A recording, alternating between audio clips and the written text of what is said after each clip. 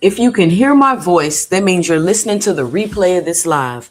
And if you're listening to the replay of this live, that means you like the channel. And if you like the channel, that means that you can punch that like and subscribe button. And don't forget, be sure to let me know and drop it below your 2 cents as I go throughout the live. And be sure to help support the channel by hitting the Cash App at $ 2 cents boxing, or hitting the heart with the $ and just leaving a special thanks below. Let me know you enjoy the channel. 1/9/2026.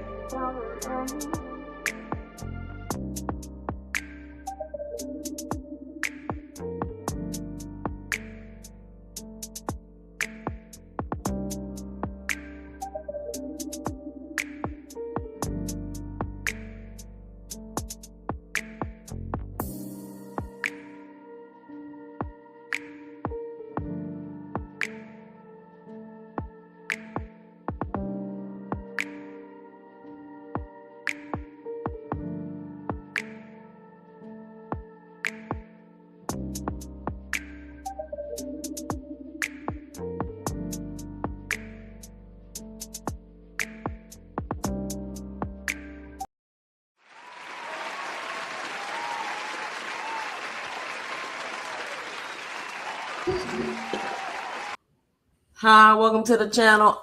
Jay, and this is our 2 cents, where we talk everything boxing, and everybody's entitled to their own opinion. In today's live, we will be discussing, because I can't even believe this is a debate. Keyshawn better than Boots Ennis? Chrisean Rock is now a professional boxer, and she seems to be working with Calvin Ford and GTD Promotions.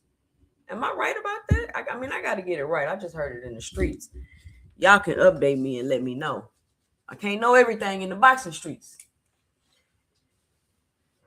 And Tank versus Manny, the biggest fight of 2026 is what I'm hearing. But before we do that, make sure you punch that like and subscribe button, and make sure you let me know and drop it below your 2 cents as we go throughout the live.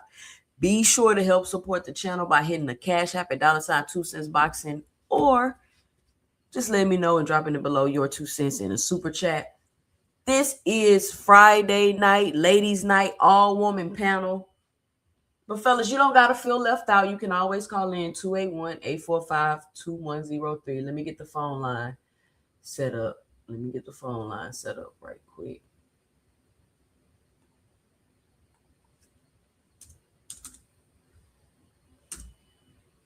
Let me get it set up because I'll forget. So, fellas, you can call in today because I think this is going to be a good show. We got a lot to talk about. A lot to talk about.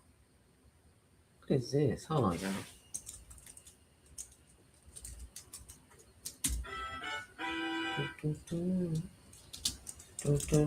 How is everybody doing tonight? Where is the Google app?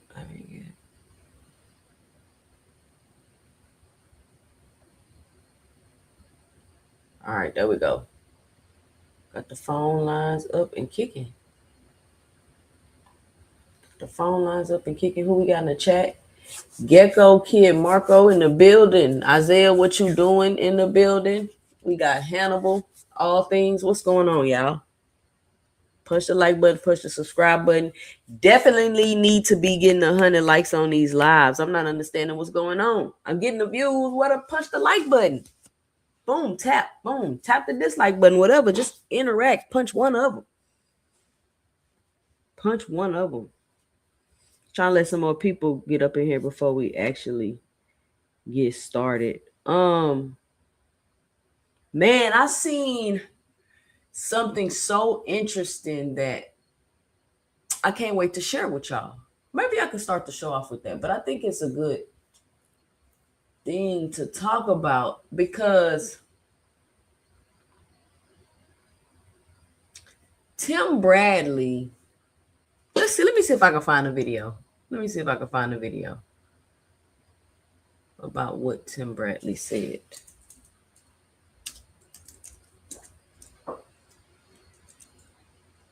And we know it'd be a hit or miss with Tim Bradley. He got a mixture of sometimes I feel like he be serious and sometimes I think he just be trying to be a shock jock. Was it a short? Anybody know the video where he's talking to, you know what? I'm just going to play. Shout out to Ashley's Corner. I seen this in her videos when I was watching it. If y'all have not subscribed to Ashley's Corner, go subscribe to Ashley's Corner. She is part of the Common Sense Boxing community. That is a thing.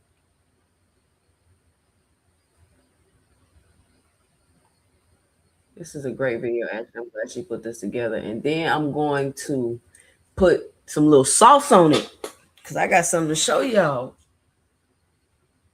Want some more people to pull up in here. Look, y'all got as soon if y'all notification bell ain't on. Well, hold on, Mr. Greg. Say good evening, 2 cents. The world of boxing has just gone crazy. But I will wait till you talk about it. What you mean, Mr. Greg? But let's talk about this real quick. What happened, Mr. Greg? What you know? All right, here we go. Now, I wanted to get a couple more Shakur Johnson bounces up in here before I started. But we're probably going to have to run it back. Put a one in the chat if you can hear.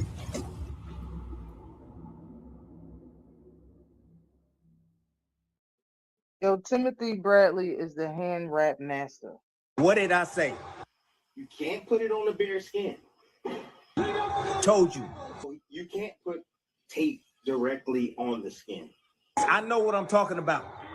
All you haters out there. He's basically somewhat building a cast around his hand with tape, which is illegal. After I watched that video, I was saying, my God, like, it's a lot of tape that he's putting around to protect his hand. Frequent, where you at? You cooked, Frequent. You see Bud Crawford right here putting this tape on his hands? I know you probably ain't here yet, but I just want y'all to know for Freak. Soon as y'all see Freak will pop up in the chat, y'all put the cookie emoji. Soon as y'all see Freak will pop up in the chat. You cannot do that in boxing. I don't know who let him to get away with that in Nevada. It's not right.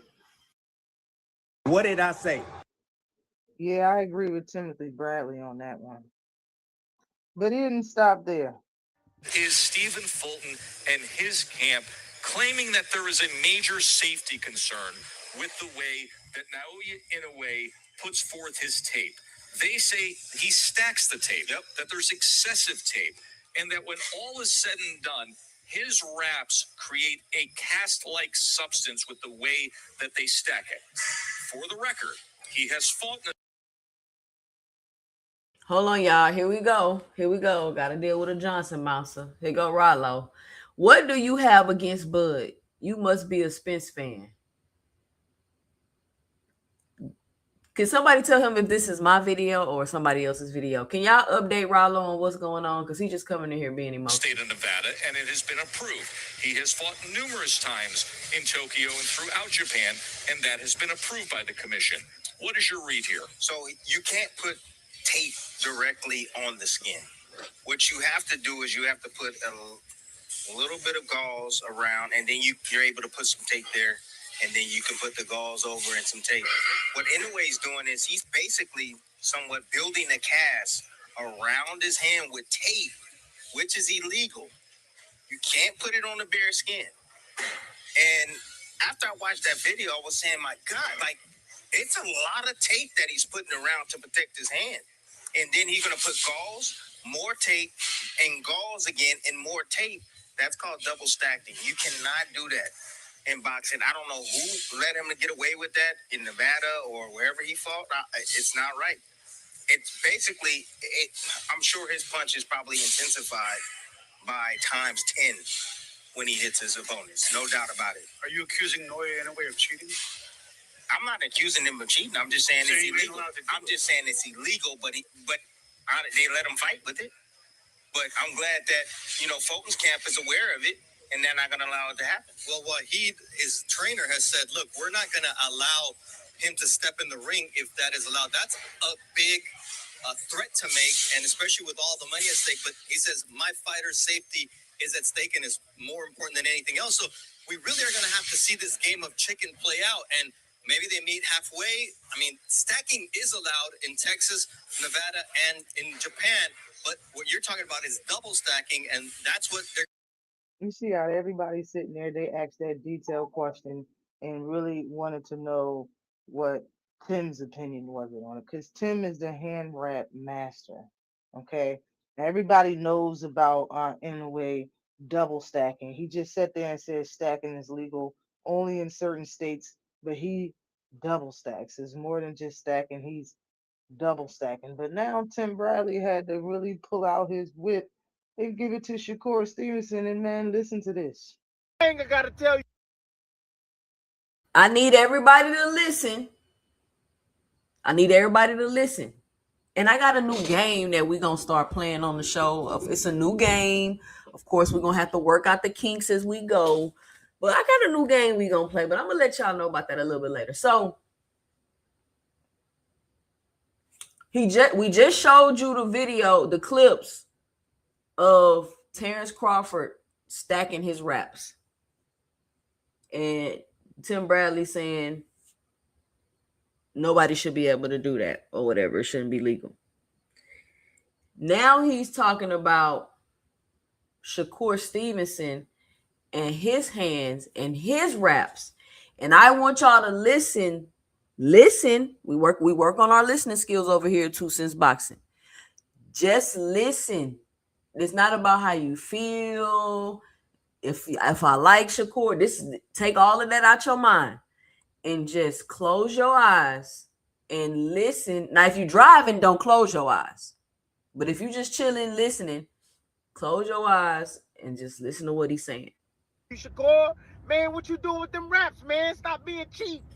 Stop being cheap, man. I see you cutting off them damn raps and then just taping them back on, man. That's how you messing up your damn hands.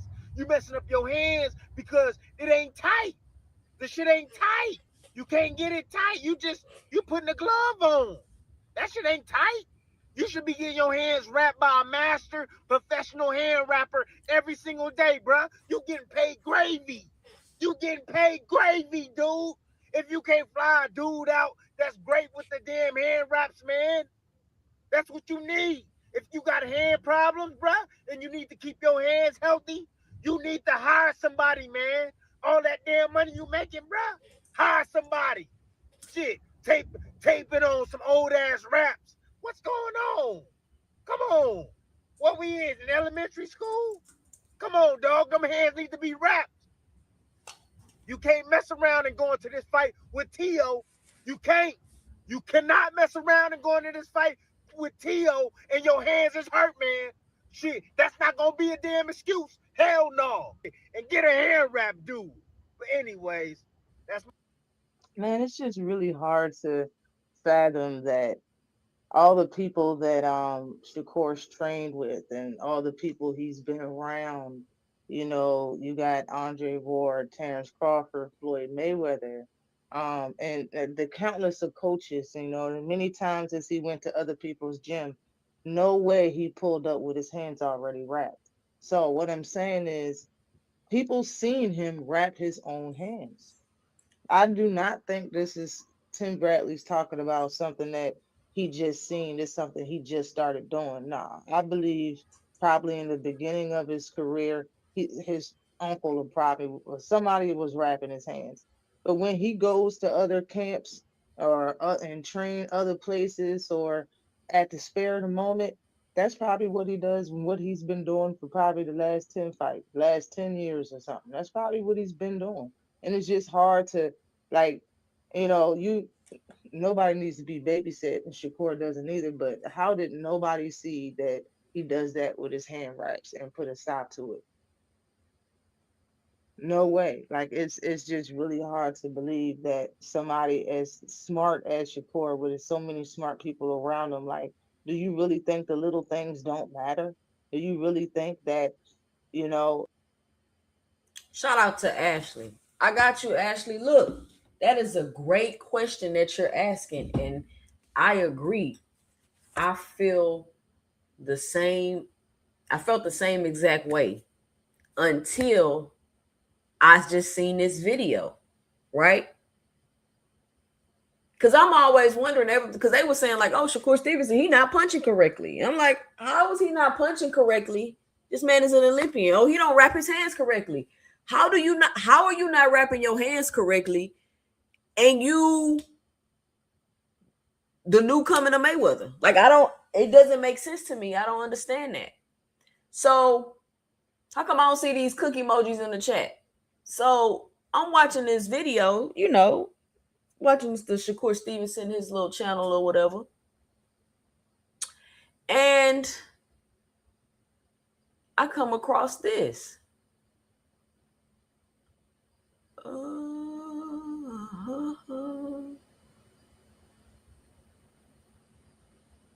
What is this, Shakur Stevenson?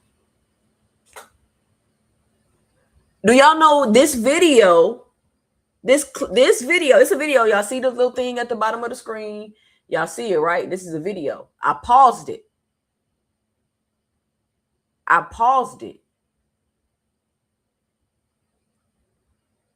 Because this is a video from his current fight camp. Yeah, this is a video from his current fight camp. Just like Tim Bradley said, he's retaping back on an old pair of wraps. First of all, I don't even think that's sanitary. Like, I be in a boxing gym every day. It's sweaty, it's smelly. Ugh, I really hate it. Like, ugh, like, don't. I be telling my sons, like, you changing clothes here, you need a towel, you gotta wipe yourself down, you changing clothes before you get in my car. Ugh. Anyway. Then them hand wraps be stinking, them gloves be stinking. Anyway, ugh. So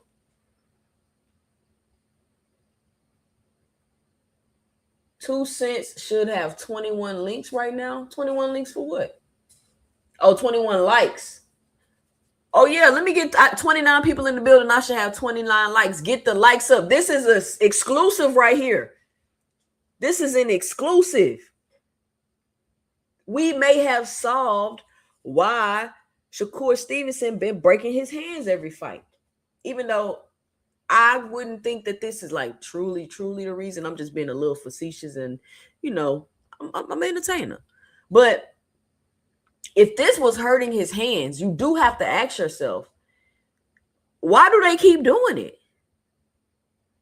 If this is detrimental and not beneficial for his hands, why do they keep doing it? Even right now, as we speak, to his next upcoming fight, excuse me, to his next upcoming fight, he retaping on hand wraps. Now let's run it back one more time. What Tim Bradley had to say.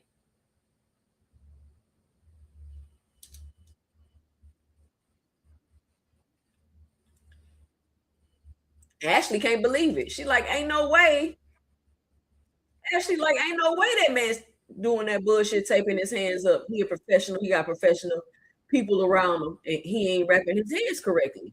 And that's the same exact thing I thought. I felt the same way until I found out that even right now, today, in his current camp, he's still putting on old hand wraps, even though that's not beneficial for his hands.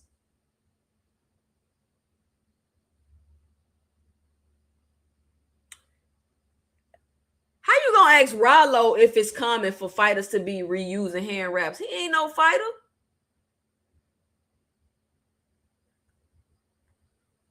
Frequent. He ain't no fighter. But I got you. You want to know if it's let's see what Tim Bradley had to say. Let's see what he had to say frequent. Double stacking. He just sat there and said stacking is legal only in certain states, but he double stacks. It's more than just stacking. He's double stacking. But now Tim Bradley had to really pull out his whip and give it to Shakur Stevenson. And man, listen to this. I gotta tell you, Shakur, man, what you doing with them wraps, man? Stop being cheap. Stop being cheap, man. I see you cutting off them damn wraps and then just taping them back on, man. That's how you messing up your damn hands. You messing up your hands because it ain't tight. The shit ain't tight. You can't get it tight. You putting a glove on. That shit ain't tight. You should be getting your hands wrapped by a master professional hand wrapper every single day, bruh. You getting paid gravy. You getting paid gravy, dude. If you can't fly a dude out, that's great with the damn hand wraps, man.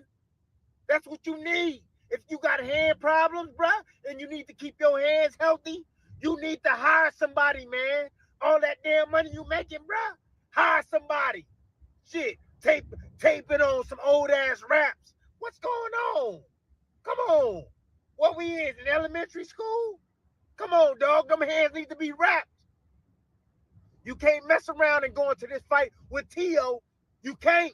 You cannot mess around and go into this fight with Tio and your hands is hurt, man. Shit, that's not going to be a damn excuse. Hell no. And get a hand wrap, dude. But anyways, that's... Man, it's just really hard to fathom that all the people that Shakur's trained with and all the... Rollo, even if reusing your hand wraps is common, clearly it shouldn't be something that Shakur Stevenson is doing. If it's contributing or it contributed to him hurting his hands. You feel what I'm saying? Like, you can't do what everybody else do because you have an injury. You're injured. He's always fighting injured.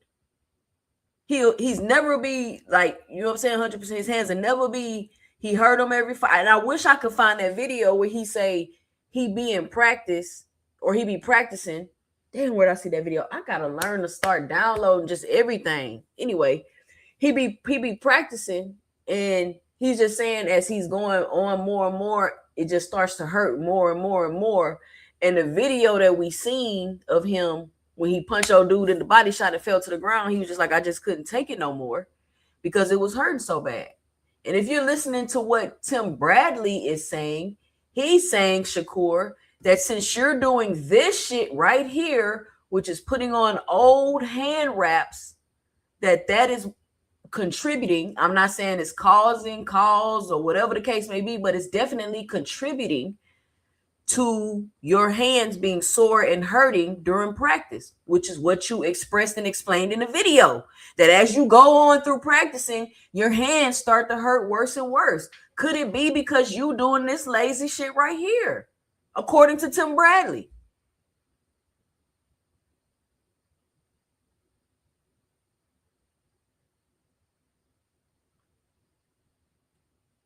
He should be doing rounds on the bag and just wraps. For how long he's boxing, his hands should be well conditioned.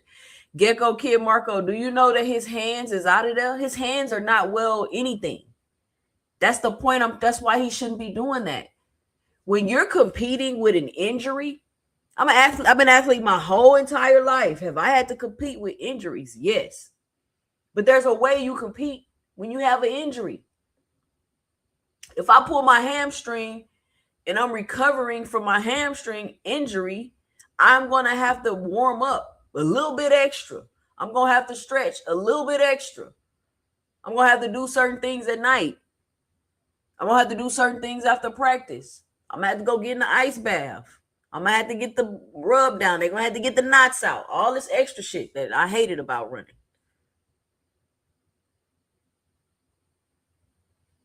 So if I'm I was a runner. So how important are my hamstrings to me as a runner? Can y'all tell me? Can y'all tell me how important my hamstrings are to me as a runner? So how important are his fists to him as a boxer? I'm not going to get to practice late and half-ass warm up and then go try to do my warm up when I'm recovering from a hamstring injury. Now, I've been running since I was in the second grade, so I definitely learned that lesson for sure. But I learned it as a child. Shakur Stevenson is at the peak of his career. I didn't say this. This is what Tim Bradley said. So don't be coming on here saying nothing about you don't like him, you a Tank fan, all that other emotional shit y'all be saying. This is what Tim Bradley said, and I'm about to make a video, and I'm gonna put the voice with the clip. I'm gonna do all of that to make my point. And if y'all haven't been checking out my new shorts I've been putting up, y'all go check them out. Cause listen, all that editing and time it takes to make a 2-minute video is ridiculous. I'm not gonna lie to y'all. But it is what it is. I like learning new things. I like getting better at new things. So y'all go back and check out my shorts. You can start from the bottom and go all the way up. Check the evolution of my channel. Shout out to everybody that subscribe. Shout out to everybody that helps support the channel. Speaking of support the channel, shout out to Kadir with the $4.99 in the super chat. He say he's just showing support. Ooh, yeah, excuse me. I don't know. Oh, my allergy. I think I'm allergic to going live. Every time I get on here, my allergies start cutting up. Either I'm allergic to going live or I'm allergic to the dumb stuff that be going on.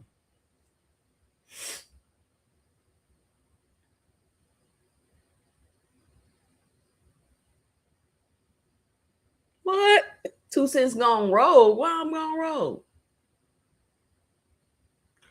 Kadir say, and Kadir, guess what? I was a jumper. Long triple. I was a jumper, Kadir. I mean, I ran too, but those was my main events. So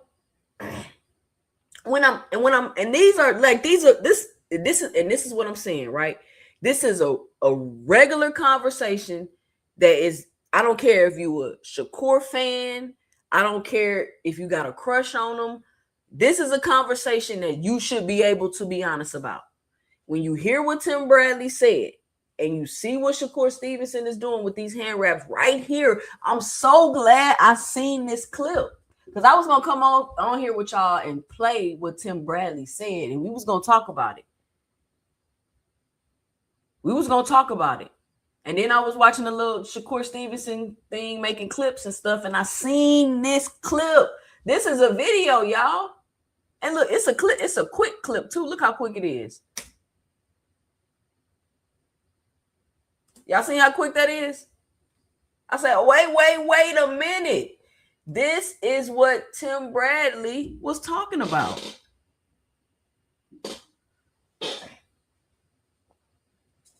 Mr. Greg say bad hand wraps cause you to hurt your hands. Once they start hurting in a fight, you start compensating. When you punch by punching incorrectly, trying to ease the pain. It's crazy. No one corrected this. Exactly, Mr. Greg.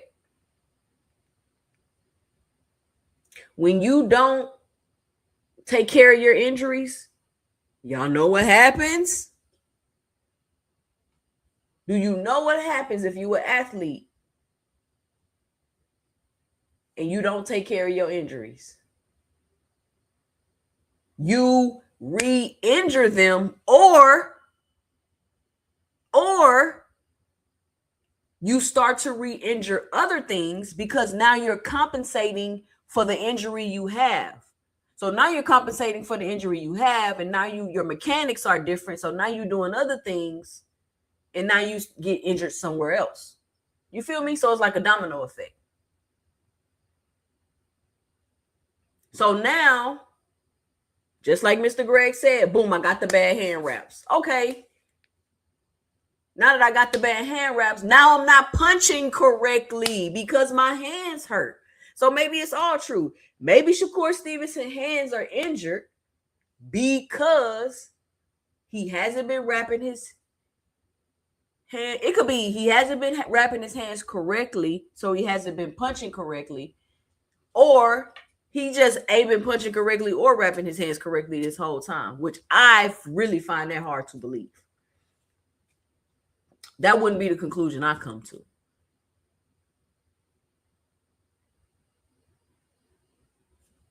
So, Shakur, bro, please do what you're supposed to do. And I even thought it was weird when, I think it might have been a fight ago.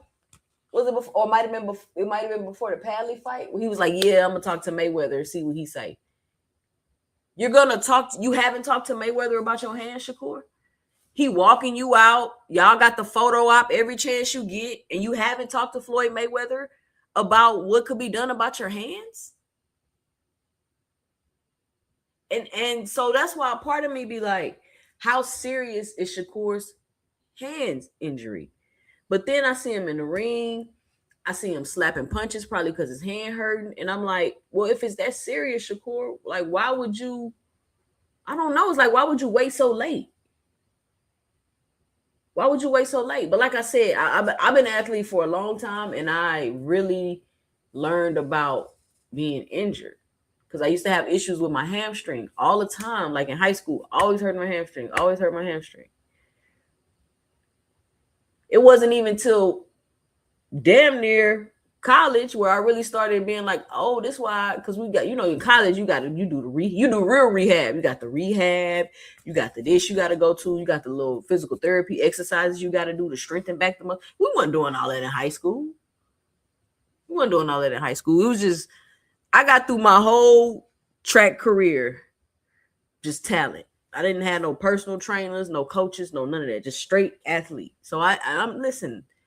We take our shoes off and we race in the street. That's how I grew up. No warming up, no stretching, no none of that. That's how I grew up. That's the type of athlete I was. But when you have an injury, you have to do what you have to do to rehab that injury, or you will continue to re-injure it worse, and or you will be trying to compensate, and you will most likely do both. You're going to re-injure the injury worse and other things because you're trying to compensate. The aircraft carrier say, I love the platform, but this is outrageous. What am I saying that's outrageous, aircraft carrier? Kadir say facts. When I went to D1, rehab was different. I'm telling you, you're going to see them trainers at the practice, and they putting you in that ice bath for sure. Especially as a runner. As a runner, you're doing ice baths even if you're not injured. A couple times a week. What I said that was outrageous. aircraft carrier? Please tell me. Please tell me. It's nothing outrageous. That's what I'm saying. This is a conversation, a boxing conversation where everybody can be honest and objective. Because I played what Tim Bradley said, and I'm showing you the man right here re-putting on wraps. You see they cut already? You see they cut already. They cut already. They just throwing a fresh piece of tape on it.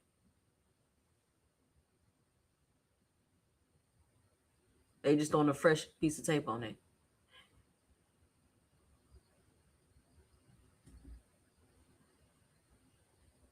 So I just wanted to bring that to everybody's attention. Let me know and drop it below y'all 2 cents about the situation. And we can switch gears to the next topic. But Shakur, I can't wait till Show Boxing have it is. Mr. Greg say, depending how long he been doing this, it's no telling what degree of injury to his hands is now permanent. His grandfather knew at least his hands were constantly injured, but they didn't know why. That's what I'm saying, Mr. Greg. Like, who, chat, let me know and drop it below. If you're listening to the replay of this live, let me know and drop it below. Who do you think is responsible for this? Who dropped the ball in this situation? Is it the trainer, the grandfather? Could it be Shakur? Like, hey, we've been telling him, he just ain't want to listen. You know what I'm saying? Who dropped the ball? And is it the manager? Because he like, listen, I don't know what y'all got going on, but y'all need to get them hands together.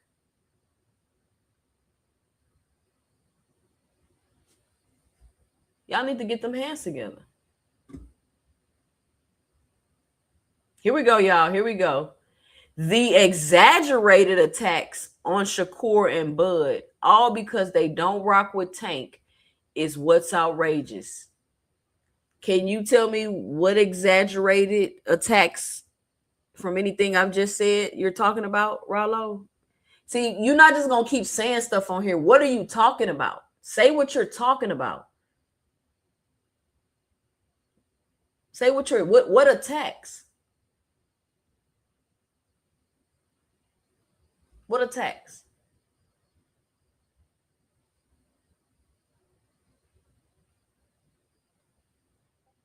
All right. Let me do some.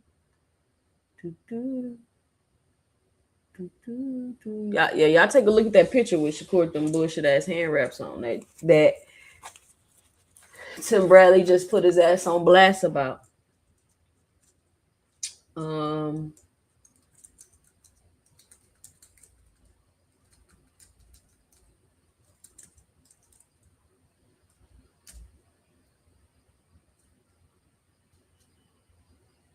I don't know if y'all heard the news,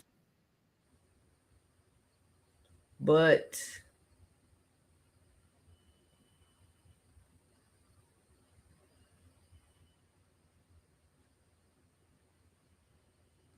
Chrisean Rock has just signed a new deal and will now be boxing with the little celebrity boxing league thing they got going on. I'm not sure if she's signed with GTD or if she's just training with Calvin or what's going on with that. But y'all can see right here, she's in the gym, GTD. She got the baby.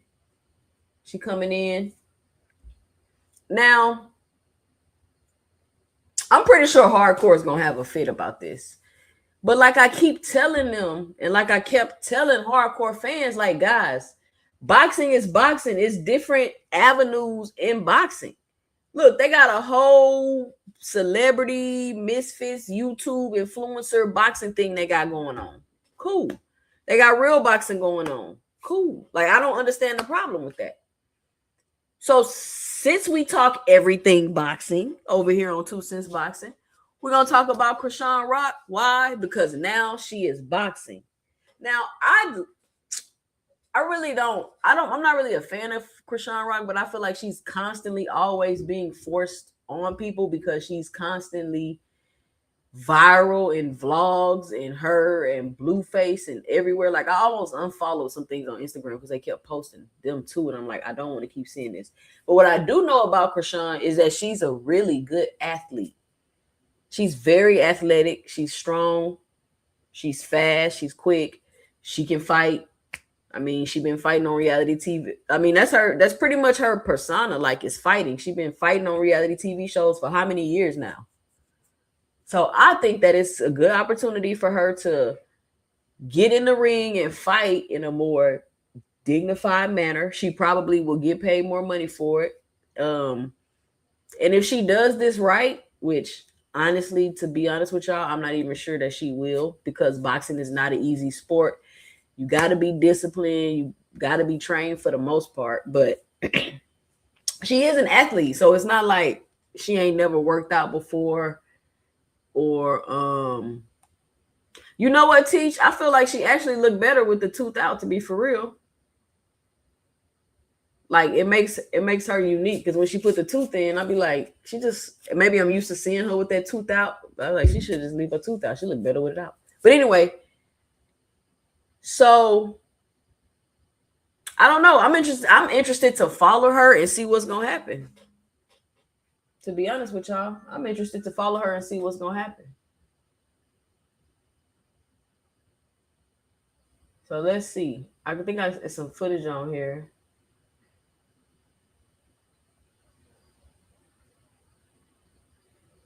I mean, is she from Baltimore? I guess that's why they picked Calvin.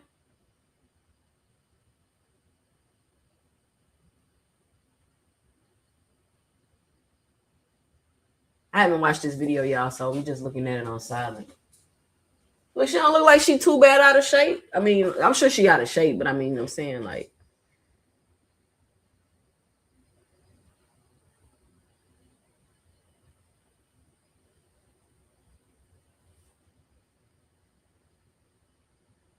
and she ain't trying to get her footwork down. You can't play boxing. That's your quote 2 cents. Absolutely. But they playing like a motherfucker. Jake Paul was in there playing boxing. See what happened to him. That's what I'm saying. Kadir, she already be in street fights, and she an athlete. She athletic. And see, the thing is, she not gonna be afraid. Like, I be in the ring. I be at the gym, and some of them people, like, they be like afraid to get hit. They don't want to be hit. You will be surprised at how many boxers don't want to be hit. You'll be surprised at how many boxers don't. Why can't we be serious, aircraft carrier? I don't understand y'all. But anyway, so she already is gonna have an edge, because I don't think she's gonna have no fear in there. She ain't gonna have no fear in there. So long as she ain't gonna be scared, she can just learn the technique and the skill. She'll be all right. Look at her. See, she holding the phone, popping that jab. Okay. Yeah, she's doing competitive boxing. She's a professional boxer now.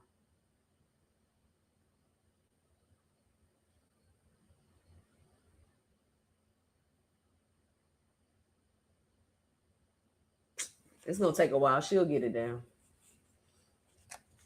She'll get it down. And when you've been in a lot of street fights, it absolutely gives you an edge in boxing.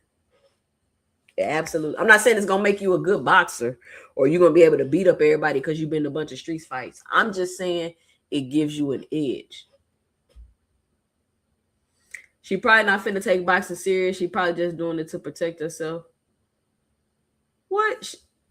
She already been protecting herself. She don't need boxing for that. She just got jumped in Compton, apparently, and beat some people. I heard she got jumped in Compton and beat some people up or something. I don't know what happened, but whatever that was led to her getting a boxing deal or some shit like that. But I think she was playing. I seen her playing flag football before. Chrisean Rock is very athletic and fast, y'all. Just because y'all don't like how people are, or they act, or their attitude, that don't mean you can't be honest about them. She's fighting with some celebrity boxing league, X Rumble or something like that. Y'all heard of that before?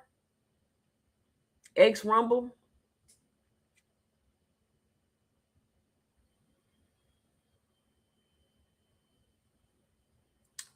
So Yeah, her high school highlight tape is nice. She could have been a D1 athlete, like for real. She could have been a D1 athlete, a very good one too. But who knows what she had going on. If y'all don't like Clarissa, y'all damn sure ain't gonna like Chrisean. For sure. Y'all for sure not gonna like Chrisean. But I just want to update y'all on that because, you know, we talk everything boxing. Look at her. She crying. She getting frustrated. Arm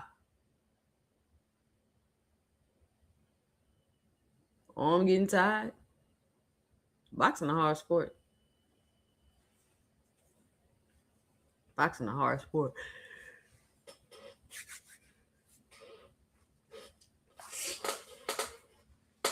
So I put this short up, right? And I'm about to play it for y'all. Because it caused such great debate. Or should I wait till some more people pull up in here? We 45 minutes in, 39 people in the chat. I should have 39 likes. I'm getting 500 views, 67 likes. Come on, y'all. Push the like button.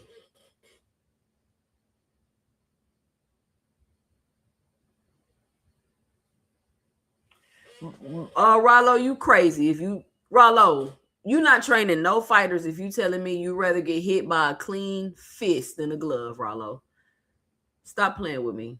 And yes, it does give you an edge. Stop playing with me, Rollo. Yeah, Mr. Greg, it's some kind of celebrity boxing thing she got going on. She damn sure ain't about to go fight no real fighters. Not like that. Not like that. Rollo, Rollo, was it like 5 students and 3 teachers in your classroom? Because you're not listening, bro. Like, do I need to type it? I didn't say nothing about street fighting in the ring. I never said not one thing about street fighting in the ring. I don't even know how you came up with that. I don't know how you came up with that. What did I say to make you think I was talking about street fighting in the ring? Rollo. So I'm going to play this short I made for y'all that. I can't believe it was such a discussion about it. Y'all, this short got 12,000 views and 108 comments. And we're going to go over some of the comments too.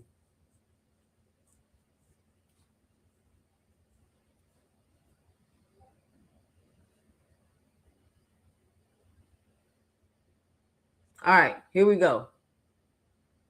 Now, I'm new to the short thing, so whatever. Just bear with me. Well, I'm not new to it, but I'm new to this form. Punch that like and subscribe button. Here is a clip of Max Kellerman saying some more bull. Check it out. We were just talking about guys who are like that. Yes, we did. Yes, we did.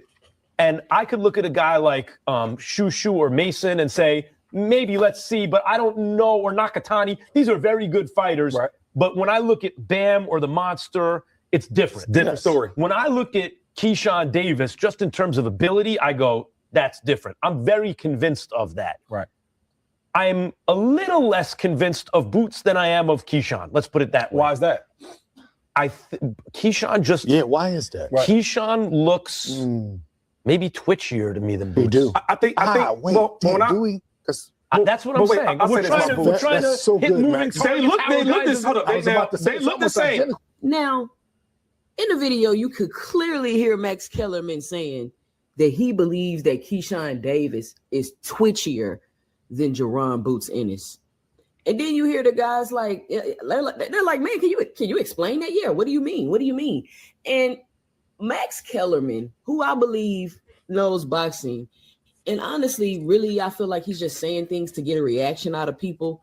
To compare Keyshawn Davis and Jerron Boots Ennis, do not get me wrong. Keyshawn is a good fighter. But to say that he does anything better than Jerron Boots Ennis is completely false, especially to try to insinuate that he's more athletic. And I say that with air quotes because he used the word twitchy.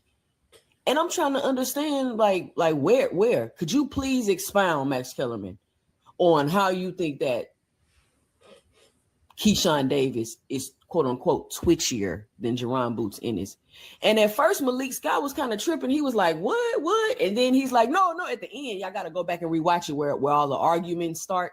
Because clearly, Max Kellerman has rage baited the panel. But if you rewatch it again, right towards the end, you hear Malik Scott say, no, I think it's the same. No, it's not the same. Guys, who are y'all watching fight?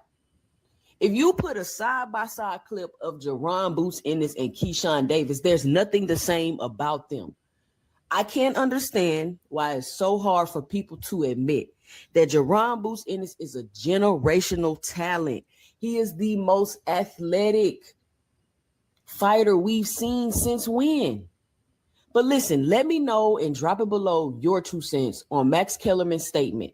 Is Keyshawn Davis twitchier than Jerron Boots Ennis? Let me know and drop it below your 2 cents. That like and subscribe button. Here is a clip of Max Kellerman.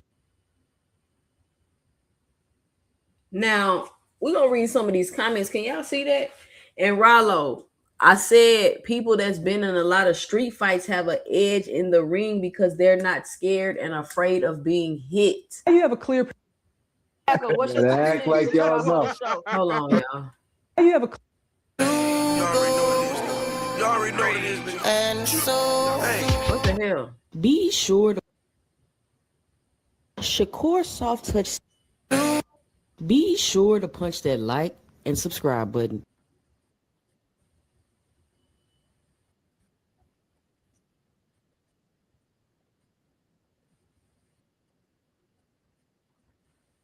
He got a little more killer to me than Boots.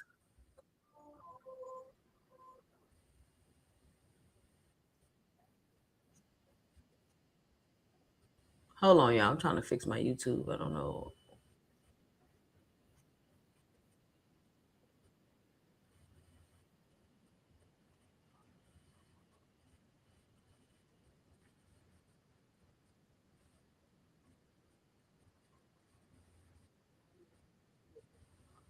Hold on, y'all. My YouTube is tripping.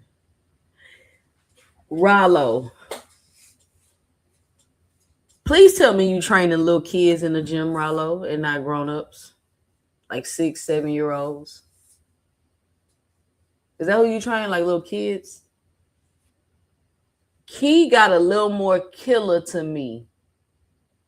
What?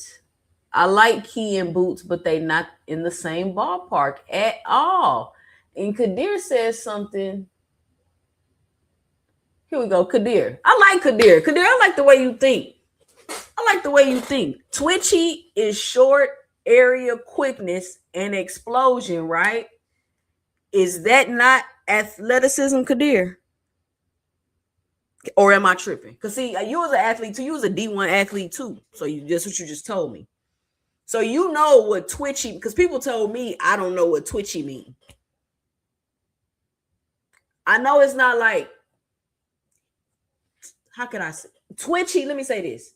To be twitchy is part of being athletic. Let me say that. So if I'm saying Jerron Boots Ennis is the most athletic fighter we've seen since when, that means Keyshawn ain't finna be more twitchier than him because he's nowhere near as athletic. Twitchy. Do y'all know what twitchy means? I don't see it. I'm just like Kadir. I don't see it. Not even close. Kadir like in my head. Someone said he do. You heard the panel though at first. They was like, what? What? Could you explain? I'm going to run it back. I had to fix my, hold on. I'm going to run it back for y'all.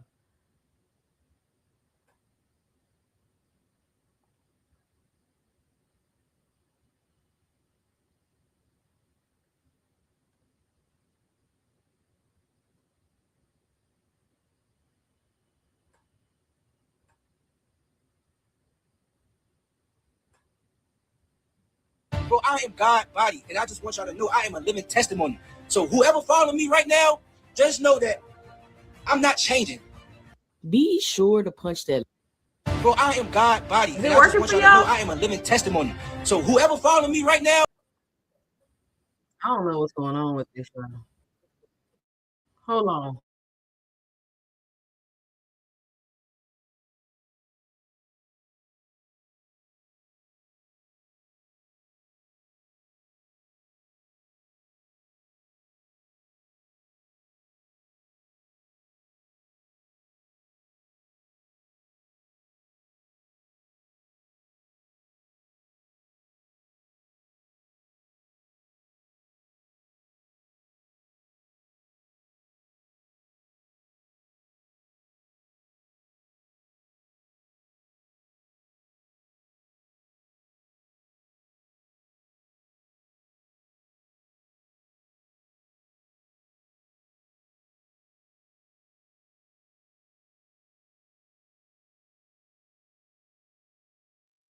You have a clear picture of what our relationship.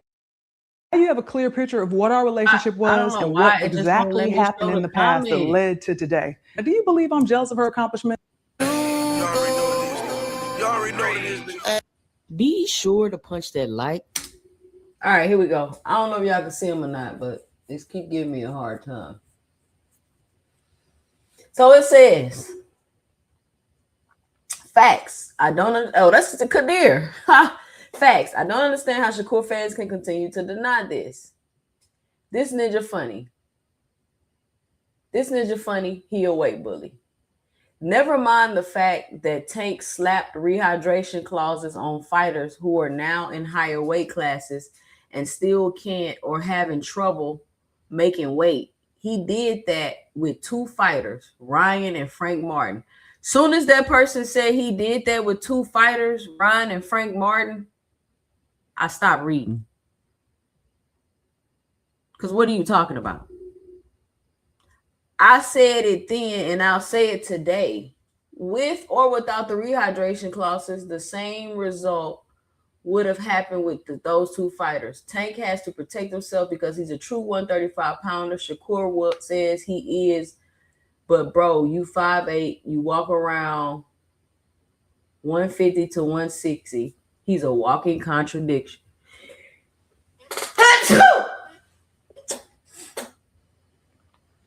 That cap, just fight the fighter in your division. Remember, he could make weight in one of his fights. Somebody said, dude is a real clown. Y'all see how I can't see all my comments? Let me see. Show all my comments, man. Y'all see how I can't see all my comments on here? It's wild. How do I fix this? Does anybody know? It says this has 108 comments. This all is showing me. All is showing me.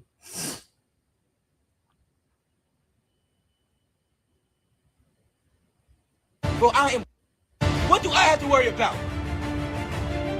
Bro, I am God body, and I just want y'all to know I am a living testimony. So whoever follow me right now, just know that I'm not changing. I changed. The Keyshawn y'all knew before is thrown away. I am a new creation in Jesus Christ. I am a new creation. So when it comes to January 31st, I have a new purpose. I have a new everything because of God. You understand what I'm saying?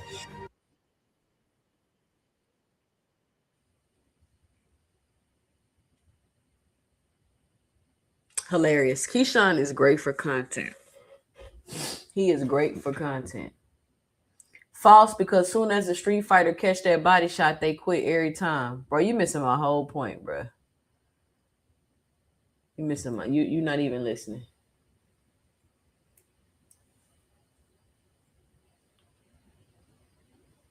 Boots, the most gifted athlete we've seen since prime Roy Jones. Facts, aircraft carrier. That's what I'm like. I don't understand why y'all can't be honest. Boots and Keyshawn shouldn't even really be brought like that. It's not even comparable. You feel me? Like Keyshawn got 13 fights. Boots got 30 fights. And then that's why I gotta pull up these comments because y'all gotta see what these people were saying. Maybe I'm gonna have to do it a different way and share my screen. Let me stop sharing it like this.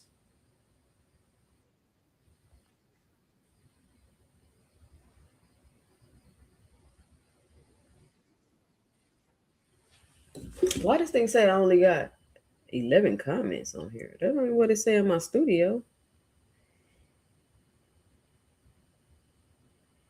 Hold on, y'all, because this YouTube cheap.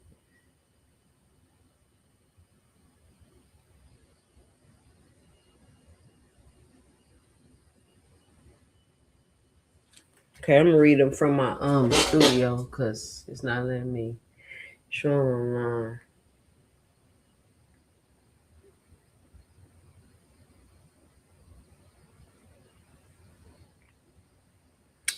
Max is garbage. Bought off by Turkey. Hold on, y'all gotta see these, man. I don't want to just read them. Let me see how I can make them show up. I can't believe it only show 11. No, there we go. 108. Boom. Now they showing up, y'all. Okay. I'm like, what is going on?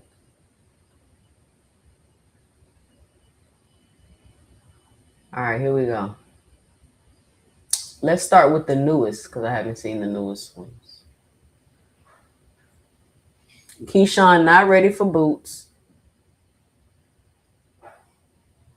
Boots the truth. Boots defense is bad. Let's talk about this one. Boots defense is bad. I don't understand why people keep saying this when Jerron Boots Ennis has only lost 5 rounds his whole career.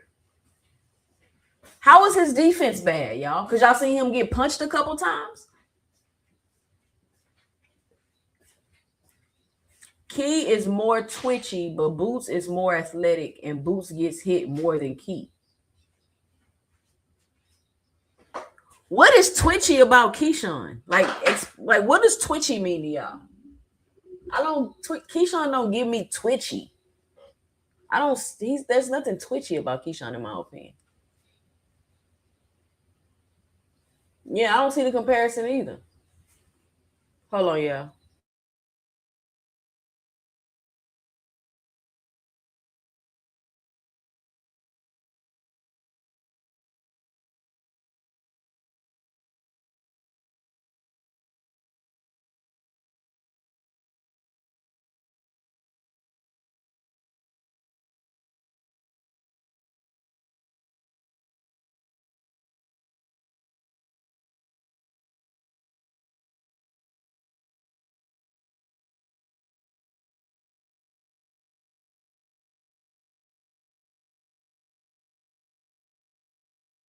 My bad, y'all.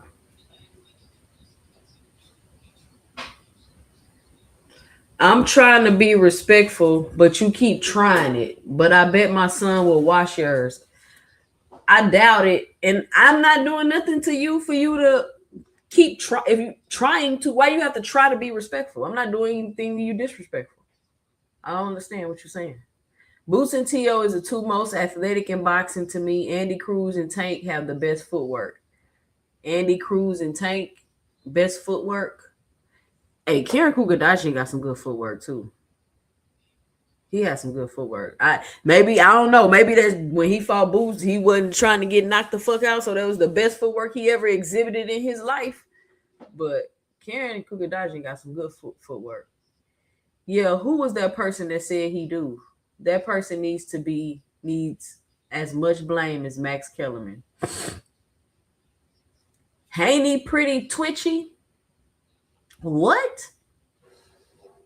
Haney's twitchy now? Aircraft carrier? Anyway, let me finish reading these comments because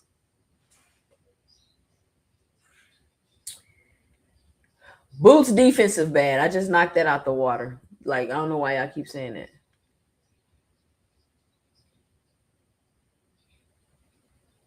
He says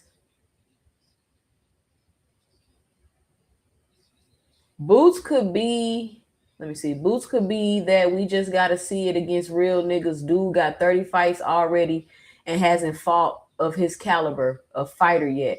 But I think he will shine when it does happen. First of all, Keyshawn only has 13 fights, y'all. He only got 13 fights. So he's building his name. He building himself up. We still letting Keyshawn build up and make it.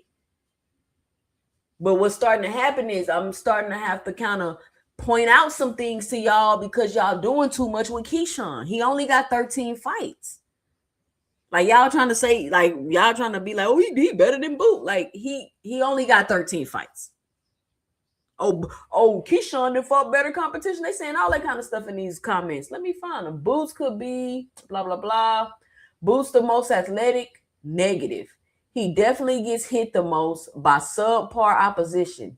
He's super overrated. This must be a pro Boots channel. Oh, you from Philly, huh? The man, listen, if you telling me he get hit a lot, that shit is irrelevant. I can't get hit a lot if I've only lost 5 rounds in 30 fights, no matter what caliber of opponent I'm fighting. I don't understand that. And can we please stop acting like the reason why he don't have the fights y'all want him to have is because people don't want to fight him? Like Virgil Ortiz, who came out and said himself that he tried to fight him twice, but now he's finna walk away from the zone because he don't want to fight him. I don't understand why y'all act like that.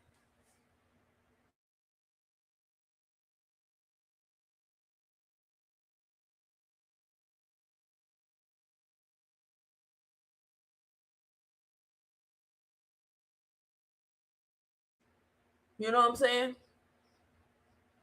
Let me keep going through these comments. And once again, here comes somebody else in my comments, steady trying to tell me on my observations, and what I'm saying is based on how I feel. Oh, you must be from Philly. Like, what does that have to do with what I'm saying, where I'm from? Kellerman is the most overrated boxing reporter of all time. If Boots is so generational, then why has he not leveled up competition? Keyshawn's performance against good opposition has looked better than Boots did at Keyshawn's stage in his career. What opposition has Keyshawn fought that was so good? Name them. I'll wait.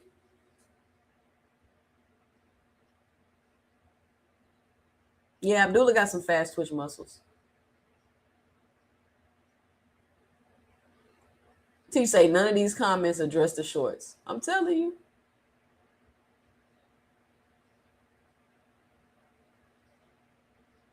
Keyshawn is in great shape, and now he is a motivational speaker. No, I just made him look like a motivational speaker when I put them shorts together like that, because I think that shit funny. I'm going to keep using that same speech and putting different clips every time he out there acting a fool, taking his shirt off, dancing on top of cars. Boots teaching up and coming fighters as we speak. KD can't teach nobody. I don't know what these people are talking. That's why I'm saying I can't believe this is even a real like conversation.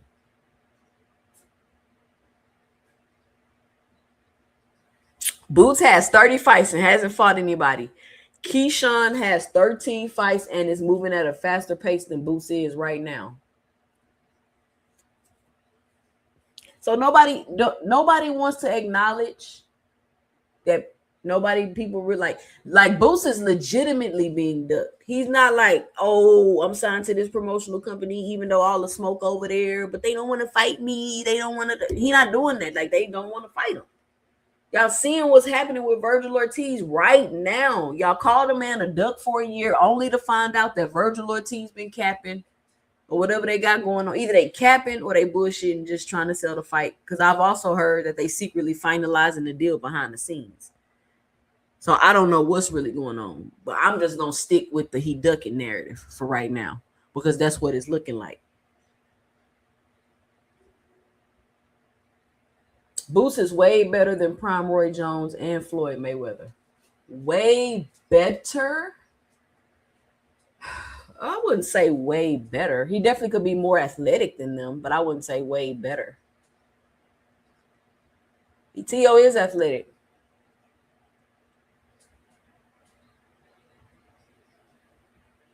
That's funny because Xander Zayas recently said Boots has great defense. Boots has fine defense. People seen him get hit 3 times. Oh, he get hit too much. Come on, man. Karen is not good, and he exposed Boots. And Karen already had an L before he fought Boots. I don't care if Karen having an L don't mean you're not good, y'all. We do real boxing talk over here. Common sense boxing talk. Just because you lose does not mean you're not good. Please stop saying that dumb shit. And that mentality right now is the reason why y'all favorite fighters is ruining boxing. Chrisean Rock is a result of y'all favorite fighters ruining boxing. Jupe, Chef Jupe in the building. Let me drop the link for Chef Jupe.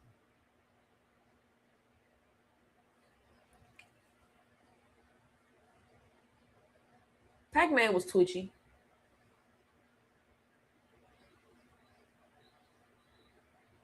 The Bud Crawford era is why your favorites at 147 ain't running a fight Karen. The Bud Crawford era is why y'all favorites running 247 in the first place. But we're going to talk about that a little bit later. I just wanted to address this. Jupe, you ain't going to believe. I got to play this for you when you come up here, if you're coming up here. But you're not going to believe the debate I've been having since I've made this short. I'm going to play it again for you, Jupe, whenever you ready and you want to hear it. I brought it up on KO's. Oh, you was on KO channel. I brought it up on KO's channel. It turned into a debate over there. Keyshawn Davis has 13 fights, y'all. He's at top rank. And what did Shakur Stevenson say top rank do? Please don't tell me I deleted that tweet. Top rank is great at building fighters. But fans get that very confused, where they watch prospects fight guys way below their level and compare them with champions. But fans don't realize why Top Rank would never make the fights with them champions is because they understand boxing and business. Now, you heard what Shakur Stevenson just said. I didn't say this. It's not me. And then you take into consideration that Keyshawn Davis has 13 fights. Top Rank is doing a great job at building him by putting him in the ring with guys that are below his level. I didn't say that. Shakur Stevenson said that.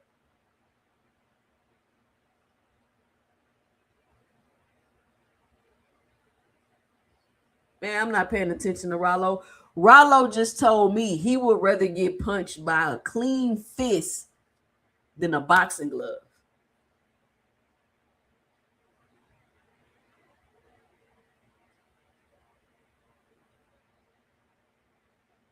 Jupe say I'm fine with people saying Boots is overrated. Let's find out and see more people raise their hand to fight him.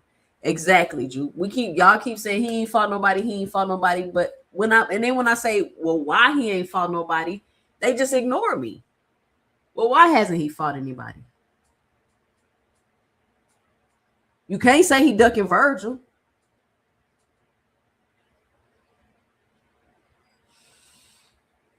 Says not a damn thing. They just trying to generalize you so they can label you this kind of group person. So high school hallway BS they still living in. Nobody 160 on down can beat Boots. I'm going to go a step further. Nobody can remotely challenge him. Big Supreme say, all right, I'm back. Big Supreme, you missed a lot. You can tell some people in the comments never did anything athletic in their life. This shit not hard to see. Kadir, these people ain't never did no sport. Some of these people ain't never even been in a fight. They never even been in a fight. I'm talking about, you know what I'm saying? They said Boots was getting hit too much, Mr. Greg. I always have to keep this what's the word? I always have to clear that narrative up because it does. You've seen him get hit a couple times. Now he get hit too much. The man only lost 5 rounds his whole career.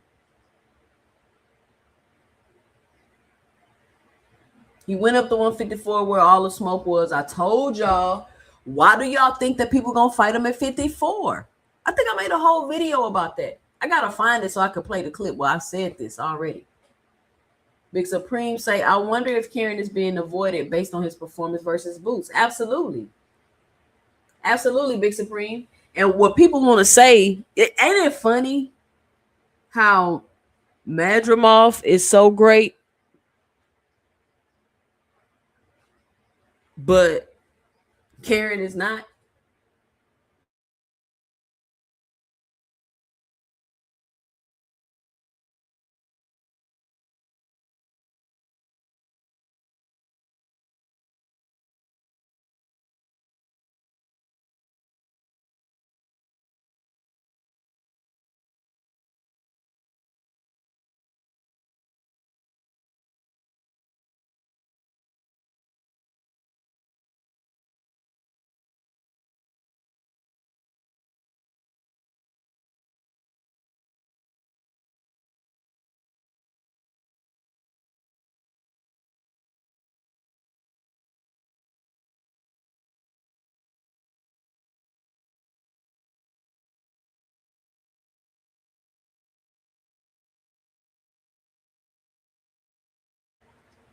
Let me see what y'all saying in the chat. Pretty Boy Floyd was twitchy. Yeah. He has some good reflexes. Would y'all say Ryan Garcia is twitchy? Hell no. Roy Jones is way better athlete than Boots. Boots is fundamentally sound and a better technical fighter than Roy Jones. I don't know, Supreme. Boots pretty athletic.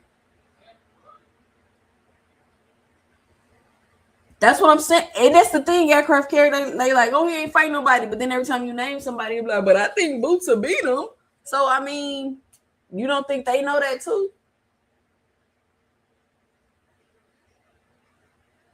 If that's the case, how is T.O. the best at 140 and he has an L? T.O.'s not the best at 140. Now you see what I was saying. That was a Haney trick. Haney needed Boots to move up so they could take over a weak division. Have Boots move back down right now and watch Haney run.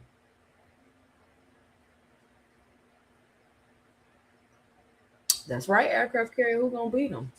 Boots will be beat by somebody we don't expect to get him, similar to Roy Jones and Tarver if Boots does get beat. Yeah, but Roy Jones had to go all the way up the heavyweight, do all this extra shit before he started getting beat.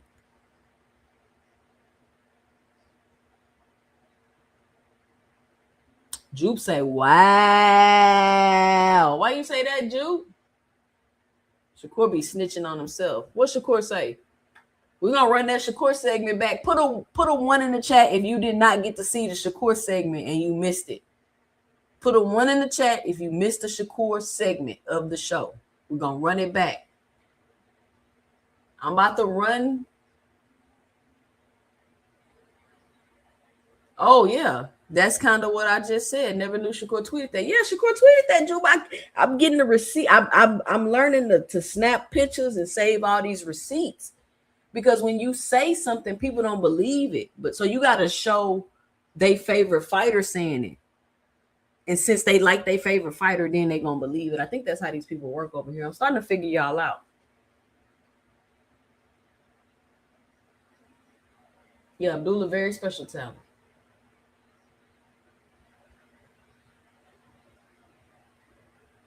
This why I don't mind casuals. It's these so-called experts like Max Coppinger with the shenanigans. Yeah, the hard. Listen, I don't like hard. I'm not gonna say I don't like. I love all my hardcore fan. But I'm just saying, like, the logic, the hardcore logic is what I don't understand. Because once you become a hardcore, it's just a matter of you being cynical and discrediting. Like, it seems like the more these people learn about boxing, the more they use it to discredit everybody. I mean, I could find a way to discredit every fighter for every champion. This fighter did this, they lost to this person, they ain't fighting nobody, they blah blah blah blah blah. I could do that.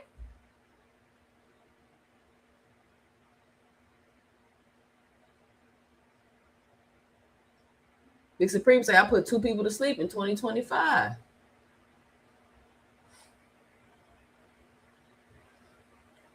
Breadman said that Jermaine Ortiz is being avoided based on his showing versus T.O. and Loma. He said he spoke to several matchmakers, managers, trainers, etc. So he gives Keyshawn a lot of respect. Okay, I got 3 people want me to run the Shakur segment back. Yeah, what Big Dog Willie for? He need to be here for the Shakur segment. So let me see. I can't find all these crazy comments people was leaving. If you call somebody athletic because they drop their hands in the middle of a fight, then we can argue that Ben Whitaker is more athletic than Boots. Sean has 4 off the back foot inside the pocket walking somebody down, and mind you, his defense is better than Boots as well. Well, who's saying that you're athletic because they drop their hands?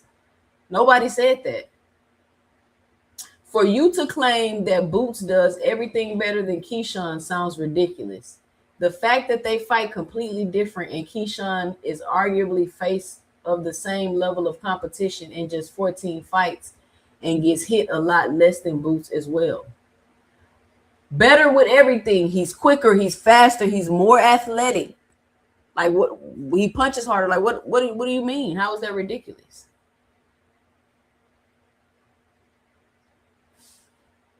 How was that ridiculous? Damn, everybody just fell off this mug.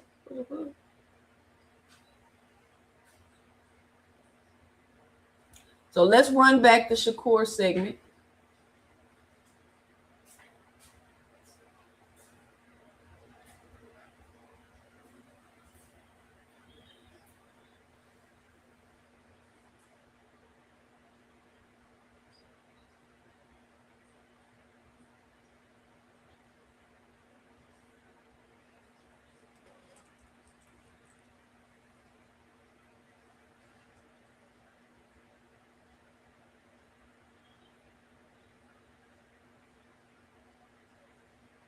No, I'm not breaking down the word athletic. They think they know. They already got in their minds what they think it means.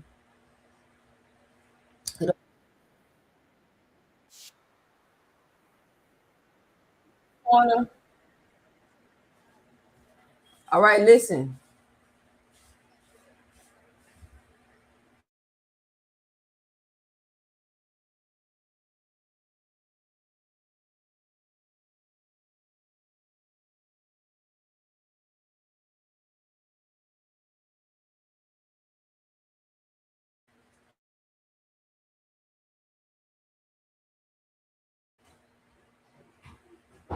Shakur can fight Matias next, so he can buy a new pair of track shoes. Okay.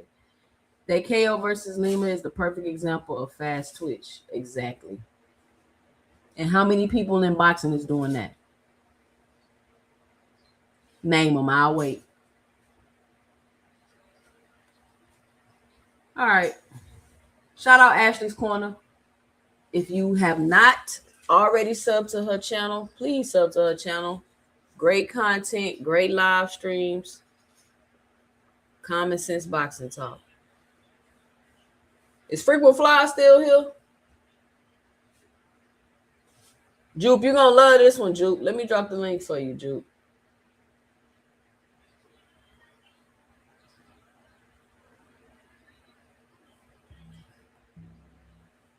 Yo, Timothy Bradley is the hand wrap master. What did I say? You can't put it on the bare skin. Told you. You can't put tape directly on the skin. I know what I'm talking about. All you haters out there. He's basically somewhat building a cast around his hand with tape, which is illegal. After I watched that video, I was saying, my God, like, it's a lot of tape that he's putting around to protect his hand. You cannot do that. in boxing. I don't know who let him to get away with that in Nevada. It's not right. What did I say? Yeah, I agree with Timothy Bradley on that one. But he didn't stop there. Is Stephen Fulton and his camp claiming that there is a major safety concern? What you doing with them raps, man? To Shakur Stevenson. They give it to Shakur Stevenson, and man, listen to this. I ain't gotta tell you, Shakur. Man, what you doing with them raps, man? Stop being cheap. Stop being cheap, man. I see you cutting off them damn raps and then just taping them back on, man. That's how you messing up your damn hands. You messing up your hands because it ain't tight. The shit ain't tight. You can't get it tight. You putting a glove on. That shit ain't tight. You should be getting your hands wrapped by a master professional hand wrapper every single day, bruh. You getting paid gravy. You getting paid gravy, dude. If you can't fly a dude out, that's great with the damn hand wraps, man. That's what you need. If you got hand problems, bruh, and you need to keep your hands healthy, you need to hire somebody, man. All that damn money you making, bruh, hire somebody. Shit, tape it on some old ass wraps. What's going on? Come on. What we in elementary school? Come on, dog. Them hands need to be wrapped. You can't mess around and go into this fight with Tio. You can't. You cannot mess around and go into this fight with Tio and your hands is hurt, man. Shit, that's not gonna be a damn excuse. Hell no. And get a hand wrap, dude. But anyways, that's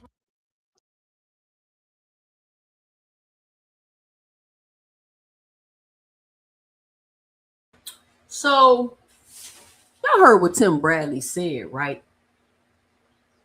Shakur Stevenson, if your hands are injured, Shakur, and they've been injured, and either the half-ass hand wrapping is contributing to the injuries or making the injuries worse, why are you doing this? Now, for those of you that don't know, this is a clip from Shakur's recent little documentary show that he doing. And as I was watching this, because I was trying to make some content, I came across this clip right here. This is a new video. This is the current camp for Teofimo Lopez. Hold on, y'all.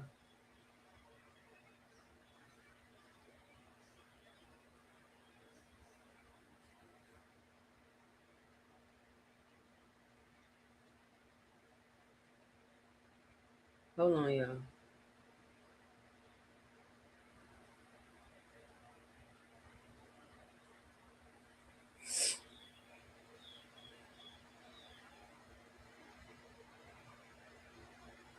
All right.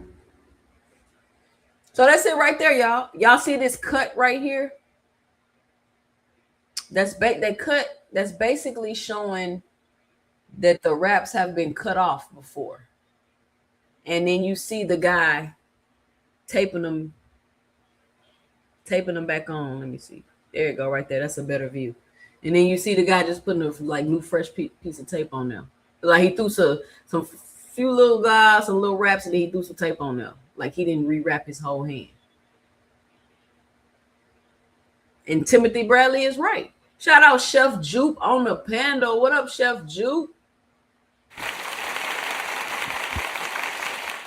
What up, Tucson? How you doing? I'm good. Just uphill boxing talk. I had went over this like early in the show. I know I probably was gonna have to go over it again.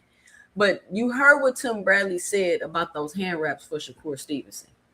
Yeah, I was catching it. I was because I had a call and I was coming back in. I caught some of it. So Bradley is saying that he has not been rapping properly. Let me show you. We're gonna do it. We're gonna run it back. My bad. Because see, I don't want to say none that I want. Like you see, I let the receipts talk. That's my new thing. 2026, we're gonna let the receipts talk. You feel me? Because it's just be common sense, and they still gonna disagree. That's what's crazy. All right, let me pull up. Shout out Ashley's Corner. Let me pull up Ashley's Corner video. You gonna love this, dude. In elementary school, professional. The shit ain't. I gotta tell you. He double stacks. It's more than just stacking. He's double stacking. But now Tim Bradley had to really pull out his whip and give it to Shakur Stevenson. And man, listen to this. I gotta tell you, Shakur, man, what you doing with them raps, man? Stop being cheap. Stop being cheap, man. I see you cutting off them damn raps and then just taping them back on, man. That's how you messing up your damn hands. You messing up your hands because it ain't tight. The shit ain't tight. You can't get it tight. You putting a glove on. That shit ain't tight. You should be getting your hands wrapped by a master professional hand wrapper every single day, bruh. You getting paid gravy. You getting paid gravy, dude. If you can't fly a dude out, that's great with the damn hand wraps, man. That's what you need. If you got hand problems, bruh, and you need to keep your hands healthy, you need to hire somebody, man. All that damn money you making, bruh, hire somebody. Shit, tape it on some old ass raps. What's going on? Come on. What we in elementary school? Come on, dog. Them hands need to be wrapped. You can't mess around and go into this fight with Tio. You can't. You cannot mess around and go into this fight with Tio and your hands is hurt, man. Shit, that's not gonna be a damn excuse. Hell no. And get a hair wrap, dude. But anyway.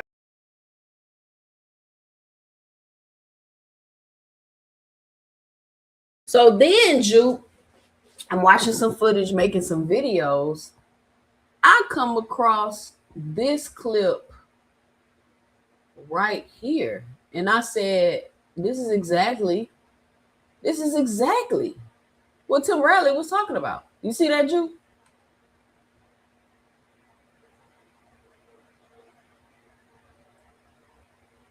You see how it's cut, like he putting those wraps back on? Can you tell?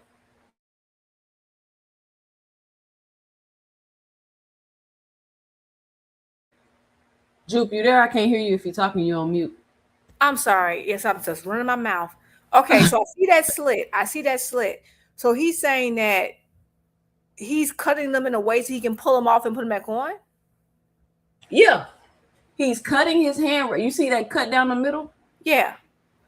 And then what they do is like they'll wrap their hands and then they'll cut them down the middle. And then they'll just come back in and put these wraps back on and then just like retape over them. That first of all, I don't think that's sanitary. Well, that's exactly what I said. That's the first thing I said. That shit not even sanitary.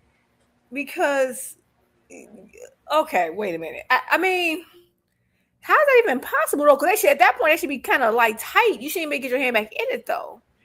It's cut in half. So you just slide it back over and then close it and then tape it. You see how they just closed it and then how they just tape it? And so that's what Bradley. So Bradley said he's reusing the same wraps. Now, the only thing that be safe for your hand, I would think it would be unsanitary because, of course, your hands get sweaty, whatever. Let's say you had a it's for sure unsanitary, but the boxing period is unsanitary. Yeah, it is. It really is. But I'm just thinking. But I mean, it is a glove covering it. But after your fight, they pull them off. You touching your hands, your face. I don't know. Anyway. Our hands gets dirty the quickest of anything else on our body, right? So I would think that's why I say unsanitary gross me out. Anyway, it's sweaty. I'm also thinking after those wraps have gotten wet, do they hurt? No, they dry. I don't know that's weird because is wraps that expensive? It's the time it takes. One. And then time, I guess. Okay. Yeah, that's probably just being lazy. I mean, if he's doing it in the gym, it's not an issue. But if you're doing it in a professional fight, I don't know. It's an issue because of what Tim Bradley just said. Because let me tell you why it's an issue. Number one, this is his fight camp for the Tio fight. So, Jupe, if this is contributing to your hand injury, why are you still doing it? But number one, he's saying like your hands aren't wrapped correctly. So, because it's a video, Shakur, I just seen it. I got to go back and find it where he's saying that like as practice goes on, his hands start to hurt worse and worse and worse. Yeah, because they're not tight enough. They're not protecting right. Because your that same wrap has been reused and reused. Right. So it's loosening. It's right. It's more malleable. And so, you know how people was like, oh, why we were brainstorming, we were trying to figure out why, like, damn, why would his hands be hurt? Is it the wraps? Is it because he punching wrong? It's both, because now that my hands are hurting because they're wrapped wrong, now I'm punching wrong to compensate for the pain. Oh yeah, because now you don't want to like punch properly because it's hurting. So you're gonna that would explain why you would kind of slap, right?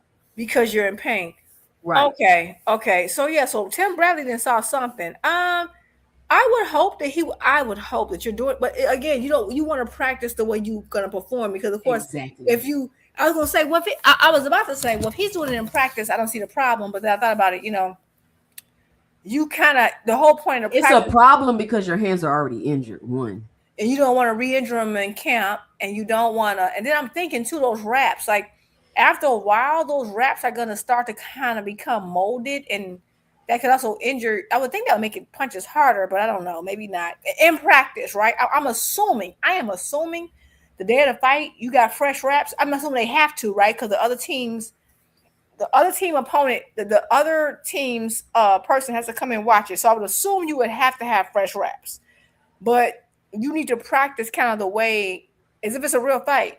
I don't know what to think of this. That's weird, but yeah, like you need them wraps tight, your hands protected. You need bigger gloves, and because hand injuries can happen to people who do wrap properly, so you do increase the chances of an injury with that. You already injured, and then we're like, damn, like Shakur, your granddad talking about you to hurt your hand your last 7 fights. Come on, and then this is how you wrapping your hands for this fight? Like, what? It seems very, as an elite athlete, it just seems irresponsible to me. He maybe he's just being cheap. I don't know, but I mean, maybe that's not the. I mean, we can assume that could be a contributing factor to his hand fragileness. Like, for example, you can get hand issues with this or without this, because I know Floyd wasn't doing those silly stuff like this, but he still got a hand injury. I don't know I ain't gonna lie, I don't know what to make of this, but bro. But why are you still doing it with your hands injured? I agree. You need to be taking every super duper crazy precaution you can to protect your hands at this point. I don't know. Shout out to Phoenix the Assassin, the king of hate in the building, with the $20 in the super chat. He says they're gonna say you hating on Shakur for telling the truth. I hope Shakur never learns and mess up his hands completely. Friday night hating. Shout out king of hate in the building. Hi, why don't you say something like that? What did Shakur do to you? That's the king of hate. That's messed up. I want his hands to be. I want his hands to heal. I'm sorry, like, okay. And I think people have got like misconstruing some of my points. I absolutely need Shakur to win this fight with T.O. Like, I'm going to be so hurt if something. I got Shakur winning. I absolutely need Shakur to win this fight. So I need him to be taking every precaution. I need him to be locked in, because you decide to go up, fine, you're going to do it. I think he has a lot of advantages, but I need him to. Losing to T.O. will be tragic. They said T.O. the best fighter at 140. How would that be tragic? I mean, okay, you're right. Okay, let me say that. Yeah, I mean, yeah, but I get at 140. I think T.O. was the best at the 140 that he could potentially be. He has the right to say, I'm the lineal, right? At this new 140, mostly all the champions are new. So I don't know, because he hasn't fought any of these guys during the Josh Taylor era. Yes, you beat Josh Taylor, fine. I'm okay with y'all claiming that. In his new era, he hasn't beat everyone, but fine. We can estimate that, he beat the last outgoing, he beat the great lion of the debate, whatever. But T.O. has been so racist and so like evil. Like, do you understand? I just want y'all to think for a second. If T.O. was to find a way to win this fight, do you know how insufferable this is going to be? I think for a second.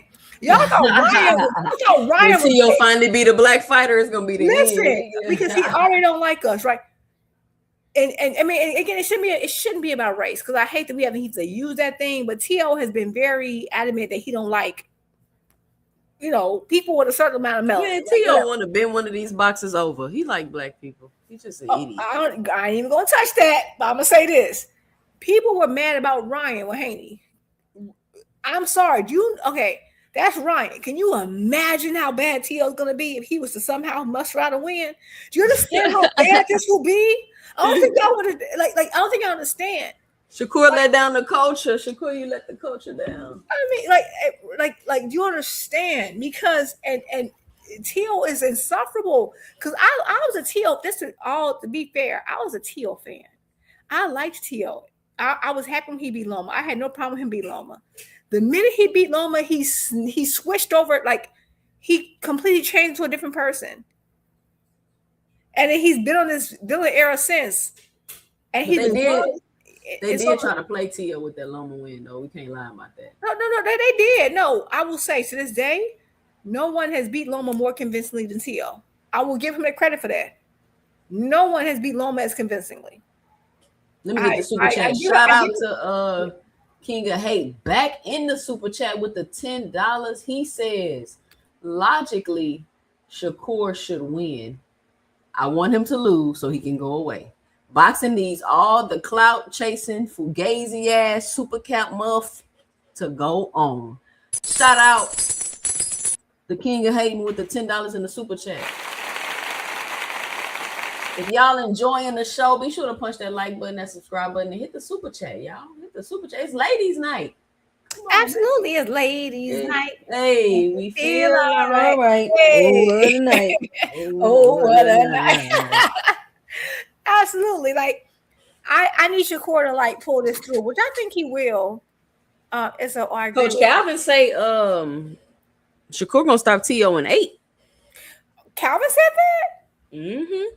I ain't gonna lie, y'all. Looking at when I had saw some pictures of Shakur. I'm like, okay, he got a little bigger. I had not seen the picture that KO had put on his channel. I was like, that got to be Photoshop. He looks so muscled. I'm like, I don't know now, because I ain't never seen Teal look that big. I'm like, Teal, you might be in trouble.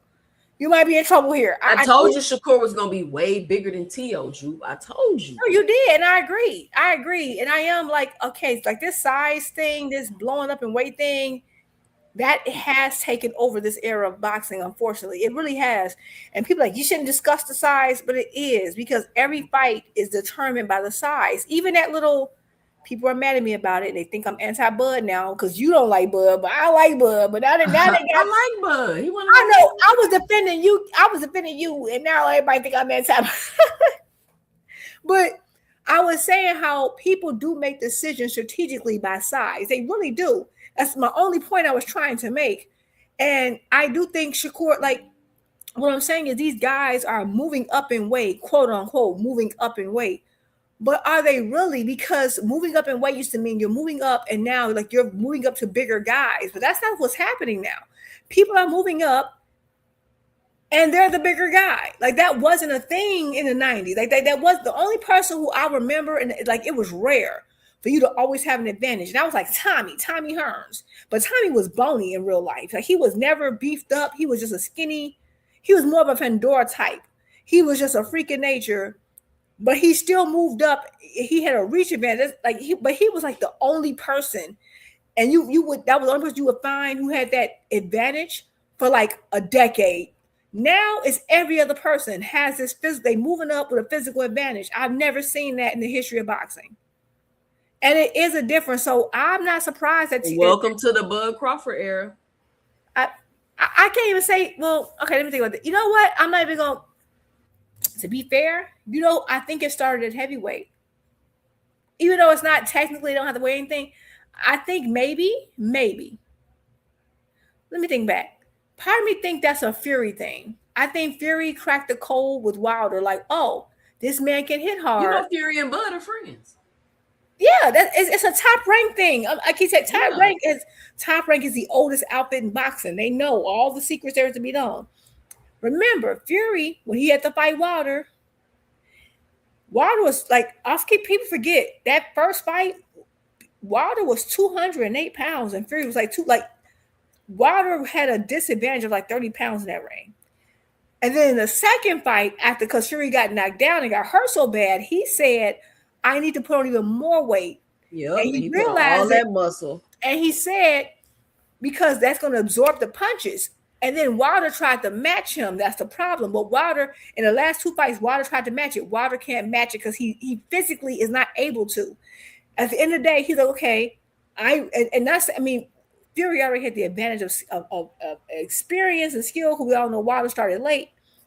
But Wilder was so athletically gifted that he was able to neutralize a lot of the skill and experience Fury had.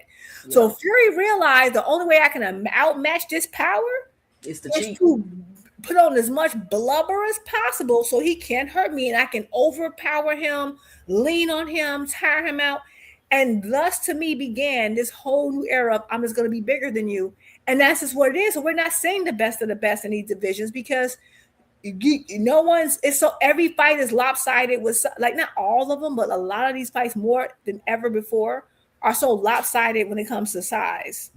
Yeah, and so this is another topic. I'm glad you're here. Oh, let me drop.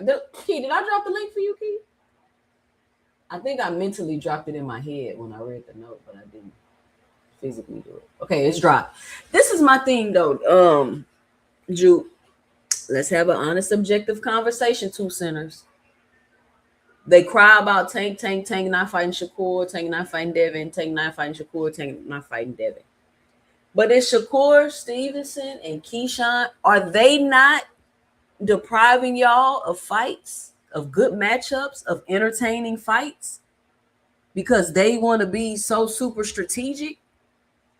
They want to move up to 47, where everybody keeps saying there's no competition there. So they want to go to 47 to get to fight lesser competition.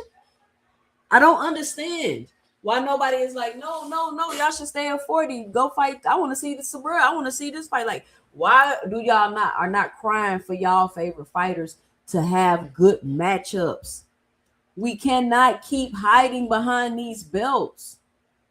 Like, how many? Yeah, I feel like they request this, but only with certain people. Like, like I was seeing a comment like earlier, like, well, why can't Tank find out what so-and-so? It's like, why do we have to change all the rules? Like, again, we've allowed, okay, it's like, why can't Tank see what Turkey talking about? Why would he have, if these guys want the fight like you claim they want, why would Turkey even be mentioned? They would have went over there and got the fight. I'm sorry, that's what Ryan did. That's what Bud did.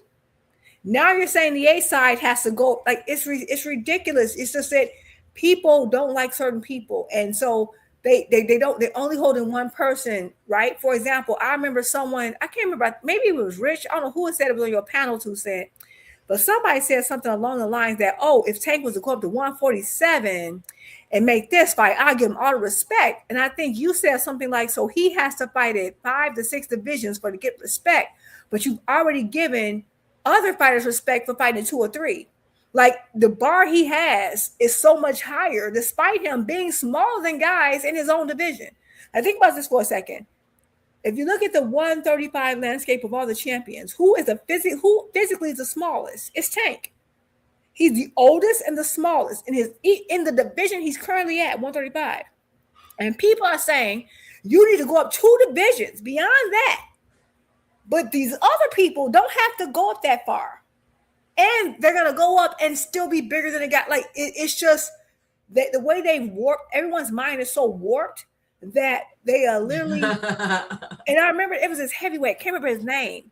He was talking about how this transition of like everyone rooting for the bigger guy happened around the Klitschko era. Because that's when and he said it changed boxing forever, because even referees would not allow the shorter man to work in the midsection. And a perfect prime example of this is Parker versus AJ, the very first fight. People kept complaining that the referee wouldn't let Parker work on the inside, because ever since the Klitschko era, they changed the rules and everything has benefited the bigger man since. And that's true. If you go back and look at, like, I don't know, y'all probably not boxing nerds like I am. You look at the old school. The size wasn't as big of a determinant, but now everyone has been finding ways to just have an advantage. And I'm moving up in weight. I'm moving for legacy. But how are you moving up in weight if you're already bigger than everybody? Then you didn't do anything. You just cut less weight. That's all you did. You were shrinking down. You ain't moving. Right. You didn't do anything spectacular. You just cut less weight. That's all you did. And you're still the bigger man. You're not facing any extra adversity. But this is a good point Big Supreme making. And this is why I think that these fighters just it's something they missing. And I think this is it. And why they not superstars and why they don't get all this and that they cry about. Because he says Crawford has a longer reach than Bivol and Beterbiev. He was almost always the bigger man or had an advantage in every fight.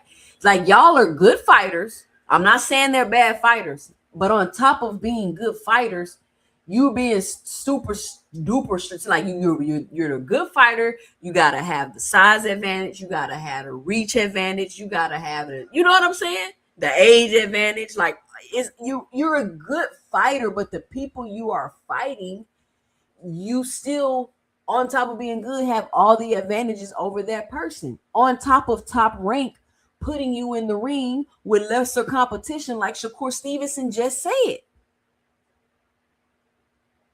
And that's why when we watched y'all fight, it's like, okay, we could see that y'all good, but then you was bigger than him. You had the longer reach than him. You pulled him down in weight. He 40 years old. Like all of that shit. You on mute if you're talking, Juke.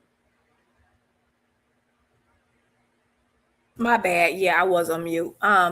Yeah, no, I agree. And I'm not saying that, like, I do think it's a big hindrance to the sport. Like what he just said, was it Big Supreme who said that? I didn't even pay attention to that. I know that Bud has a crazy reach, but I didn't realize it was as big as like Bivol's. That's crazy. That's like a 70-something inch arm. That's dumb. Yeah, 74. That's dumb. Like, but for example, but it's not always just a reach. For example, Mayweather had a long reach. He just had a very weird body. But I will say, Floyd right now, I would be shocked if you weighed Floyd right now. If Floyd was over 165, I would be shocked because Floyd was just naturally a smaller guy, right? Yeah. And there was never a situation where he was always the bigger guy in the ring. Like that just never happened. And so, as much as this is the problem, people want the old era back, but they're literally like they're praising the stupid shit. Right. You're saying you want this particular goal, but every day you fight against making that goal happen. You want the boxing of old. You want, I want the best fighting the best. We'll never get that. We're never gonna get that. You can claim that, this person's moving up and they're really what they call it, they're challenging themselves. How much of it is a challenge if you already got the freaking size advantage? That takes away the entire point. That erases the entire point. It ruins the entire point of pound for pound. That's what I was saying when we talked about earlier about the original definition of pound for pound. Pound for pound is, okay, my skill set, if we were the same size, everything being neutral, but skill, I beat you. If you are going out your way to always have a size advantage in a ring, you're not pound for pound. That's the antithesis. That's the opposite of pound for pound. And people don't like that idea. Like what they're doing right now is saying, I don't want flooding, but I refuse to build a dam. I don't like flooding, but like you're trying to force us to accept this new wave of BS and then wonder why boxing is suffering. It's because of people like y'all. You're doing it to yourselves. The Cardina say, I can say that Ryan admitted he was too big for 135 and 40 and didn't make way for either. And so Rolly Romero talked about that too, how he was squeezed. Like it's nothing to not be honest about. And it's not like when we bringing it up, it's like, oh yeah, just hate. It is what it is. We know what these fighters are doing. The only difference is y'all are trying to disguise it as greatness. Listen, just stop doing that. If y'all stop doing that, we don't have to keep having these conversations. If we stop trying to be like, Shakur will be the best at 140 if he beat T.O. No, Shakur will not be the best at 140 just because he beats T.O. That's not me hating. That's not because he light skinned. It's none of that. He's not going to be the best. It's too many other fighters there to mix it up with. All those old guard people at 140 that Josh Taylor beat, cool. T.O. get credit for that, but he doesn't get credit for the new class at the 40 division as being the best there because he beat T.O., who hasn't even beat any of them either. Like, that's all I'm saying. Just be genuine with it. Like, I don't understand. We got Key with the T in the building. Hey, Queens. Hey, y'all. How are you? How you You made doing? Girl, let me tell y'all, I went to go see that movie with that damn killer monkey primate. Oh my God. Girl, I love, it's a horror film. I love horror films. girl, it's horror, but like, I ain't gonna lie, like, yo, this is decent. It's not a bad movie at all. But I'm just like, and I say this, I swear to God, I mean this, like, no disrespect. Like, shout out to my white people, but even it's certain white people I know that would never own no damn monkey. So I'm just trying to figure out what What made this movie family get a are you damn talking monkey. about? Anthony Joshua got a monkey. Okay, Anthony Joshua needs to leave that monkey alone. He needs Whoa. to go see Primate. Key, what movie? What's the name of the movie? So I can watch It's it tomorrow. called Primate, girl. They Is it in own a theaters? chimpanzee. Yes, girl. They Okay. owned a chimpanzee Don't that tell me. got. Don't tell me. Don't tell me. Don't tell me. I'm gonna go watch it tomorrow. Okay, I'm not even gonna do Don't it. But you spoil know it. what? As I'm looking at it, and I'm like, I wonder how many people. Do y'all know how many people get attacked by they damn chimpanzee and primates every year? Yeah, them Like, things are look up the dangerous, and statistic. that's dangerous, and they carry disease. Key, you don't remember seeing them stories back in the day, growing up with them white people that got attacked by them monkeys and shit. They just scratched Exactly. the lady face off, all kind of stuff. Girl, so I'm looking this up and I'm like, so you mean to tell me it's people in this world that want to live with the monkeys that are 10 times stronger than us? Even Yes. chimpanzees. Oh my God. But excellent movie. I encourage everybody. That's how you kick off 2026 because it's already crazy in 2026. So why not kick it off with a crazy ass family that own a monkey? Might as well, okay? That go King Kong guys, King Kong on them, okay? Might as well. Kick it off with it. I can't lie to y'all. I'm going to see that Scream 6 when it drops. Girl, I can't wait for Scream. And you know what? I can't wait for Scary Movie 6 to drop. I can't, girl. Y'all, I feel like I've been living in a bunker and I've been watching TV because I'm barely at home. Like, life is just busy, girl. Life and on me. So I haven't even seen any of these trailers. I didn't even know there was a Scream 6. What? I'm a horror film fan. I did not know that. Girl, we watching that, okay? We gotta watch Scream so we can do a movie review. Definitely. Oh Talk my God, about we should boxing and really that. do that. We should do like a Yes, we should little do movie that. review thing. We can. Yes. That's gonna be so dope. Yes. That's why y'all gotta go see Primate so we can talk about this crazy ass family. Y'all gotta go see Primate. I'm gonna try to see if I can slip that in Sunday. So my Thank tomorrow you. booked up. I'm definitely gonna try. Okay. It ain't 48 hours long like Avatar. You feel me? So it's a quick one too. Thank God it's a quick one too. But I heard that this movie is actually based on a true story. So when I'm done with this live, I'm finna look up the It family. might be the lady I'm talking about. It probably is. I'm about to look up the story. Like, who the hell got attacked by a primate like this? What the hell Okay, wait a minute. Is it about that? Okay, I don't know if y'all remember. This was like back in the day. I remember like back on the Oprah Winfrey show. My mama used to tape the Oprah Winfrey show, girl, on VHS. Remember the VHS cassette tapes? Yes. There was this woman. Her friend had like a chimpanzee or a monkey, and she went to visit the friend, and the monkey ripped the lady's face off, and she had like 15, 20 surgeries. God damn. Yeah, Well, that's probably added her in the story. I'm talking about too, Jupe. I heard that one too. That's probably one of the victims. That's probably one of the victims in the movie because her face got ripped off too, girl. I think what they did was put up a compilation. They probably did a compilation of all monkey attacks. I think that's what they did. Let me tell you. Okay, real quick. I went to Bali, not this year, not last year, the year before that.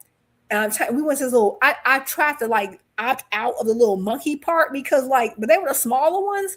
But I'm saying they so little fast. Even the small ones, they have a strength that is terrifying.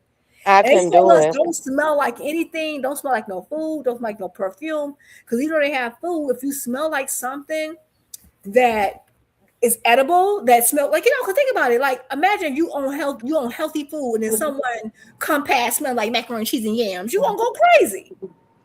You know, so that's probably said don't smell like no food, and some lady must have smelled like food. When I'm talking about they had to help this lady, them things was all over her, climbing up her leg. I said, see, I made sure I made sure my breath didn't even smell like no food. So You you ain't said I gonna ain't flew see. out like this. I didn't flew out like this. Listen, I was terrified. I couldn't wait to get up out of there. That shit is crazy because they instincts, man. You can't domesticate them type of animals. Well, what was y'all? What are you guys talking about? Can you hear me? What are y'all talking about today? Okay, so first we started off with the segment I did with Shakur Stevenson, Tim Bradley talking about Shakur Stevenson putting on old raps and not wrapping his hands correctly. And then I had a video from him in training for his upcoming camp where he's showing him putting on old raps. So we talked about that.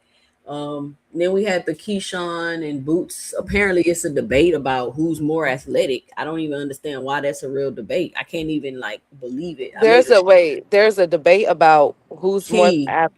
I made Wait, a what? short about some dumb shit that And Max Kia's like, Kellerman what? said. Let me play it. Let me play it. Let me run it back for y'all. Okay, Put because a one in the chat if y'all need me to run back the Max Kellerman video. I guess I do. Because who the Max, hell would even do that? listen, y'all. Everybody love Max Kellerman, but that man has been irking my soul for years. Like I'm talking about back in the He HBO. don't know boxing. Like who would He say never. that? Thank you, Key. You are the only person who knew this. Everybody was like, I thought Max Kellerman was known. No, the reason why people think Kellerman is knowledgeable about boxing is because at a time he was the only person on a major platform who talked about it. He has been wrong for decades. He never knew what he was talking about. All right, here you How go, Key. don't they know? Oh, go ahead, sis. I'm sorry, Queen. Listen. Y'all know what's funny to me is the reaction after Max say the dumb shit. Listen to the panel. It's like somebody must have gave them a signal in the background to get on board. Watch. Punch that like and subscribe button. Here is a clip of Max Kellerman saying some more bull. Check it out. We were just talking about guys who are like that. Yes, we right? did. Yes, we did. And I could look at a guy like Shushu or Mason and say, maybe let's see, but I don't know, or Nakatani. These are very good fighters. Right. But when I look at Bam or the Monster,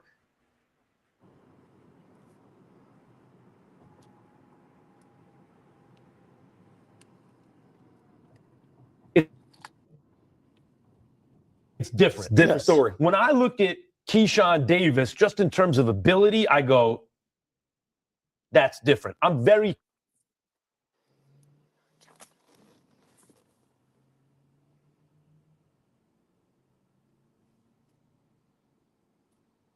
Is it sticking for y'all or? No, I don't.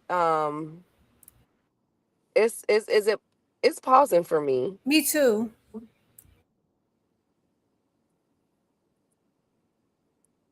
Tucson, can you hear us? Like He's not saying that he believes that Keyshawn Davis is so Tucson, coochier. the video didn't play for us. Like it paused and stopped.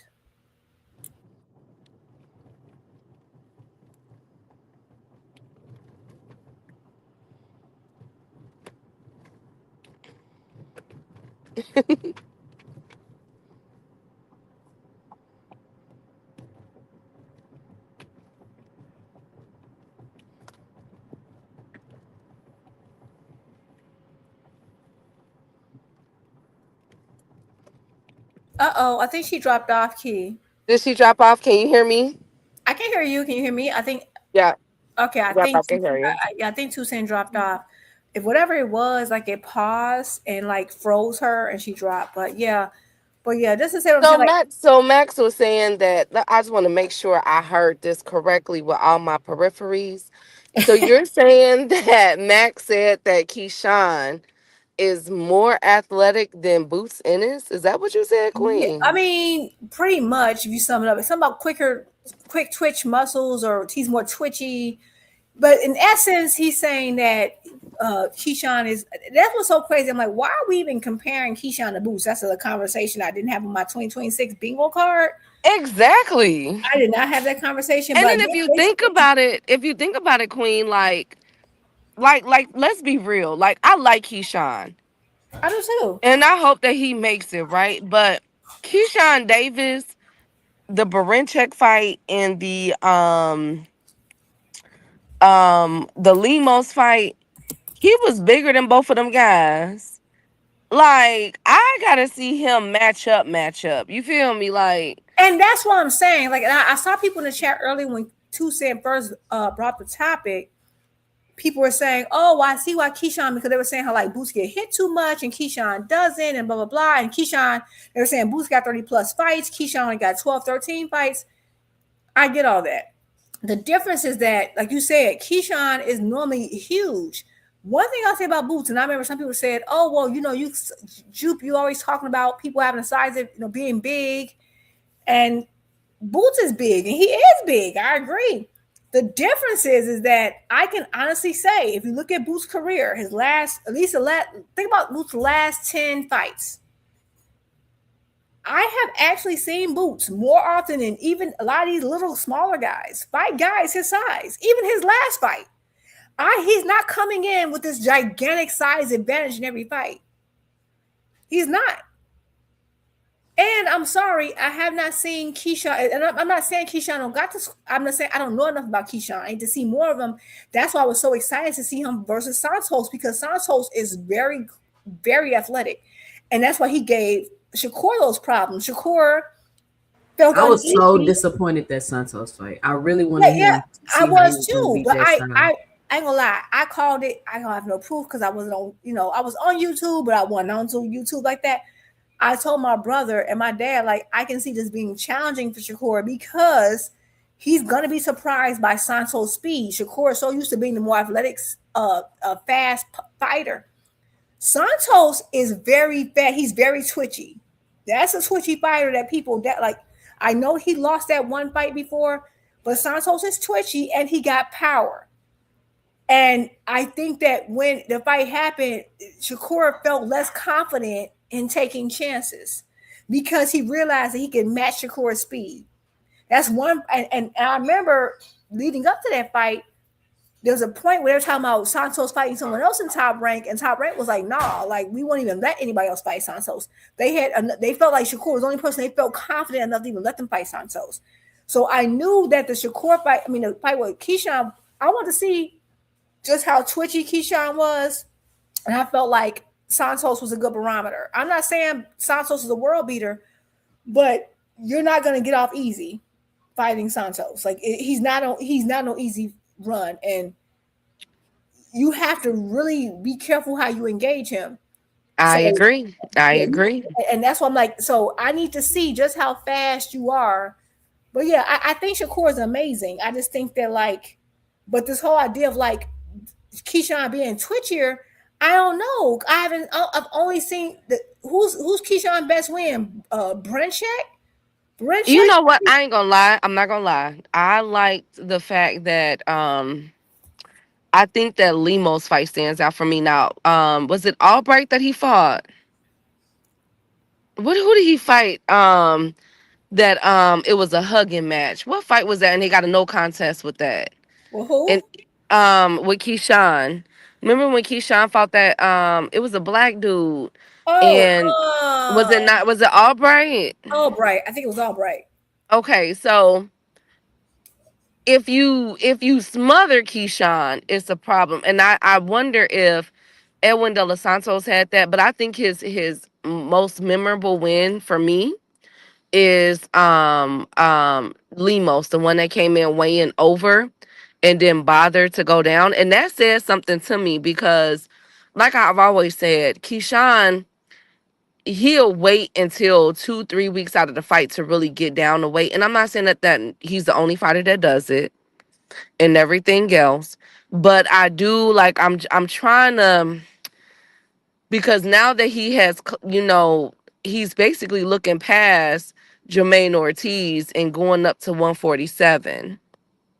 He's already stamping his card to 147. I'm just wondering if that's really his weight class. You get what I'm saying?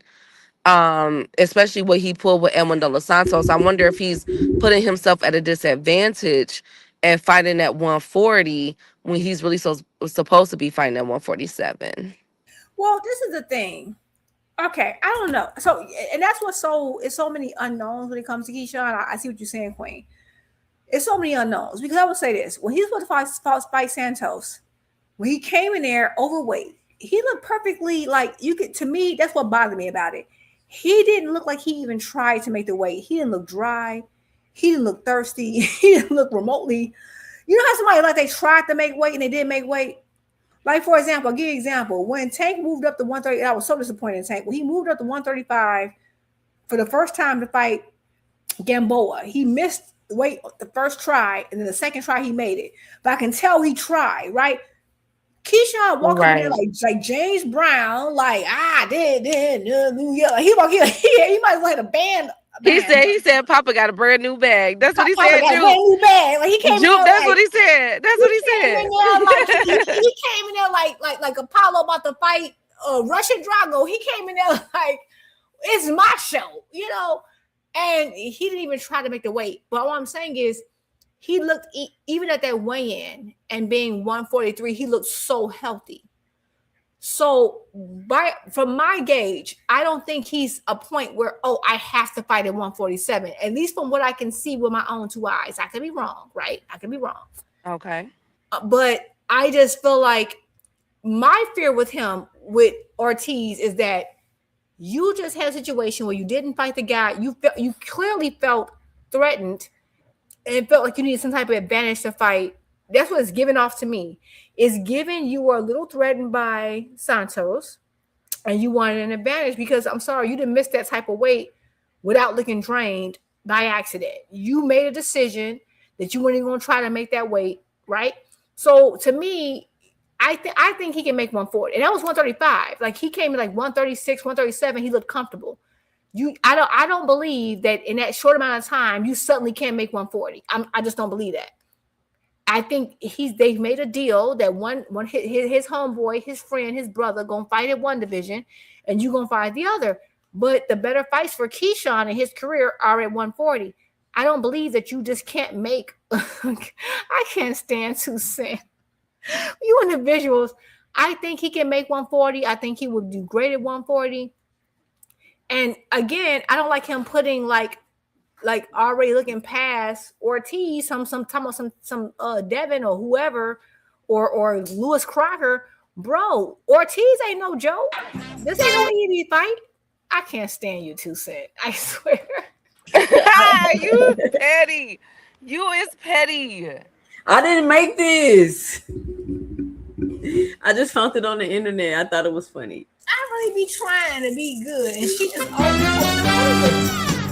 We're brothers. We're happy and we're singing and we're colored. Give me a high five. Whoever made this going to hell. Whoever made this. Hell.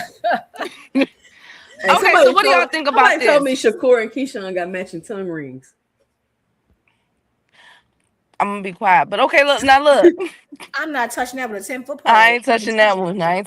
But look though, look. What do y'all think about this?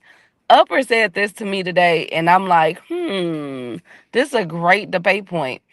He said, now because we brought up Boots, right? Max Kellerman did. What do y'all think about this debate? Is Boots on his way to surpass or stamp his legacy like a Floyd Mayweather? Because Upper told me, and I haven't had the time to check, you know what I'm saying, the ranks and all of that, the statistic, you know, the whatchamacallit.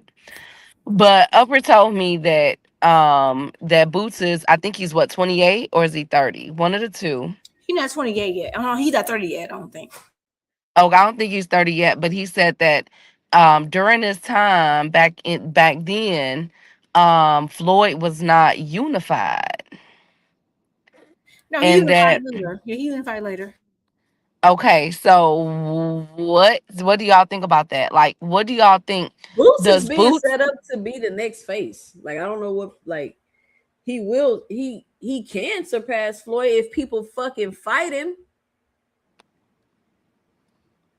Not surpass nobody will ever surpass Floyd, right? Nobody will ever surpass Floyd simply because of when you change the sport, like a sign of an athlete greatness is how they change a sport, right? You think of Steph Curry, he changed the sport, the 3-pointers. You think of fucking Shaquille O'Neal, dominant center, all of this stuff. When you can change a sport, that shows your greatness. If Boots comes in, think about Boots coming through, he flashy, he this, he that. He will define an era. He will change the sport, so to speak. He ain't gonna be able to do it as much as Floyd did or nothing like that. Or maybe not even change the sport, maybe save the sport actually. Because he'll be putting on entertaining fights, bring out the crowds, bring out the fans and all of that. That's not something that these fighters are doing these days.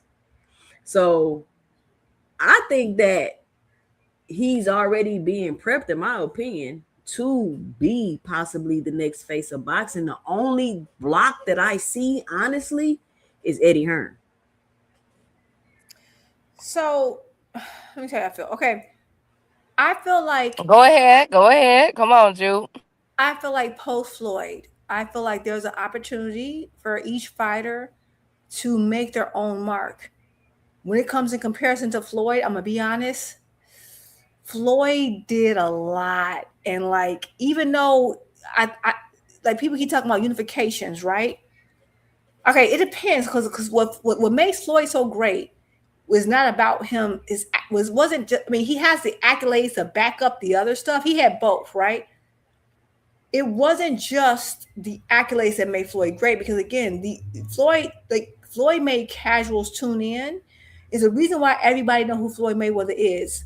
So there were he was the last big star after Tyson, and people weren't all his fan base weren't hardcores who were counting these accolades, right, and understand how the WBC split from the WBA, like Tank fan base. Yeah, right, and like Tank fan base has some hardcores and it got some, right. It's a mixture.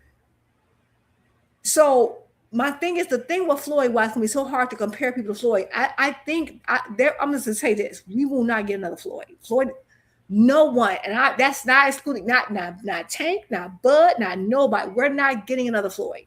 I mean, with the all access, all of that stuff. Like all Floyd, of that was Floyd is Floyd. Floyd is a one of one. We're not getting anyone near that anytime soon. You would have to rebuild the sport in your own way to create what Floyd was. Mm-hmm. And I think we got to stop comparing people to him. There ain't no more Floyds. Even Tank is doing his thing. Tank is doing it in a different way. There are no more Floyds.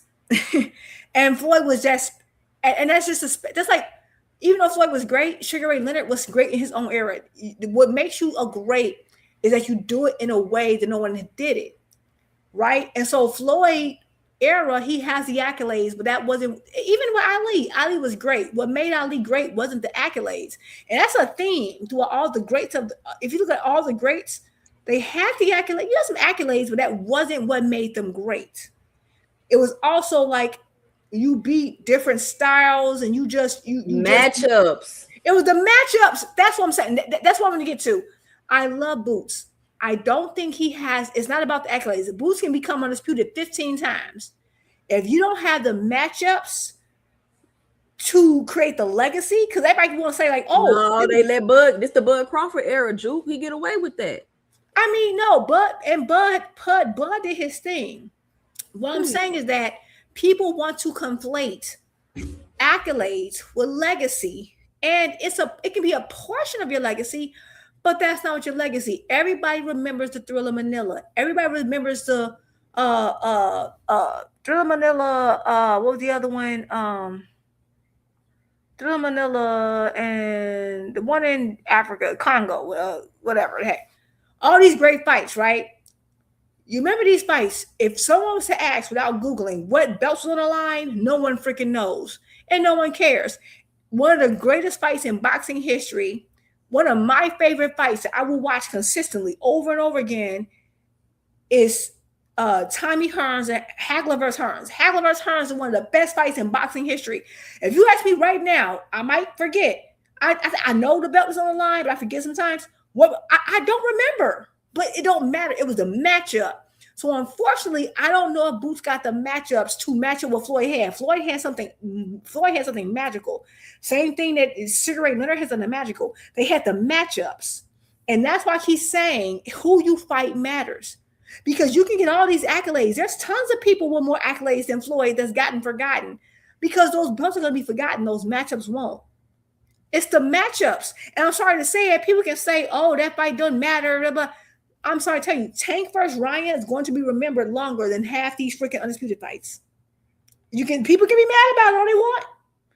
Nobody gonna remember it, and that's what people keep saying. People are never going to forget Tank versus Ryan. Tank versus Ryan was huge. Yeah, a million people watched. It's going to be remembered way beyond those belts because guess what? Those belts. Guess what? Let's say if the family who owns the WBC says, you know what, we're going out of business. WBC's done. I doubt they ever would. No one's gonna remember it. When you look at these fights of those times in the era, no one's remembering those fights. No one remember what fight was on what belt was on the line when Sugar Ray Leonard fought freaking what's his name? Durant.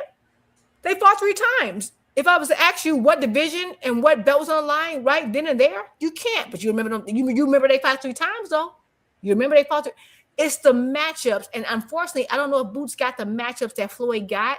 So I don't see him catching up. That's why I say if people fight him.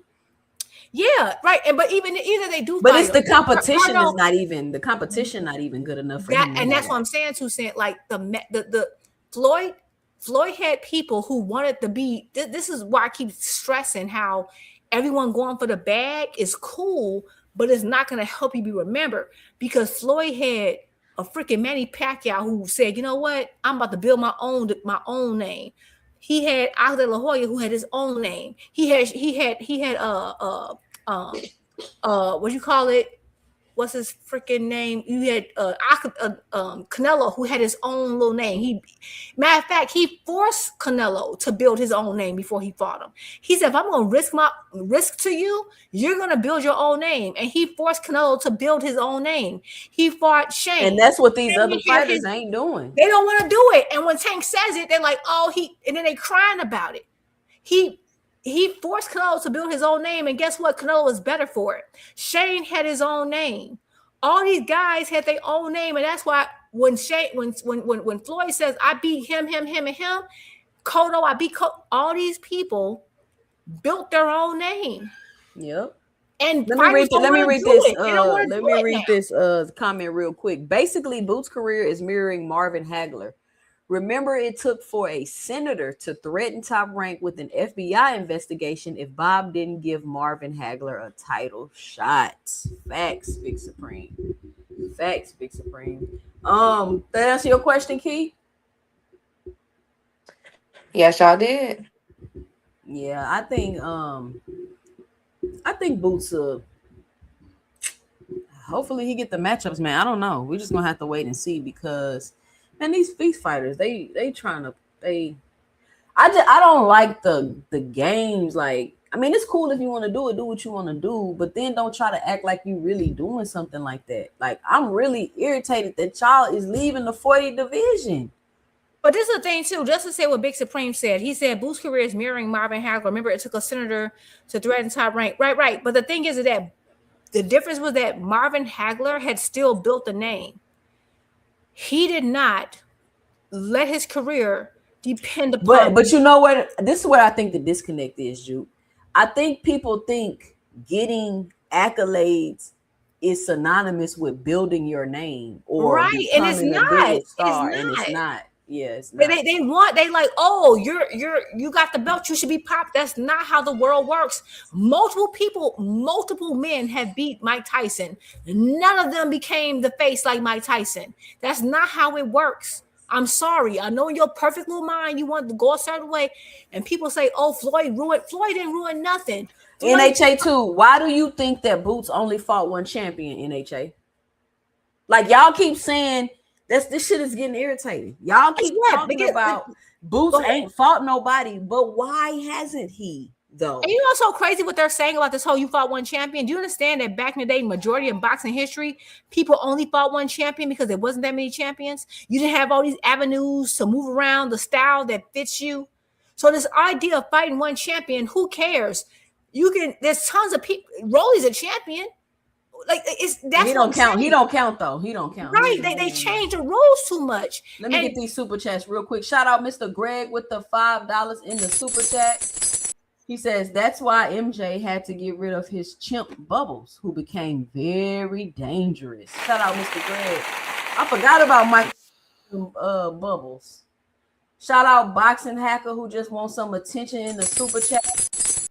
$2. He says Boots hasn't surpassed Dev or Kerr, and they are younger. Shout out Boxing Hacker with the My God. Here we go. I had to hit you with the double boo, Boxing Hacker, because you're entitled to your own opinion. But let me say this. To me, any fighter that can sell tickets, put asses in seats, create their own revenue, is going viral every time they fight, to me, I would put my money on that fighter.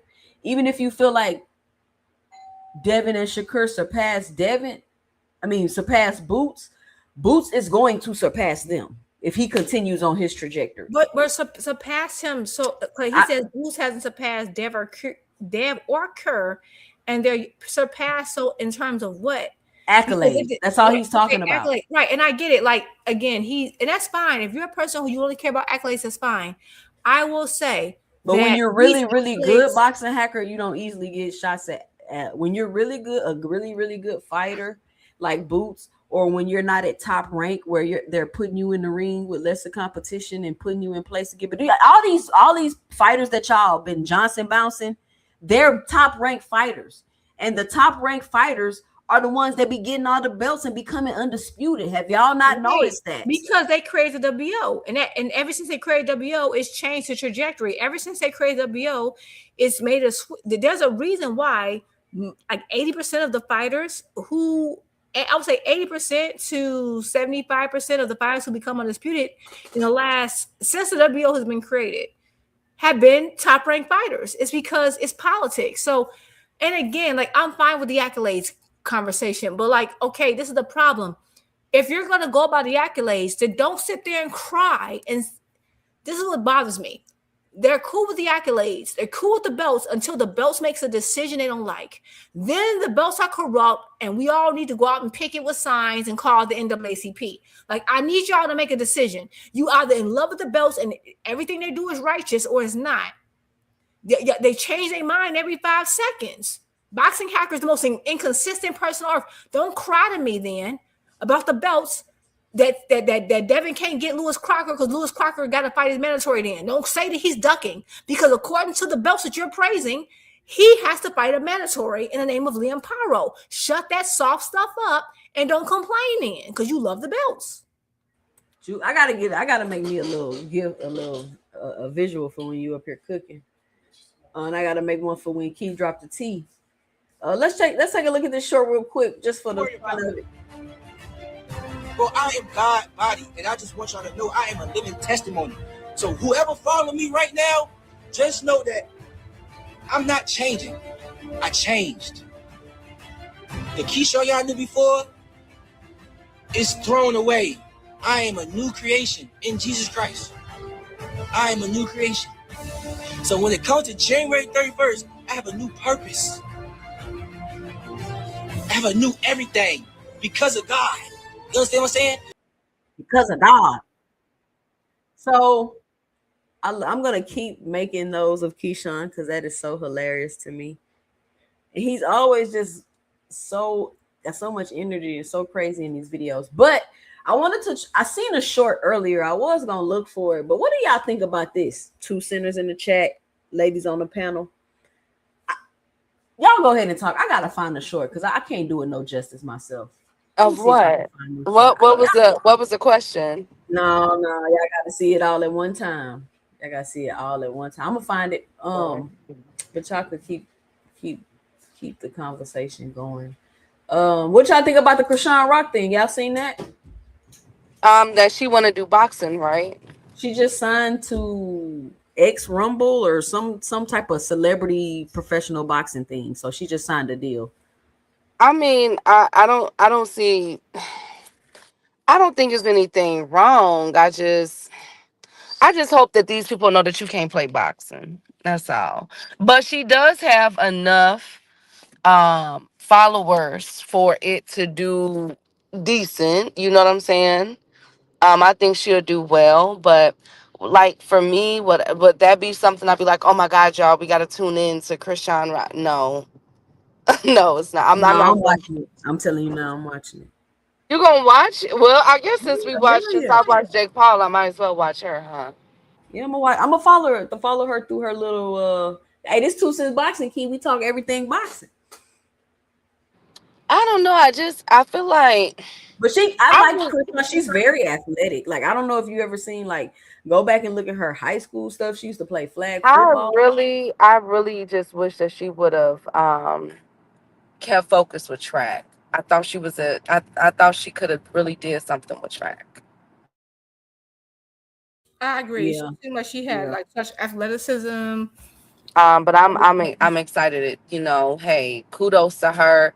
Will we talk about it? Yes, but if that's something that I will be, you know, like, oh my God, like I'll follow it because I'll get updates from 2 Cents. How about that? But for me, I got Yeah. to see that she's really, really serious about it. If she's really willing, to really get in the ring and be active, because she could become a Holly Holm, you know. She could become one of those type of people that really take this serious and everything. I don't doubt it. All right, I 2 mean, Cents chat. Oh my bad, Keith. Go ahead. all she do is, you know, throw hands. So I think she'll do well. Go So ahead. this I came across this earlier. Now, I've been coming across so much stuff. And you know what? My Sunday show is way too short now. Like I don't really have time to cover a lot on there. And then 2 Cents After Dark, you know, we be chit chatting about everything. So this really the only show I got to get all the boxing stuff out. But look, I came across this clip and I was like, what? So 2 Centers in the chat, ladies on the panel, please let me know if I'm tripping. It's a damn shame how y'all try to Evan Haney away from all the fire. We want that Earl fight. Hey, he can get that. We want that Earl fight, baby. You know, you calling out a fight that you know probably won't take place. Why But that's not? what I don't like about boxing. Me, myself, I wouldn't mind seeing them move up to 154 and fight Virgil Ortiz. I don't give a fuck about no belt. Nah, man. Boots and Virgil gotta fight. Nah, They gotta fight each other so one of them become a name. They ain't gotta fight each other. Yes, Why ain't they y'all do. Duke to fight goddamn Fondora, Keith, Thurman? It's plenty of smoke up there for everybody. Ain't nobody gotta be picking and choosing like they doing up there. But all these guys, y'all letting them all pick and choose. Fuck that. And it's a damn shame how y'all try to move Devin Haney away from all No. Devin Did he say Haney. that it's a D shame that how we try to move Devin away from all the smoke? Wait a minute. Hold up. Pump the brakes. Then Rewind. let me know if I need to replay it. Hold on now. Did the host of that show mention Devin versus Errol? Hey, yeah. And I heard people Oh talking my about God. it. And I heard people like, oh, Devin could probably beat Earl, blah, blah, blah, blah, blah. I'm like, come on, y'all. Come on. Y'all just take it too far. This is about to I don't think you understand. This is about to create the most insane infighting. Wait, he said they about to stop saying that dumb shit. Ain't nobody finna. He said Devin should fight Errol. Why are you trying to fight people? Why would you even mention him with someone who you knew the last fight struggled to make 147 in the first place? This is almost remind me of the whole Devin will fight Boots situation. We knew Boots was like, no, he's saying he gonna move up to 54 to fight him. Okay. Move up to 154 and fight. Okay. Allegedly. Hey, I say it like this. Go ahead and send Devin up to 154 then. Go ahead. Because it's mighty funny that his fans saying it, but I haven't heard him say it. So go ahead. I say go ahead. Go ahead. Go to Boxing Hacker, 154. I just read your super maybe because I'm behind in the chat. Yeah, I read your super chat, Boxing Hacker. I don't know if that's an old message or a new message, but if you missed it, I'll read it again. You ain't hear me hit you with the double boo? Maybe I missed your super like your in the video. It sounded like to me the caller was saying Devin should move to 154. But the host was saying he can fight Errol, which I thought was a weird. It's a damn shame how y'all try to move Devin Haney away from all the fire. We want that Earl fight. Hey, he can get that. We want that Earl fight, baby. You know, you calling out a fight that you know probably won't take place. Why not? That's what I don't like about boxing. Me, myself, I wouldn't mind seeing Devin move up to 154 and fight Virgil Ortiz. I don't give a fuck about no belt. Nah, man. Boots and Virgil got to fight. Nah, they got to fight each other so one of them become a name. They ain't got to fight each other. Yes, they do. Boots can fight goddamn Fondora, Keith Thurman. It's plenty of smoke up there for everybody. Ain't nobody got to be picking and choosing like they doing up there. But all these guys, y'all letting them all pick and choose. Fuck that. And it's a damn.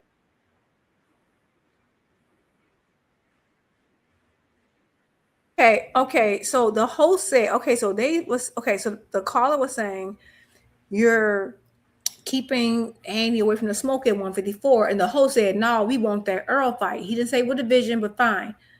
But my thing is, I mean, that's just that host. I can't put that on everybody, but what? Okay, but why is everybody trying to call her Earl? No one should be calling her Earl. Why are they calling out Earl? I don't get that. Like that's the money fight. Like, that's the money. money. Get a tune up and all of that. Like you wanna fight him. He is not fought. Okay, Earl fought what 2000? Okay, when he fought Terrence, wasn't that in 2023? Yep. Yes. That's 3 years. It's almost 3 years. They wouldn't care. They just gonna say, because if you beat Earl, it's gonna be like, so nigga, you beat him. But get this. I saw videos today of people saying, and I'm sorry to mention him again, but I'm sorry. Unfortunately, he's the barometer of boxing, which kind of makes him the face. Y'all want to deny it, but he is. People were saying, just at the mere mention, it hasn't been announced, not official. The mere mention of Tank fighting Manny, which I do not like, I think it's trash. I don't want to see it. The mere mention of Tank fighting Manny, oh, it's terrible. But get this, Manny will still have the advantage of size and experience. He's older. But Manny has fought very recently. So he's fought more than Earl, even with his exhibition. He just fought Barrios in 2024. He just fought. Remember, he fought last year. Manny has not been inactive a year. He's fought within 12 months. That's what I'm saying. Like, Manny is active. Way more active than Earl. And Tank will still be at a physical disadvantage. So what I'm saying is that, and I still don't like the fight, but think about the same people who are like, oh my God, Tank about to fight. He fight that old man. He did it. And Manny's coming off of a draw. Tank's coming off of a draw. I love Earl. He's coming off of a brutal, not like stoppage fight. 3 years out the ring, and multiple accidents. Like, what are we doing here? Like, this is all I'm saying. I don't have a problem. The people, if you're gonna have these standards, you can't then be like, yeah, I want Devin versus Earl. What? After you just complained against, like, they will literally say Tank is trifling for fighting someone physically bigger than him, and then say, well, I want the guy to beat someone who's way worse off. Like, it's like, I'm starting to think that these people are rating Tank at a level that I'm not even rating Tank at, because they're not applying it to other fighters. No one, I don't care who you are. No one has the right to call out Earl after being out of boxing for 3 years. No one. I don't care who you are. It's a cherry pick. I say go for it. I'm sorry. Go ahead and get your ass whooped. That's just how I feel about it. Go ahead. Because I'm tired of people thinking that that Earl is sweet. And if you're gonna get your name off of somebody, I could see why, they're calling for Devin to fight Earl at 154. But again, he's rushing it. If I'm Devin, I stay at 140 until I can't no more. If it's all about getting undisputed at a second weight class, do that. No, I'm just saying though, like, but if you want to go for Earl at 154, I'm with it. Go ahead and get your ass up like your daddy used to. That's where I'm at. Hey, where's the link for the merch? Hold on. I'll be right back. All right, so Here we're we gonna go. go for a short little intermission. I don't know if y'all know this, but y'all favorite fighters got merch out. So all of y'all Johnson bouncers, go support y'all favorite fighters. I bought damn near $200 worth of Earl t-shirts. And I ain't gonna lie though, them Earl t-shirts is solid. I wash them, they thick, the color ain't faded, and they black, none of that. So I love my Earl T. So Yeah, and just stop it. all the Keyshawn Shakur fans, y'all go get y'all matching outfits. Keyshawn got his merch line drop. I ain't gonna lie to y'all though, that sweatsuit is hot. I thought about buying one. I might buy one. I like that sweatsuit. It's nice. And just to clarify what I was saying, I get Earl don't take tune-ups. I get it. All I'm saying is I'm talking about the hypocrisy. Right. They're like, oh, Manny only fight once in 5. I don't care if he fought once in 10 years. Did Manny get knocked out, beat down like really badly after after squeezing down the division that he was supposed to move from a long time, after multiple motor vehicle accidents? No.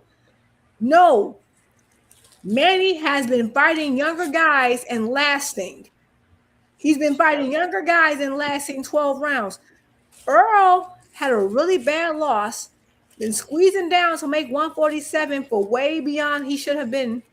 Multiple car wrecks. Vehicles. He's had, I think, 2 to 3 motor vehicle accidents since. It's different. And even if Tank was a fight Manny, Tank is still the smaller man. There's still some type of advantage there. So shout out to all the Bud Johnson bouncers in the Wait a minute. Whoa. 2 cents. If y'all don't, Did you just see Rallo said Bud retired Canelo, Spence, and Lil Charlo? Wait. Did I miss their retirement announcements? That means he only fight fighters that's on their way out the door. Don't pay no attention to Rallo. So listen. Oh, okay. So all the Bud Crawford Johnson bounces in the chat. Make sure y'all go get y'all I Am the Belt merch out right now. Y'all should have already known that if y'all was Bud. You know, it's crazy because where I'm from, they say BTA, belt the ass. But I tell them I'm the buckle. It hurt more. Bars. Yeah, y'all go get y'all Bud Crawford I Am the Belt shirts. It need to say I'm the buckle. Yeah, it should say I'm the buckle. They fucked this up. Come on, Bud. I'm gonna buy it anyway because okay. No. Wait till y'all see Devin because y'all thought this was messed up. This is for the Devin Haney merch. Listen, everybody that be crying in the chat about these fighters, y'all, when y'all buy y'all shirt, show me the. Oh my God, no, order. No, Jupe, wait a minute, Jupe, no, Jupe, don't do it, Jupe. Jupe, don't do it yet, Jupe. No, Jupe. Jupe, pause, queen, please. I can't. I'm about to. It's coming. It's come on, Jupe. It's coming. I'm gonna have to. Don't make me just mute wait, you, Jupe. Don't make me mute you, Jupe. Hold on, because I haven't seen it either.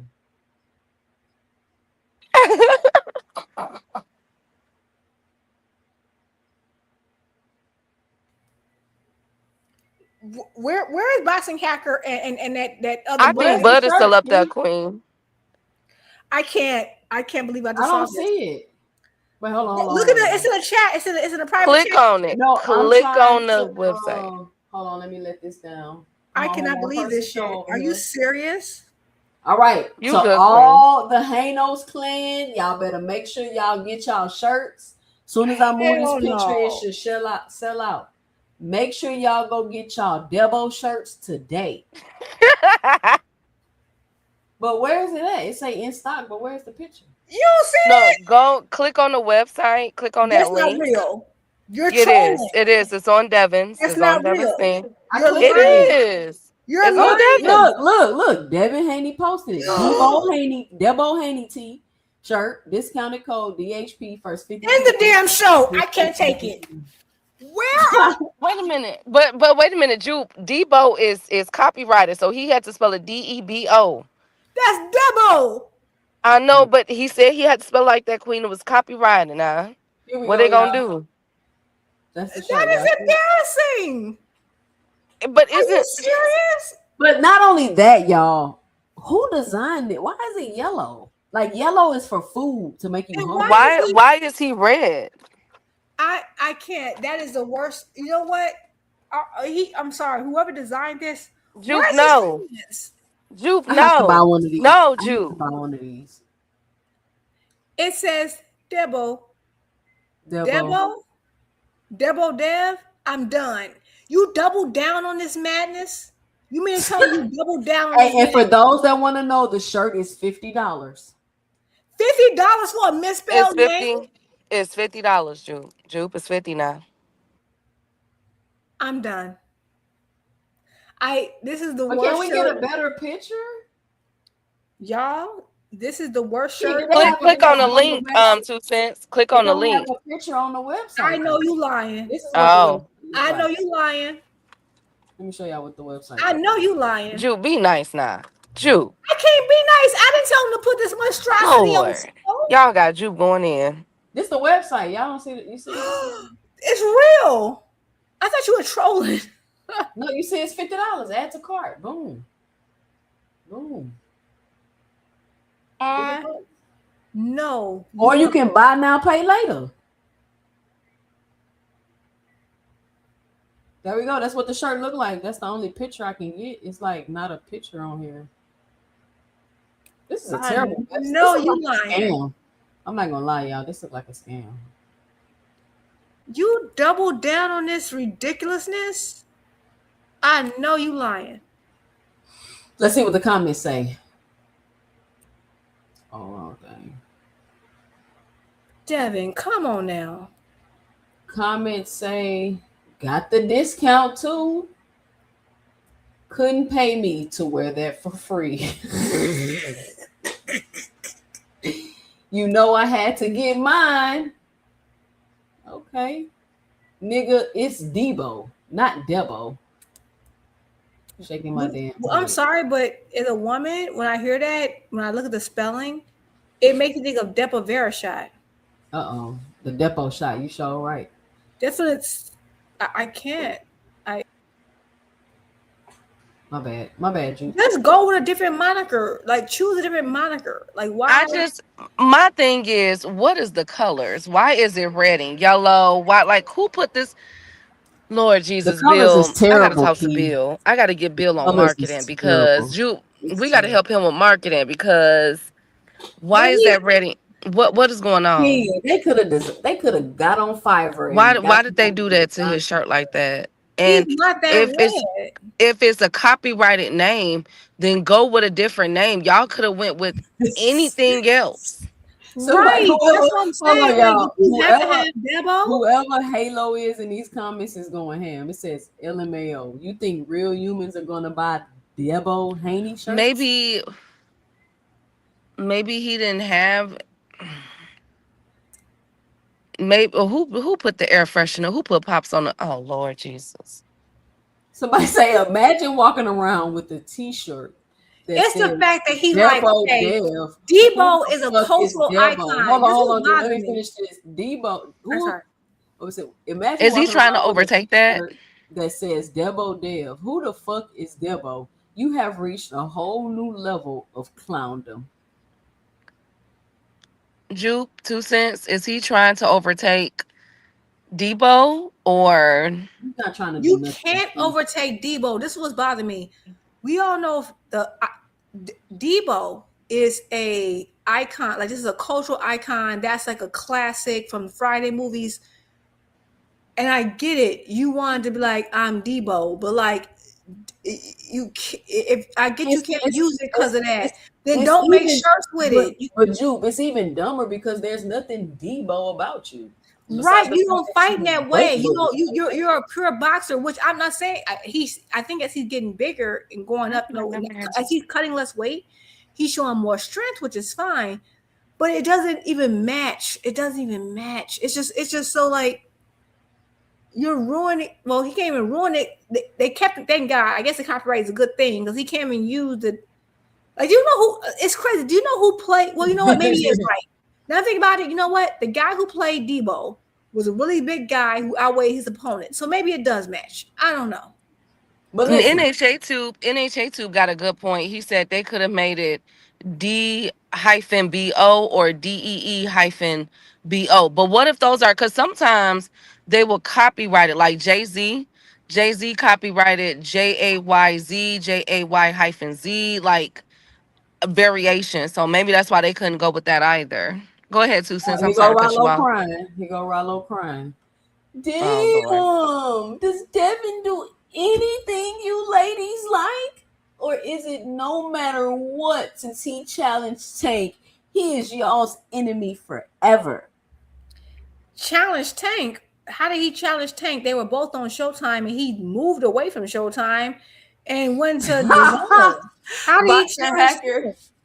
Boxing hacker First got of all, 4XTs Tank. on where to bed. First of all, Tank has had his moniker GTD forever. It either stands for it stands for Get Them Dollars, that Calvin them had helped came up with as well. So we ain't got to worry about his stuff being, we Yeah. got to take out an extra letter so that we Exactly. won't You know get a why? copyright infringement Yeah, because lawsuit. Tank has been on. Tank is what you call, it's his word. Y'all probably don't know anything about it. You probably never heard it growing up. It's called authentic, and so he's so authentic that he got his own Exactly. stuff. No And he didn't have identity. to buy. He didn't have to start coming up with a name for himself when he was damn near 30. He had the same name for the last like 10, 15 years. So he didn't have to do all that. I'm sorry. Or even like the Charlos with the Lions Den, or Right, they had their names. They didn't have to come. They didn't have a midlife crisis and say, you know what, I got to come up with something. He I'm had it telling you, already. Shakur and Devin. Devin has more of an identity than Shakur, but they need to work on. or having wasn't it their own Spence? identity. Wasn't it Spence that said strap season? I'm just saying. Yeah, that's Spence. Man Strap down. Okay, season, I'm just Big saying strap now. Fish. season, man Spence down. had a whole bunch of them. He was man He was down, the trap truth. season, the truth, the big fish. He had all his monikers a long time ago. Nah, Because that Debo shit. and nicknames are something you pick up along the way throughout regular life. But You when you don't give don't them to have a regular yourself. life and your daddy, shut up. Anyway, when you are just going through life, like I have 1,000 nicknames for myself, but it happened over time, and that's fine. But like again, I don't mind Devin naming himself whatever. I thought he was the dream. I thought we had settled on the dream. No. The dream turned into a nightmare, Drew. Hold on, whoa. Rollo said Calvin and Kenny ain't. First of all, Coach Calvin and Bill did the same amount of years in prison. The difference is Coach Calvin got a show called The Wire, that mimicked his career. Bill, we still trying to figure out where we gonna put him at. Okay, so let's pause now, Rollo. Right. Let's stop that, Rollo. Calvin is celebrated. Let's stop that now, Rollo. He's depicted in a TV show. By the way, The Wire is one of the best TV shows ever written. The best shows I've ever seen. One of the best shows I've ever seen. Like he was honored in one of the biggest and best TV shows, and the man insists on still living in that community. So kudos to Coach Calvin, because that man, we need more Coach Calvins in this world. We really do. Shout out to him. At the end of the day, Rollo said they let Tank sign a 360 deal. Bill was too good of a businessman for that. Okay, and let's say that happened, right? And now let's he over there twerking for Turkey. Oh Lord Jesus, 2 cents. I wasn't even gonna go there. I wasn't even gonna treated like an IG. No, hold on. Let's say Rollo's right. And now Devin is over there twerking for Turkey, getting treated like an IG model, fighting on undercards. So let's say this. Let's say what Rollo's saying is right. You say Calvin Kenny let Tank sign a 360 deal. Bill was too good for business of that, right? So that's telling me that Bill started out ahead of them because Bill was richer. Coaching Cal and Kenny came from the trenches. They didn't know any better, right? They built themselves together. Ain't it crazy that despite Bill knowing all this stuff, that the guys from the bottom who didn't know no better and signed a 360 deal end up surpassing him? Wow, that must hurt. That's probably why y'all salty to this day.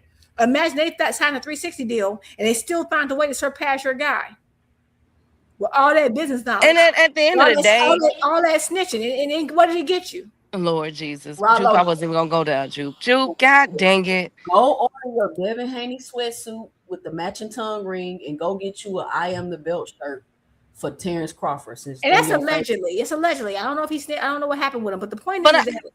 Yeah, go ahead, Jude. Yeah, and I don't want to say anybody snitch. I don't know because I'm not a part of that world. All I'm saying is that Coach Kenny and Calvin would have known any better. Coach Calvin came out of jail. He was just trying to do his best and taking care of this young man. He did what he had to do. Who the fuck? Hold on, my bad. I'm not trying to cut y'all off. Hold on. Who the Bill Haney ran with BMX? He rode bikes. Boxing hacker. Okay, and what again? This is what we're saying. BMX. Okay, but let's say this. Okay, look, let's say that he did ride with BMX. Let's say that Coach Calvin and Coach Calvin came back from doing a bit messed up. At the end of the day, look at where both of them is though. Right. Like, stop it.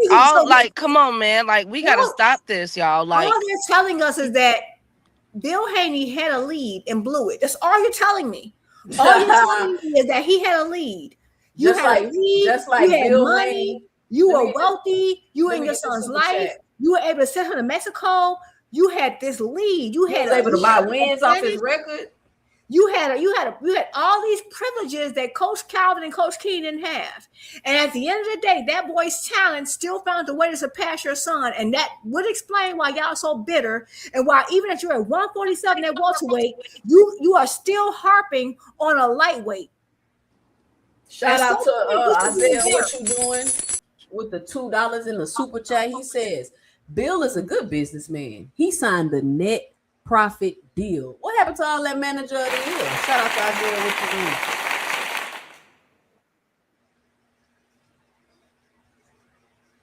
you doing? Key. What's up? Y'all hear me? Was that you talking earlier? This is how you know Boxing Hacker be just repeating talking points. He trying to say BMF. BMX. Oh, okay. Again, I never heard about that. I've only seen Bill Haney's paperwork and it looks suspicious. But what I will say is that, look, y'all can make fun of Tank all y'all want to, okay? But at the end of the day, he was not supposed to make it. The cards were stacked up against him, all right? So we going to stop all of this. We going to stop it right now. And he could have definitely came up with all his hood street connections. Why the hell is he missing a damn E? Why? Debo, y'all go get y'all Debo Haney shirts. I better say, okay, Devin Haney. He could have easily called himself.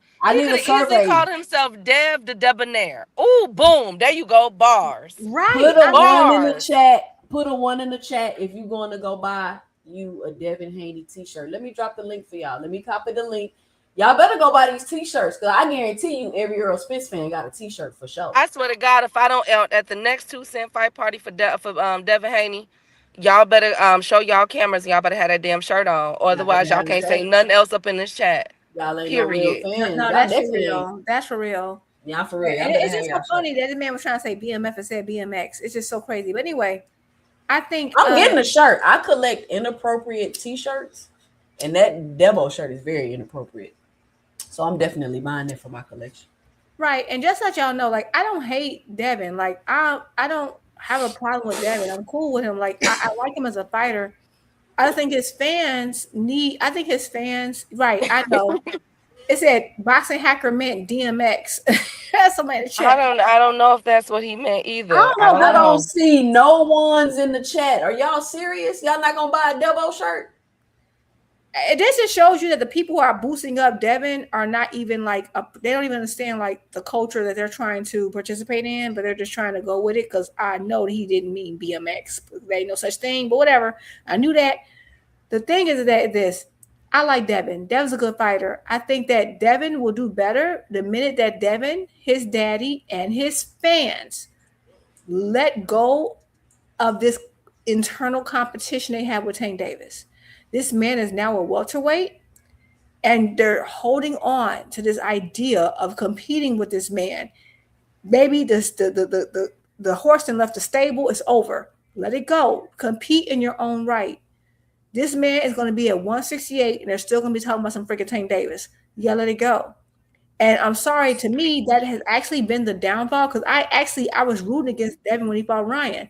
To me, the downward spiral of the Haneys was due to their obsession with Tank. Their obsession with Tank led them into the situation with Ryan. That's why you couldn't see the BS. He was cooking for y'all. Y'all was so trying to rally for him and Tank put him on a rehydration clause. You were so busy trying to devalue Tank's win over him. You didn't see that Ryan had did this to multiple people and he was going to do it to you. Had you just focused and Jupe, let's talk about it. Hold on, Jupe. Hold on, Queen. Let's talk about it because Ryan Garcia did a lie detector test. And Ryan Garcia answered with the Tank Davis and said that he felt like the reason why he lost was because of the weight clause. And it answered truthfully. Let's talk about it. So did Ryan Garcia, was that a show that Ryan Garcia, because he said that, he wasn't cheating with Devin. He didn't pop those, you feel me? So they said, the lie detector test determined he was telling the truth. And then then to Tank Davis with the weight thing. So let's talk about it. Wait, rewind it. So in the lie detector test, he said he asked the lie detector test saying that did he cheat with Devin, and he said no. Correct. Did he take PEDs? And he said no, and it said correct. Then one of the a few questions later was, or maybe before was your weight an issue why you lost the Tank? And he said yes. And it answered truthfully. No. That's what Ryan said. True. Did you cheat during the Devin Haney fight? No. True. Okay. Was Devin Haney a hard fight? No. True. Did you cheat during the Devin Haney fight? No. Okay, so based on what I've seen, so one, lie detector tests are not admissible in court, so I don't know. But also, I've never seen a lie detector test taken in that manner. Normally, they ask you all the questions. You normally can't tell, like you have to transcribe the pulses. It takes you time, so normally they ask you all the questions at once, end it, and then analyze the time when they ask you the questions. They didn't update it. Lie detector test, Jude. Maybe they have. Your sweat, your palms, your this, your that. It's doing. I know, but that's still speedy because the whole purpose of the test is based on pulses, and you need to analyze that because you're doing it in an instant. It's like I'm gonna show you the real video. You'll get a better idea. Yeah, that's what I'm saying. So I don't know, and maybe he feels like the weight was an issue. It also said the lie detector test also said he was lying when he said Tank don't hit hard. Oh, really? But my thing is, here's my thing. I think he was on drugs with I think he'd been on. This is my thing with Ryan. I don't know how to gauge it because it's like, okay, they're like, okay, he tested positive for that particular drug. Now people say it's not that effective. Woo, woo, woo, woo. I know. All I know is Ryan has always had power. He's always shown power. I don't think Ryan cared enough to cheat, to be honest with y'all. Right, but this is what I'm saying. Ryan has always shown power. So all my thing is it always. So I'm not saying he didn't cheat with Devin. I think he probably did. But what I'm saying is that it means that was the first time he got caught. Because normally when you're cheating, you don't get caught the first time. So now that makes me think, well, you have to been cheating this whole time then because you always had speed and power. Even in the amateurs, though? The amateurs, I don't know. All I know is that the best I've ever seen Ryan, in my opinion, so far as performance-wise, so far as speed, activity, quickness, was against Tank. Yep, and it damn sure wasn't in that Devin fight. I cannot rule out that you were clean with Tank either. And you know why? I can because he was more active. He was more active. Let me say this: the reason why I feel like he felt drained in the Tank fight is because he couldn't play the weight games. You know, Ryan Garcia was used to just doing whatever the fuck he wanted with the weight. Yeah, I think he was. I think against Tank that was the best shape because again with the Devin fight, And I'm not saying he wasn't on no BS, because I've never trusted Ryan. But again, the same team who hates him now was on his side then. I never trusted Ryan. Tank didn't trust Ryan. That's why he put all those stipulations in there. But I will say, if you look at, please analyze the Devin fight and the Tank fight. He was taking so many breaks in that Devin fight that He sure was. Derrick James was going nuts in that corner. He was taking breaks, tired, wrapping up, holding. I've never seen him move that much. He would throw a flurry of punches, tire himself out. Devin would come back on. He would take whatever. This is what he said, Jude. He said that his strategy was to fight in spurts so that Devin couldn't figure him out. Yeah, that's exactly, and it worked, because he definitely worked in spurts. He versus Tank, he was on Tank's ASS. He thought that shit was sweet with Tank. Yeah, because he figured. But my thing, because Tank was little. I think he thought because Tank was little, he was about to go punk. Me too. Absolutely.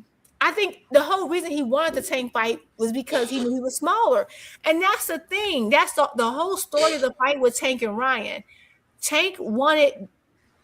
Ryan wanted Tank for a reason. Ryan wanted Tank because of the size difference. The same reason everybody wants Tank. And that's what he's saying about the pound for pound discussion. If Tank was the same size as these guys, do you think they would be present for a Tank fight? He would literally be Boots. They see a size advantage. That's the only reason they're going for these fights. But Tank made Ryan look so easy. Unfortunately, it made people think, oh, Ryan's easy money. So Devin rushed headfirst into this fight. Devin had already fought Ryan 6 times, so he knew better. He knew better, but he figured that I've advanced and I've matured and I've gotten better, and he didn't. And again, sometimes when you tell yourself something over and over again, you start to believe it. And at the time, people were like, Tank is trash, Tank ain't that good, blah, blah, blah. And he did the same thing with Gamboa. Every time Tank beat someone, they convince themselves they can beat them better. And every time they tried, it don't work out that way. This is the second time. But I think though, Jude, real quick, 2 cents. I think too, though, the reason why Ryan did that was for the simple fact that I think that with people like Ryan Garcia, you have it in your head that this is going to be sweet, which is why he lollygagged before the fight, eating the tacos, eating the pizza, you know what I'm saying? Doing all of that because he thought that he was going to be able to bum rush Ryan Garcia, and it didn't happen like that. So this is how I think about what happened with Ryan and Tank. I think this is what I think. I think the rules with Tank made Ryan force Ryan. It made him honest. Right. But this is something that Tank said. Tank said the issue, and I'm sorry, Tank has been right about Ryan since. And he said, well, he got the sport, get himself hurt. He says, not that he's not a good fighter. He gets lazy and don't want to work out. He can make the weight. He doesn't want to. Tank said that before. Remember, Tank said. Yep, he showed it. I never heard him say said Ryan does it like he don't want to do the work. He's lazy. And it's not that he can't make the weight. He don't want to. Right? But because Tank had Tank made it where him missing weight would not have given him an advantage. So you made him, and that's why we saw the best Ryan, in my opinion. You didn't see Ryan taking no breaks in that Tank fight. Ryan didn't take no breaks in that Tank fight. He wasn't resting and not doing no work. Ryan was dumb active the entire fight because he actually had to be in shape. He could not coast because he knew what's no point in me missing weight, because all they're gonna do is cap me off the day of the fight and say, okay, well, guess what? You ain't gonna be able to eat, and now that's torture.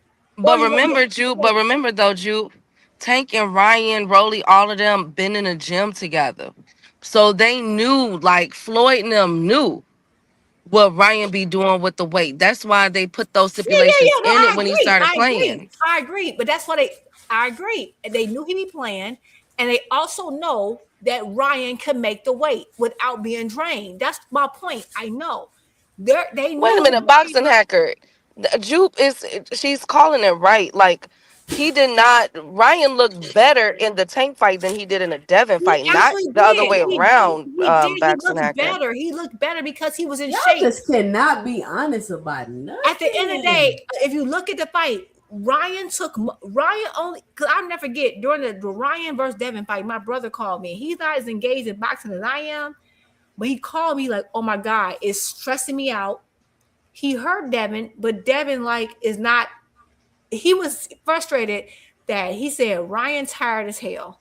And Devin's not doing enough to capitalize to like swing the pendulum to his way. Because he was gonna get dropped.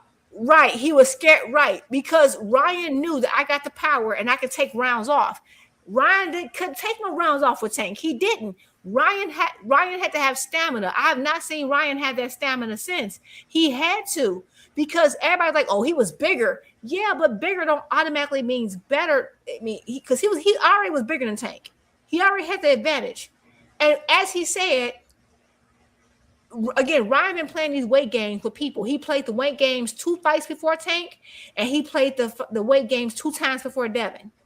The only person who put a stop to it was Tank. He been playing these weight games. He know what he doing now. So and hold on, y'all. real Let me quick, get these Jupe. super chats. I missed the Okay. super chats. Shout out to Isaiah. What you doing? $1.99 in the super chat. He says, I heard Bill marched in the San Fran parade. Shout out Isaiah. And hold on, and then oh sorry. Shout out to Mr. Greg with the $2 in the super chat. He says, I think Hacker meant BMF. Shout out, Mr. Greg. I know he meant BMF. I'm just making the point that Hacker just be repeating stuff he be hearing. He don't even know. Hold on. I got one more. I got a couple more.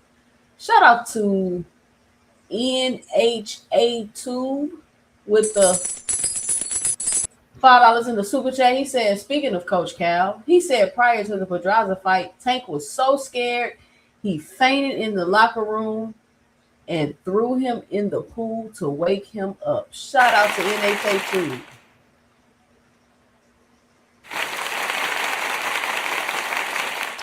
Okay. Tank boy must got some bad anxiety. Hold on. One more.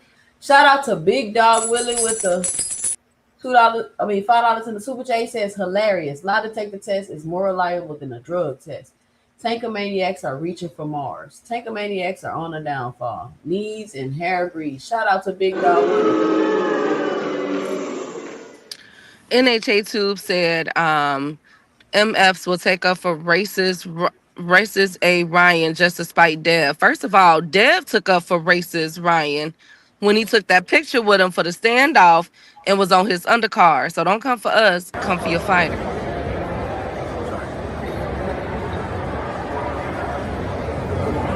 What's up with that rematch? It's his phone. That's hard.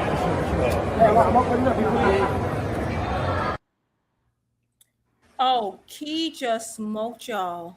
Did y'all hear me when I said that? I actually heard you, and you smoked them. Because what do you mean we taking up Ryan? We're not taking up Ryan. We're literally breaking. Okay, I'm sorry. A lot of these boxing fans, y'all are so emotional. No one is defending anyone. I literally said I absolutely believe that Ryan was on some stuff. Whether it was intentional, I don't care about the means or methods. I believe he tested positive. Neither one of us said, nope, Ryan didn't cheat, not a single person. So no one's taking up for anyone. But at the end of the day, I'm actually holding Ryan's feet to the fire more than Devin did himself. Because like Key just said, Devin's the one who decided to dap this dude up, do a face-off with him, found his undercard, do him the honor of fighting on his undercard. Like, you want us to do more than Devin himself. Okay. Y'all more mad at Tank than the dude who cheated him. Can I tell y'all my conspiracy theory? Sure, absolutely. Okay, now 2 cents in Jupe. Now we know that Osharim is a weight cut, right? They do that. What if a lot of these fighters use some type of PED, not for the enhancement, but for the weight cut to get down in them weights. They do. Because okay, so I think that What you think Devin them doing? Lord GC, I wasn't even gonna go there. I'm just saying, like, I think because Ryan wasn't making that weight. And I think that it's gonna come out that that's what they cut around the bush. But y'all know what? Wait, hold on. Let me find this real quick. So this is what I think. I will say this. I don't want to accuse anyone of anything. I'm just right? saying, y'all. I'm So I just get you. saying. I hear you. I will say this. Nola old school in the building. Jupe, can you hear me? I can hear you. I can hear you. Look, can you hear me? Can you hear me? Key? Okay. I don't think she can hear me yet. Can y'all hear me? I hear you, Juke. Key, can you hear me? Key. I can't hear Key. Key, we can't hear you, Key. Key. Do you love me? Are you ready?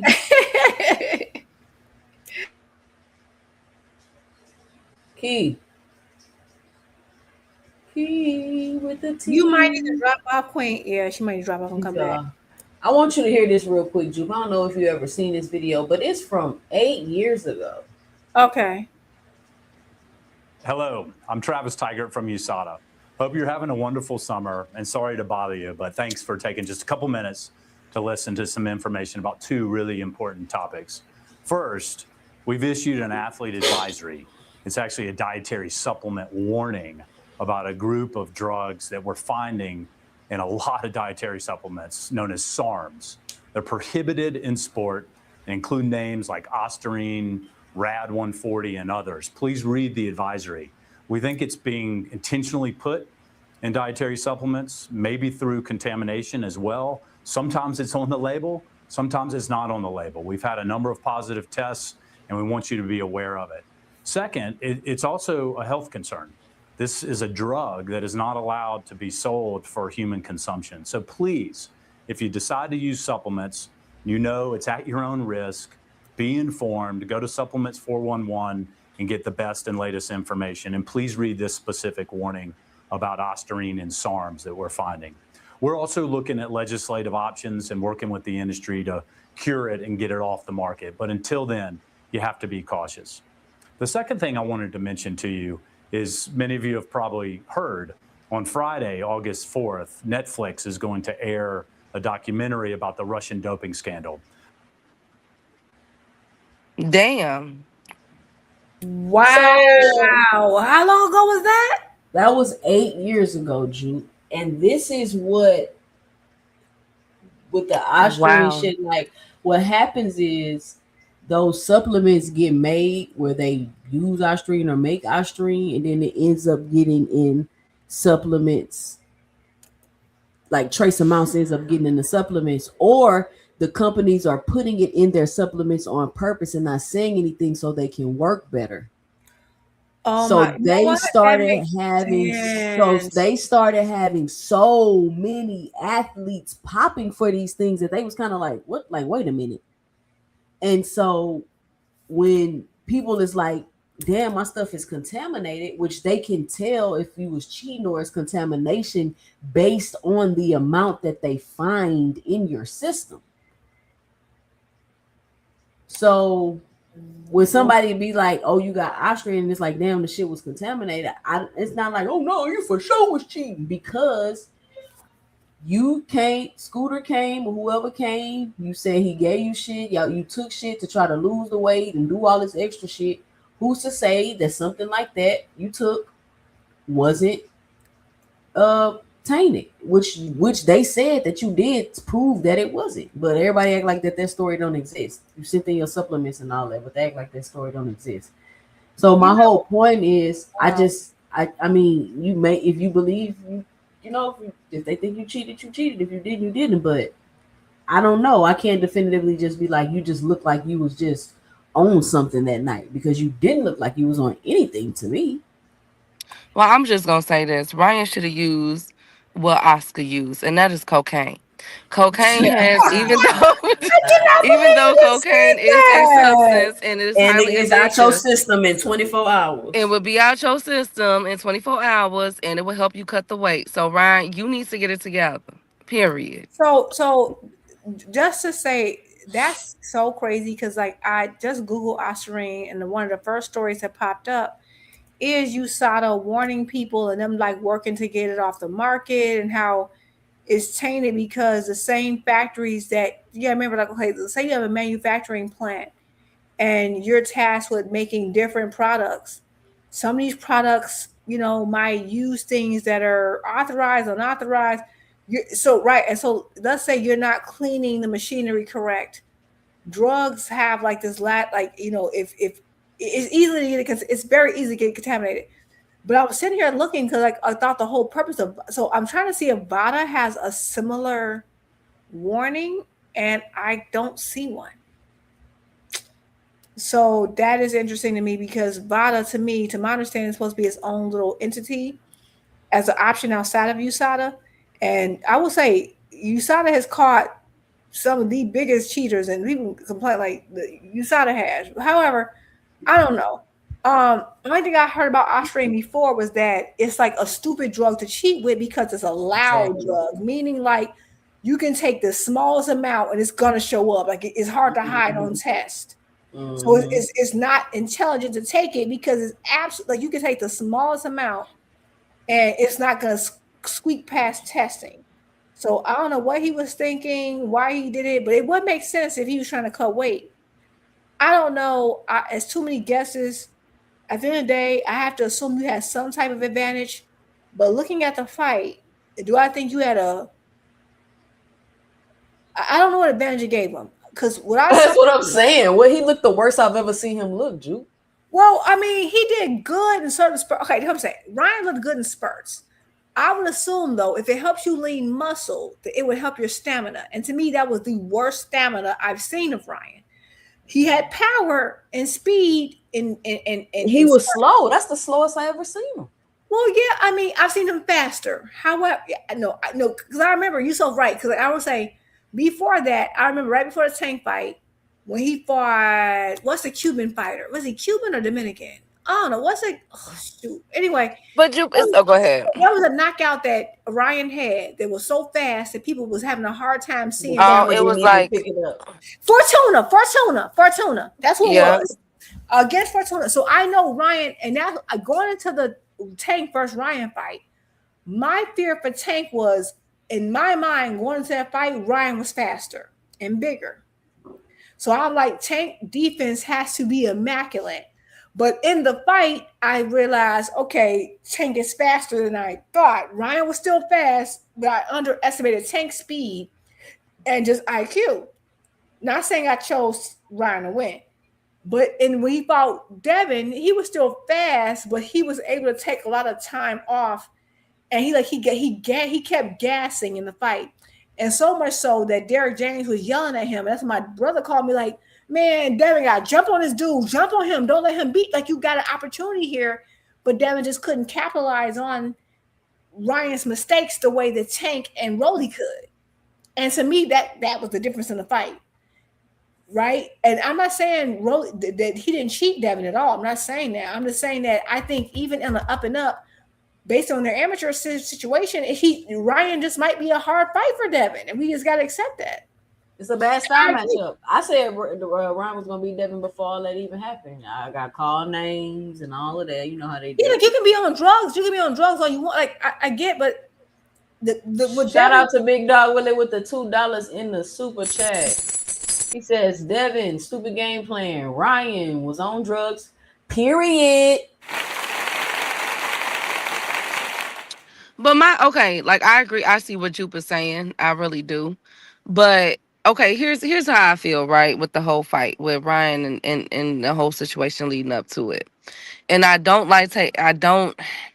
because I can't, everything that he has said, and his actions outside of the ring, in the games that he has played, I think, you know what I'm saying, it's caught up to him. You feel me?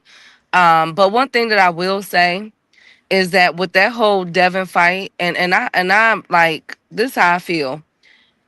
Ryan and Devin fought each other 6 times prior to that fight.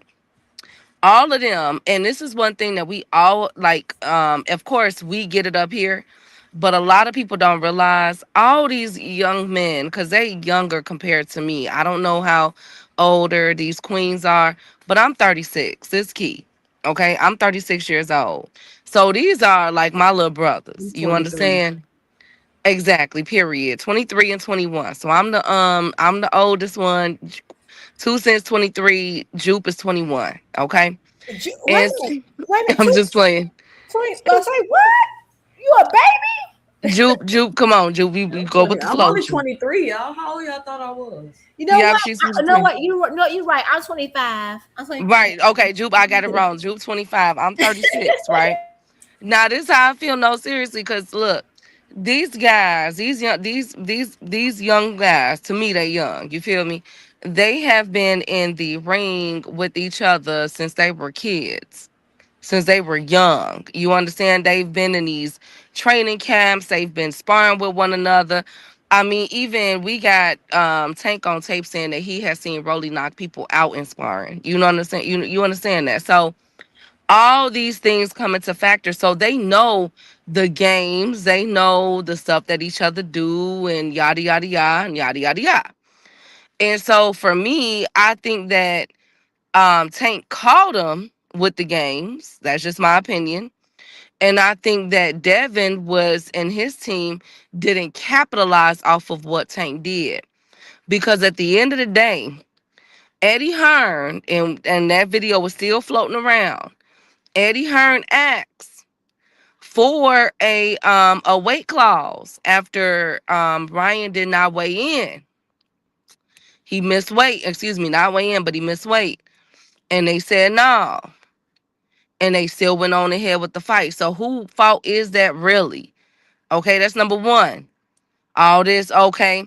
And then when Bill came out and said, oh, he tried to kill my baby, but then prior to the fight, he was saying with Devin, I mean, with, on behalf of Devin, if he dies, he dies. Like, you know what I'm saying? It's He consequences say to it was gonna everything. be a legal homicide for all the suicide shit he been talking. Exactly. So all this stuff.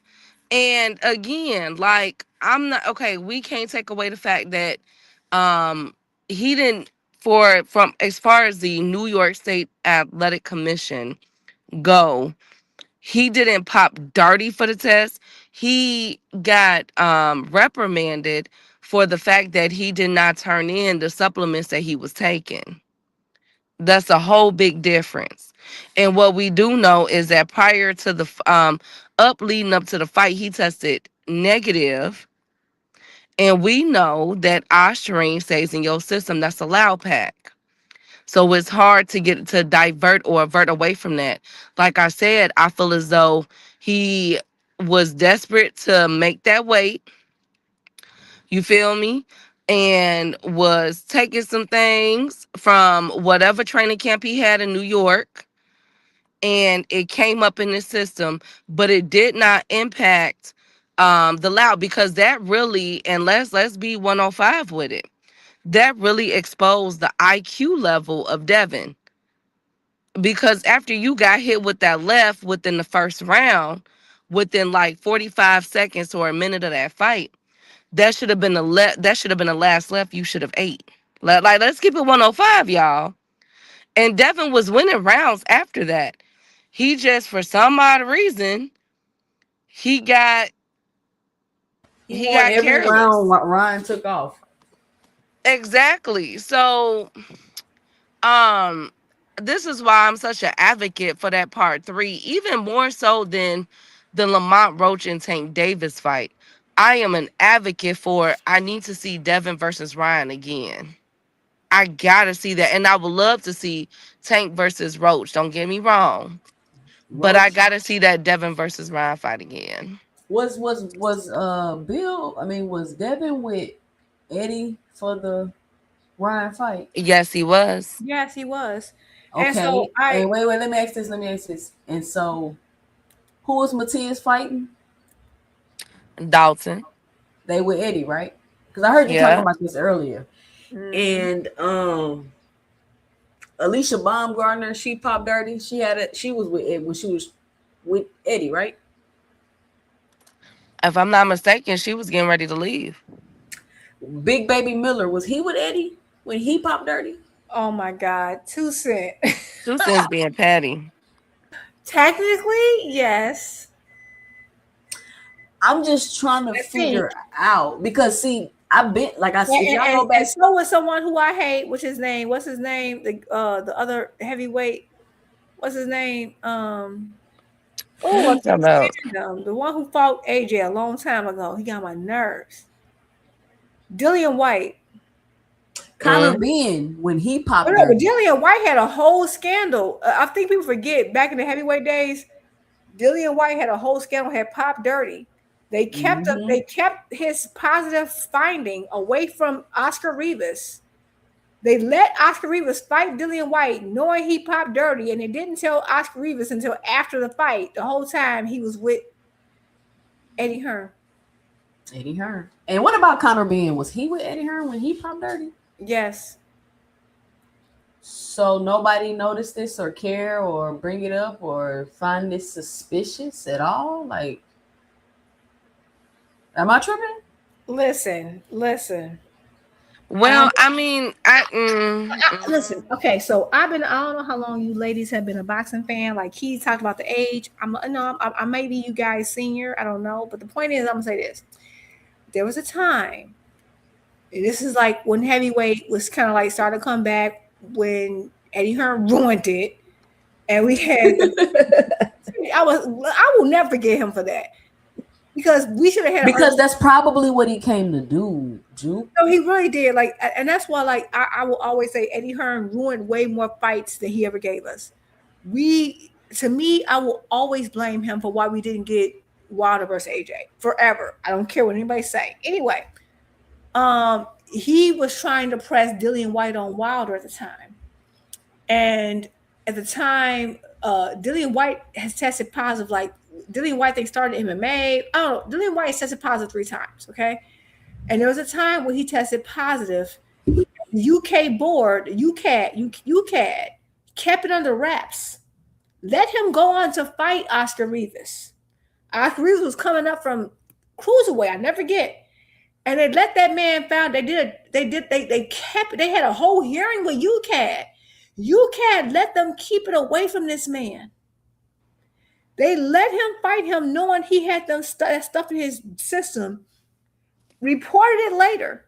And I never forget, it was some situation where Eddie Hearn got called on a hot mic saying they're going to take care of it or something. It was a whole madness. And then like Eddie Hearn got to rewash his whole image and come to the United States. And I was like, this man. And then because Dillian White got mad that his image was tarnished, he was like, well, AJ was on TOOs, which is therapeutic use exemptions. Like he blew the whole scene up. Like, I'm sorry, but like, yeah, Eddie Hearn has been associated with some BS for a minute now. Did you see what Matias said?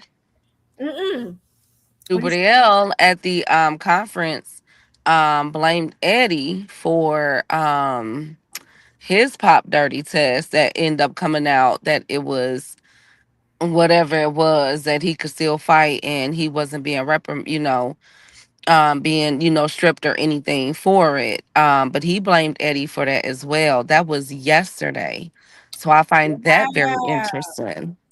And that's the same thing that happened to Ryan. And oh my God, now that y'all say that, do you understand the whole reason why AJ lost to Ruiz was because he's supposed to be fighting, which I'm not saying this is a false test. Remember, AJ was never supposed to fight Ruiz. He was supposed to be fighting Big Baby Miller. And Big Baby Miller suddenly tests positive right before the fight, and they switched the opponent to Ruiz. And the Ruiz and Anthony Joshua fight was done by Turkey. Kinahan them. Yep. And they said Anthony Joshua was drugged before he went in the ring. Everybody, listen. Again, it's just a lot of weirdness going on. I don't know, but all I know is that you can't ignore it, Juke. You can't ignore it, Juke. What about the conspiracy regarding Jake Paul? So there was a list that was put out. I gotta find it now. I'm gonna say this and go find it. Y'all know I am, but it Tea was with a the list. tea. There was a list that was put out about several, not just one, not just two, not just three, but at least like 7 fighters. Every time they have fought Jake Paul, something has happened. So Nate Robinson, What happened to Nate? Mike Tyson, he ended up finding a kidney, but he was out of it. They said that he just completely disappeared. That one guy, Tommy Fury, I think he lost like his wife or something like that. We know AJ, we know the situation with Tank that's getting like crazier by the freaking day. They're saying that he's hiding, and I just showed a video of him 2 days ago in West Hollywood at a barbershop taking the pictures and everything. So it's like, but they're saying that he's on the run, and like how and his fans and everybody else can. Oh, okay, but anyways, but it's, and then the guy that got deported, Chavez Jr. It's several, it's a few other people, but there's like this whole conspiracy regarding Jake Paul now, Jude, didn't I and just say it's this like, last night on did I say this on KO panel last night? I No, don't know. I don't know if it was last night, but you did say it recently. Now, to I'm me, telling you, that's Jude. just me, and I don't want to sound like an old, weird, creepy woman, but that sounds like a hex. That sounds like Yeah. that sounds like somebody wants a graveyard on you. That Well, sounds like, but Tank ain't even fight him though. yeah, but I would say one thing about Tank. Tank has been having some issues way before Jake Paul, so I want to attribute a hit trip. That's the only one that sounds coincidental. The other ones, I don't know. Nah, I'm gonna say for this one, purely because, like I told y'all, I didn't hear nothing of the sort that happened. And if a person look, let me tell y'all some how this judicial system work. When they want you, they got you. I have never seen a person on the run and hiding at the same time. And this man has been in as many public places as he has. I have never seen nothing like that. And I have never seen where there's so many allegations and things going on around him, and we're still about to see a big fight with him, whether it's Manny Pacquiao or Pitbull Cruz. It's something that's not right. Well, So let me ask y'all a question about that, Oh. because my bad, Jude. Go ahead. I was just gonna say, we don't know if he will. The only other thing I can think of is that at this point, I'm assuming it can be a situation where I agree. I think it is odd to have allegations of a videotape and it not be released. This whole on the run mess, I feel like that's a whole social media made. That's a social media, YouTube specifically, created narrative. Clearly, he isn't on the run. Clearly, they can find him if they wanted to. But only thing I can think of why he hasn't been charged, criminally, is if they're waiting for some other thing so they can nail him to the point where he can't get out of it. Right? That's the only thing I can think of. Like, they're waiting for one other piece of evidence so that, like, when they do charge him, it's like 100%, 99% situation where they're going to win. Because they're probably trying to take him to court and, like, losing, right? So that's the only thing I can think of. But that's normally a fair type situation, and this is not a fair type situation, and I can imagine them exhausting all those resources for that. So I don't know. So when it comes to Tank, I don't know, but this has been the weirdest case I've ever seen for a high-profile person. I've never seen anything so weird. And my thing is with him, I gotta see it.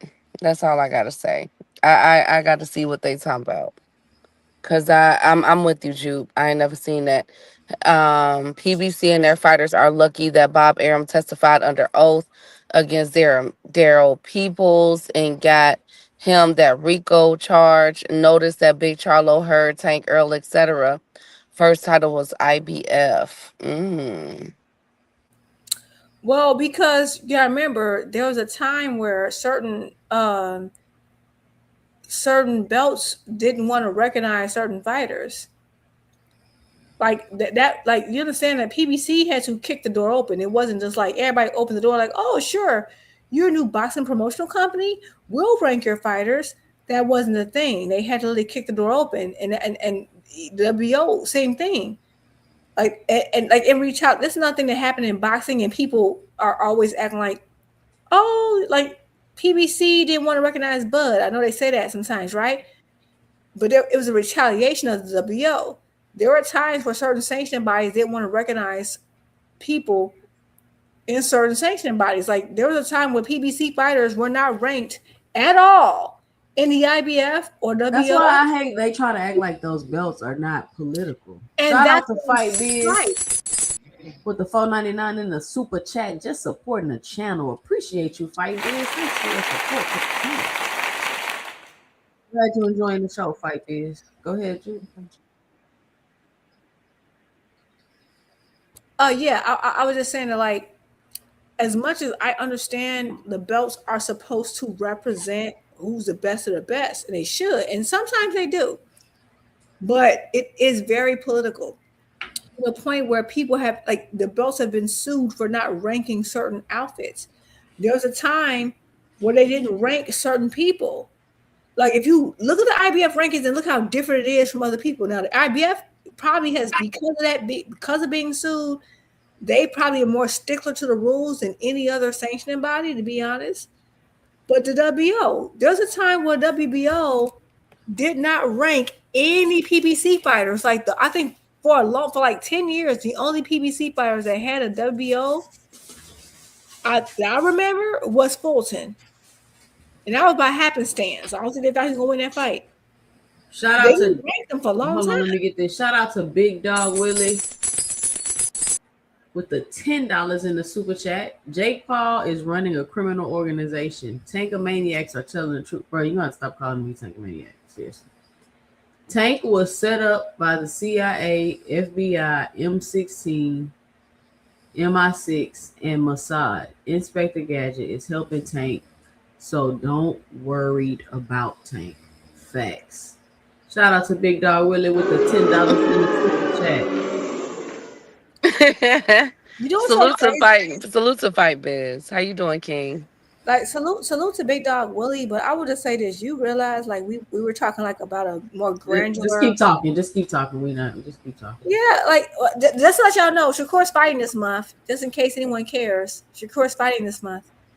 Shakur Stevenson and Keyshawn are fighting this month. Right. In case you care, you know, I know we love Tank, but Shakur is fighting. In case anyone cares and chooses to be a fan like myself, you know. Shakur and Keyshawn, they both getting in the ring. They gonna do their thing. Right. Right. You know, we gonna act like as an actual Shakur fan. I'm gonna talk about that. Yeah. You know, I ain't gonna comment on the else. But you know, who's saying Tank is on the run though, J-Man? Everybody. There's so many people I've heard that said that Tank is on the run. It's ridiculous. 2 cents. That shit crazy. And then all of a sudden he started going viral. I just seen the video of him. Hold on, D1 posted a short. Somebody was giving him their business card. Yeah, I just saw that. I'm like, wait a minute. This man is at a gas station unattended. What's going on? Are you crazy? And he just out here willy-nilly in it. He willy-nilly out here. But you mean tell me like you got agents, you paying people to serve him and they can't serve him? What's going on? Are they trying to get like a default judgment maybe? Well, no. Default judgment because the judge is saying if you're not serving him, I'm about to drop this whole situation. Well, my whole thing is, where the hell is the video? All right. Maybe he getting extorted, y'all. I'm trying to tell, like I told y'all, and I stand on what my sources told me. Like, nah. They said they ain't got no video.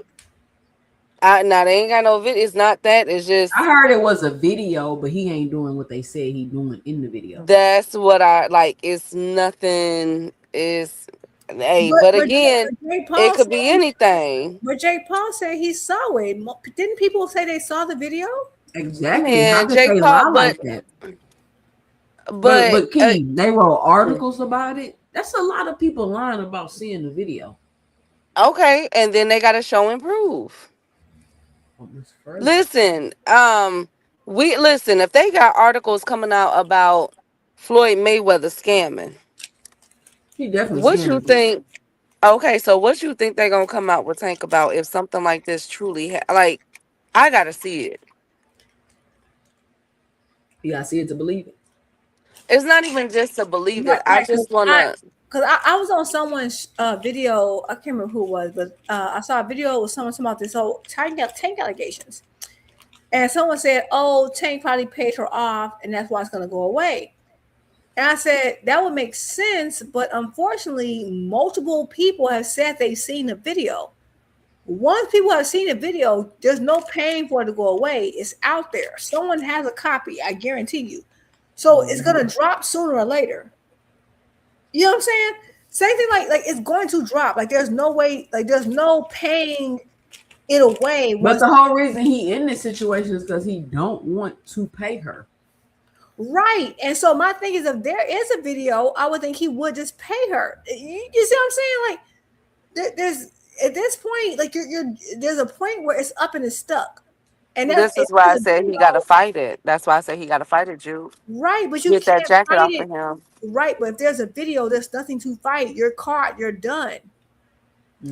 Girl, that video would have dropped. You can't me tell pay you- you can't pay off a video. You can't. Hey, y'all don't know he could be paying somebody $30,000 a month to keep that. Be like, you don't know how much. He could be getting that story. But is it worth it? If that's the case, listen, there's only so much in the world. Like, look.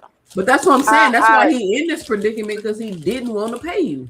Right. If these fighters are not making, they're not making Floyd money. Like, at the end of the day, they making bags, but at the end, like, that stuff go quick. With their lifestyle, bodyguards, And I stuff get that they keep up with. Like, come on, man. Right, hold on It's for a not even second. worth it. Hold on, y'all. So like Rollo Green just said he paid everyone off. Stop acting like Yeah, y'all I'm don't know ignoring what him. happened. But this is what I'm saying. Do you understand? He can pay her off. You mean So did Devin pay his baby mama off? Wait. Pause for a second. Gotcha. He's saying they paid her off. You're telling me no one with a bigger bag can pay TMZ to release that? They did it to Like, Beyonce and what? Jay-Z. Do you They did it to understand me. that? Hold on. Do you understand that Tank and Floyd Mayweather are at odds? You mean to tell me Floyd Mayweather can't pay and get that video released? He probably put the case on him. Just pause for a second. Tank is at odds with a lot of people with money. You mean to tell me he can pay them a monthly fee that can prevent TMZ from dropping a bit? Dana White couldn't keep his video from coming out. Diddy couldn't keep a video from coming out. Jay-Z. And he paid 30 M. What are you like what? Diddy You're paid saying 30 that Tank M. Davis is bigger than freaking Diddy and Dana White? What are we talking like? Huh? To them, Tank is bigger than Diddy, Juke.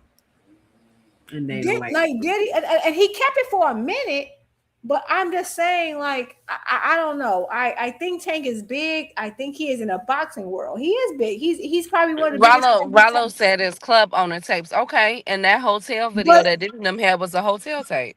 Right. It's right, but other people are claiming to have already seen it. So if they've seen it, it's already left the ownership of the club owner. You have 4 or 5 people who claim to have seen it already, which means there's copies.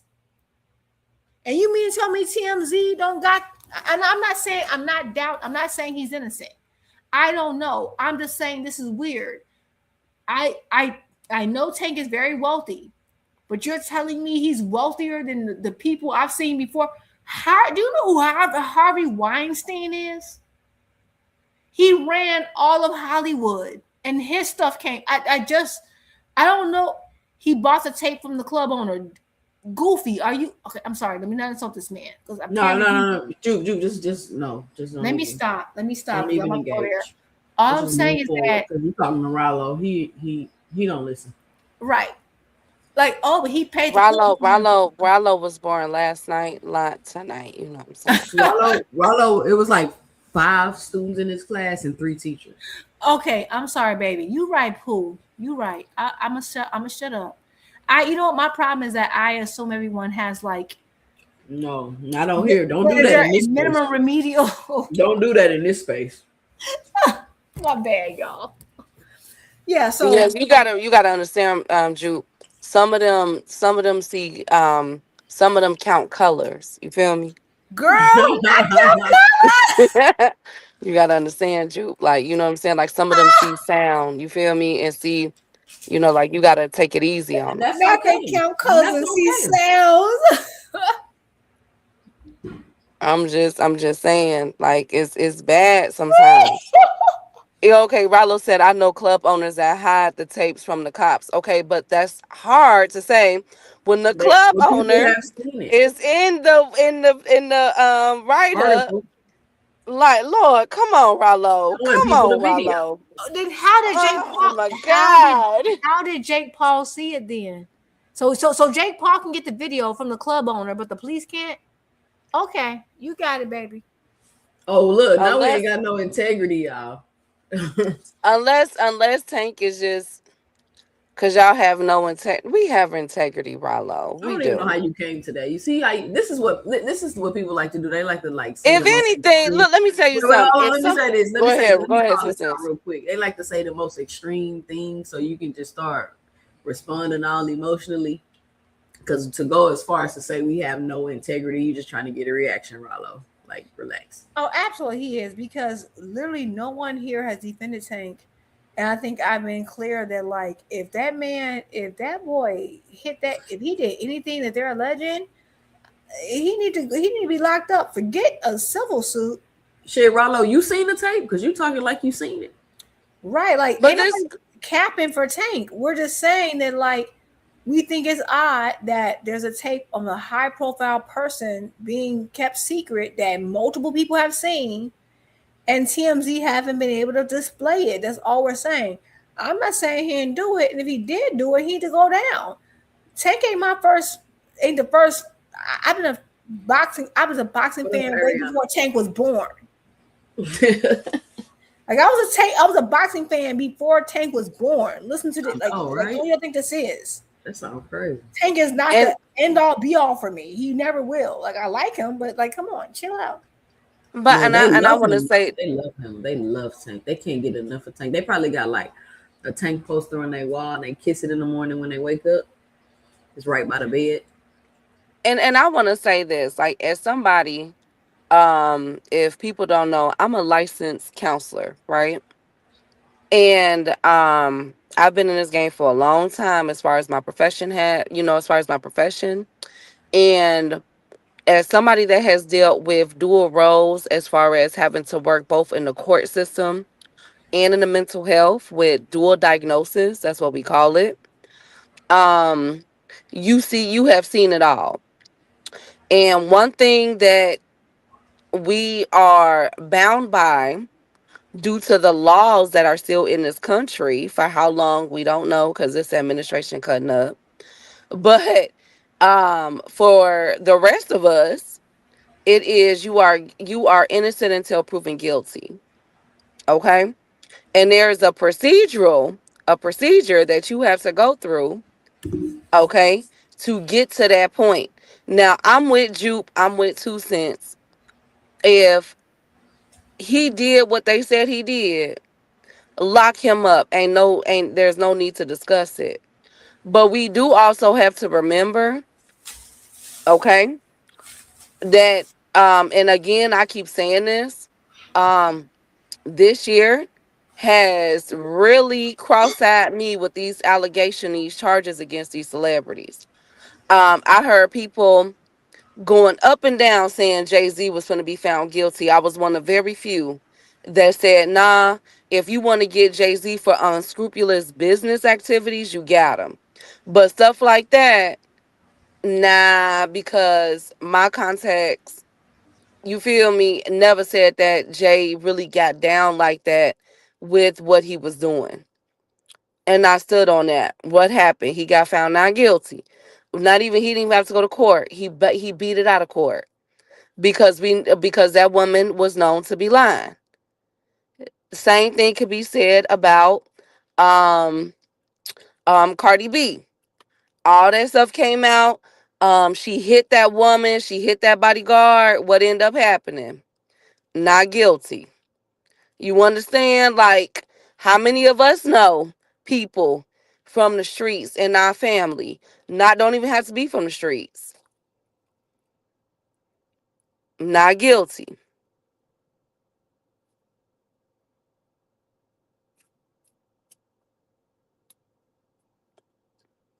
Yeah, and this is the thing. I just want to make something clear. Like, I am a person when I tend to believe the victim. Like, that's just telling y'all who I am, right? Because I know that domestic violence is such a serious issue. Like, it's a very rampant issue that people pretend like, oh, these women be lying, these heifers be lying. I believe that majority of the time they're not. I've seen it with my own eyes. Like, abuse is a thing we need to address. And so that's why I am not, like, I hate people say, oh, you capping for Tank. I would never. I like Tank, baby. I've been a boxing fan before that boy was born. And I just double checked to see the year he was born. And oh yeah, way before. Listen, I ain't about to get my age up. The point is that he's a great fighter. I like him. It's not that deep. I don't go that deep with it's not, at the end of the day, if the video comes out of him abusing that woman, he gotta go.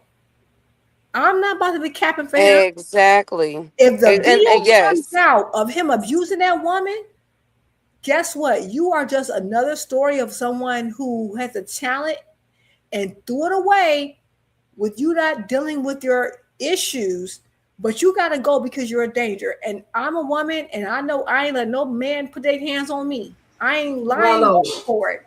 Rollo, what history he got? Because as far as I know, he only has a history of being accused. And at the end of the day, Rollo don't care about no history or no allegations, because then he would be talking about other people. He don't care. At the end of the day, I know he just like to pick at me. So he just picking. So he's just trying to. At the end of the day, we're talking. And then look, hold on. Let me look, Jupe. Not to cut you off, go ahead, Queen. baby. Go ahead. But before I go, let me tell y'all this, because I see, first of all, it's a couple of y'all up in here that I have heard personally on other people panels that have done jail time for selling drugs. Okay? And let me just say that you have been a detriment to the community, just like a domestic violence. And domestic violence comes in both genders. Speak. So I don't want to hear, you know what I'm saying? Oh, he's this, he's that. And you didn't serve 10, 15 years. You understand where I'm going with this? You didn't serve time for doing X, Y. Like, come on, man. We got to stop this. At the end of the day, if he did this, he needs to go. Victor Conti a pass. Exactly. If he did this, go to jail. Sit down somewhere. Absolutely. And for example, when he had this first situation, I was on camera when he yanked up his baby mother. Now, he yanked her up. To me, people are like, oh, he didn't hit her, he didn't punch her. And I agree, he did hit her, a punch her, but I was perfectly fine with him serving time in that jail, because you don't have the right to put your hands on nobody, and you need to. It needs to cost you some money, some time to think about this. If Tank, Jupe, tell him. You need to think about soon as one of our cousins would have got snatched up, how many hands would he have seen in his face? Baby, let me tell you something. If you put your hand, let me tell you something. If you even look like you about to put your hands on me, you gonna pray to God. It's gonna be way worse than what that man got. So I'm gonna say, I ain't gonna go no further. He deserved the time, even when he got arrested for that. And that was so crazy. That's another thing people gotta remember.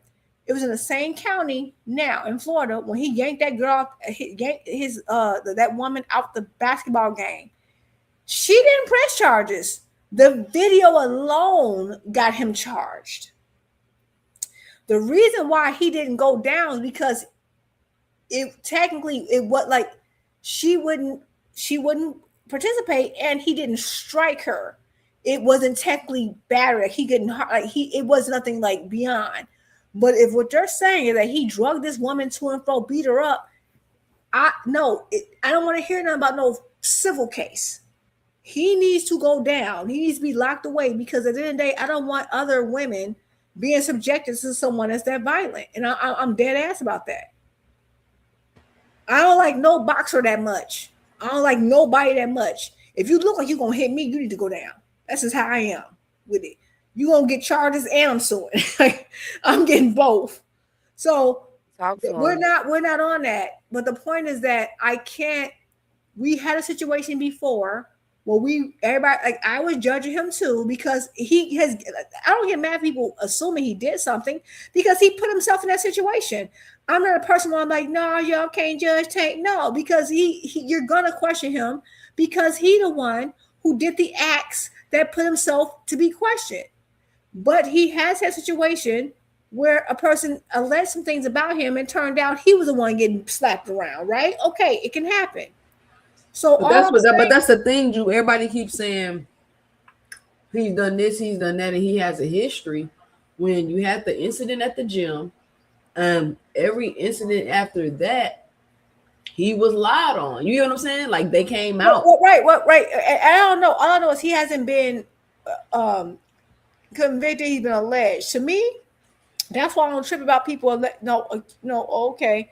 Good weather, smoke and they got police video of like the police coming out and you seeing it. You know what I'm saying? Like it's stuff out there to be like, oh, okay. For people to like stop just repeating this shit for no fucking reason, because the way they're talking, you would think he has multiple instances of just beating people the fuck up, and that's not true. Oh no, he doesn't have incidents of beating anyone up.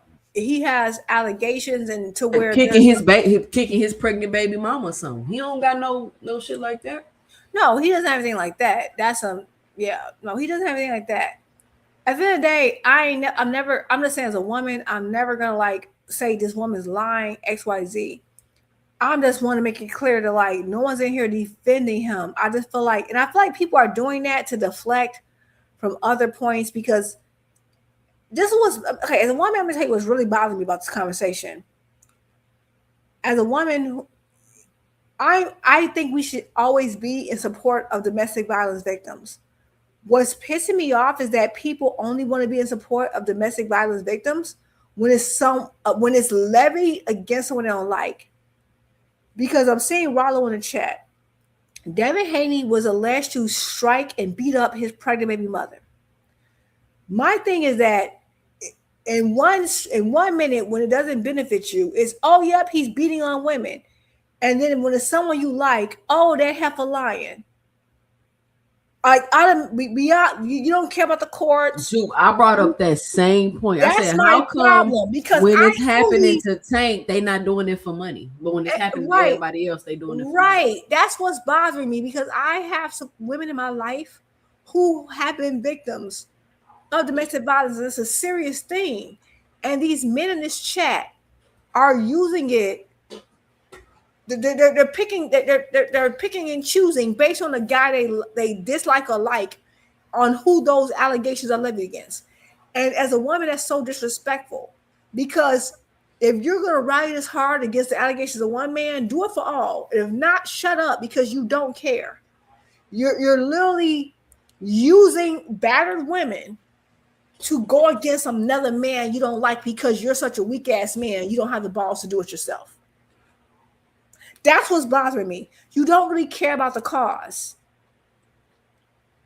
It's, he paid her off. Okay, maybe he did. So are you saying that your guy also paid her off? It's like you don't care about the woman.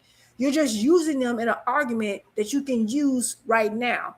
And and that's so disrespectful to women who have actually been through the harm and the danger of. Ronnie probably beat up his woman. He probably talking to. And I'm seeing all this laughing in the chat, even from guys who might be on my side, it's like bothering me. 2 cents log out 2 cents. It's pissing me off. Like, y'all, there ain't nothing funny about this. There's nothing funny. What's funny about okay, even y'all who claim y'all on my side, like there's nothing. Oh my God, y'all are trash. Okay, I'm gonna let it go. I'm gonna shut up on this conversation because they about to piss me off. Yeah, y'all make sure y'all go order y'all Devin Haney shirts. Y'all log out. Seriously, because I Like don't y'all brought understand. they brought the conversation just to make it a game in the freaking chat. Like even the dudes who like not against Raw, like what is funny about this? No, it's this is the thing. I just don't understand why they wish like for They Tank's don't care career about to it. be They're just using over it for the day. and done, and why y'all want him to go to jail. Like, why do y'all wish so much bad stuff Don't for bring him? it. I Like, don't don't bring up understand. domestic violence. Like, oh, this man, like you're just using it as like they're using it as chess pieces to leverage. Like, you have a group of men who don't like another group of men, and they're using women, the violence enacted against women, to go against each other. Like it's a chess piece. Like, you know how trash you are as a human being. That's pissing me off right now. Yeah, don't worry about Rollo. That nigga is. It's not just Rollo, it's other people in the chat. Like y'all think it's everybody at this point. Whatever. It is what it is. But This is I what want I to don't want to say, talk about no more because they about to piss me off. It seems like, oh, he gonna have like there ain't shit funny about it. but I want to say this though. I'm about to go, Queens. It's been a pleasure. Make sure I Yeah. like subscribe to my girl channel. Shout out to the Queen Juke. Um, I agree with everything. Um, Hopefully we get some resolve to the situation. Obviously, there's going to be, since we know that there are some fights being lined up for this. 2 cents. Don't forget to talk about Zuffa boxing and the January We card. do gotta talk about Zuffa boxing. And is Dana White going to jail, girl? I don't know what the hell he got. I'm trying to figure out if he gonna get found guilty for that tampering with evidence. I don't know what's gonna happen. He's still in trial, but it's not. I'm gonna say it's 50-50 because y'all know he's linked up with the administration, and and but he do have a lot of pissed off people. As we know, several UFC fighters have came out saying that he is a part that they have been asked to throw fights. So it's a lot going on with the UFC antitrust, the UFC damaging, or his other case with suppressing or damaging evidence. Well, it's called spoliation of evidence. And now with the FBI looking into or probing into fighters throwing fights. I'm not sure what's going on with Dana White, but he got 99 problems and his wife sure ain't one. Okay. He got a Man, I lot think going you slapping on. around at the house because he about to go to jail, Key. I don't see how I he's don't not. know. I don't think so. Not with this administration in here. I don't think so. They should push it out Man, why and you think Trump then gonna lock his ass up? Dana White ain't gonna. because yes he is. Trump, you know Trump finna have that UFC thing in July. And Dana White ain't nobody for Trump to be safe, but I don't know. Come on, man. He damn He sure got ain't off. getting that he ain't Look at that. everybody that he's been getting off. We thought that the Honduras guy wasn't anybody, but he got off that Honduras guy. He pardoned him. So, and they saying that he finna pardon Jelaine Maxwell. So, I don't know. I don't know, but um, it's a lot going on with Dana White and Zuffa boxing. So I'm gonna keep um my eye on that. Definitely be telling 2 cents and y'all about it. Um, and definitely get back to y'all about it. A lot going on with Saudi Arabia. Saudi Arabia just signed a deal um, to where they're about to allow investors from everywhere. If you're in America, South America, Asia, wherever, you can invest and own a property in Saudi Arabia. This is the first time they've ever done something like this. So you know if they're opening up their markets, y'all know what Oh, time it property for is. what? And they opening up a stock market too, Key. Yes, the stock market and housing. So if you want to go out there and buy a house in Saudi Arabia, you can do that now. Everything, their whole markets and everything is opening. So y'all know what time it is.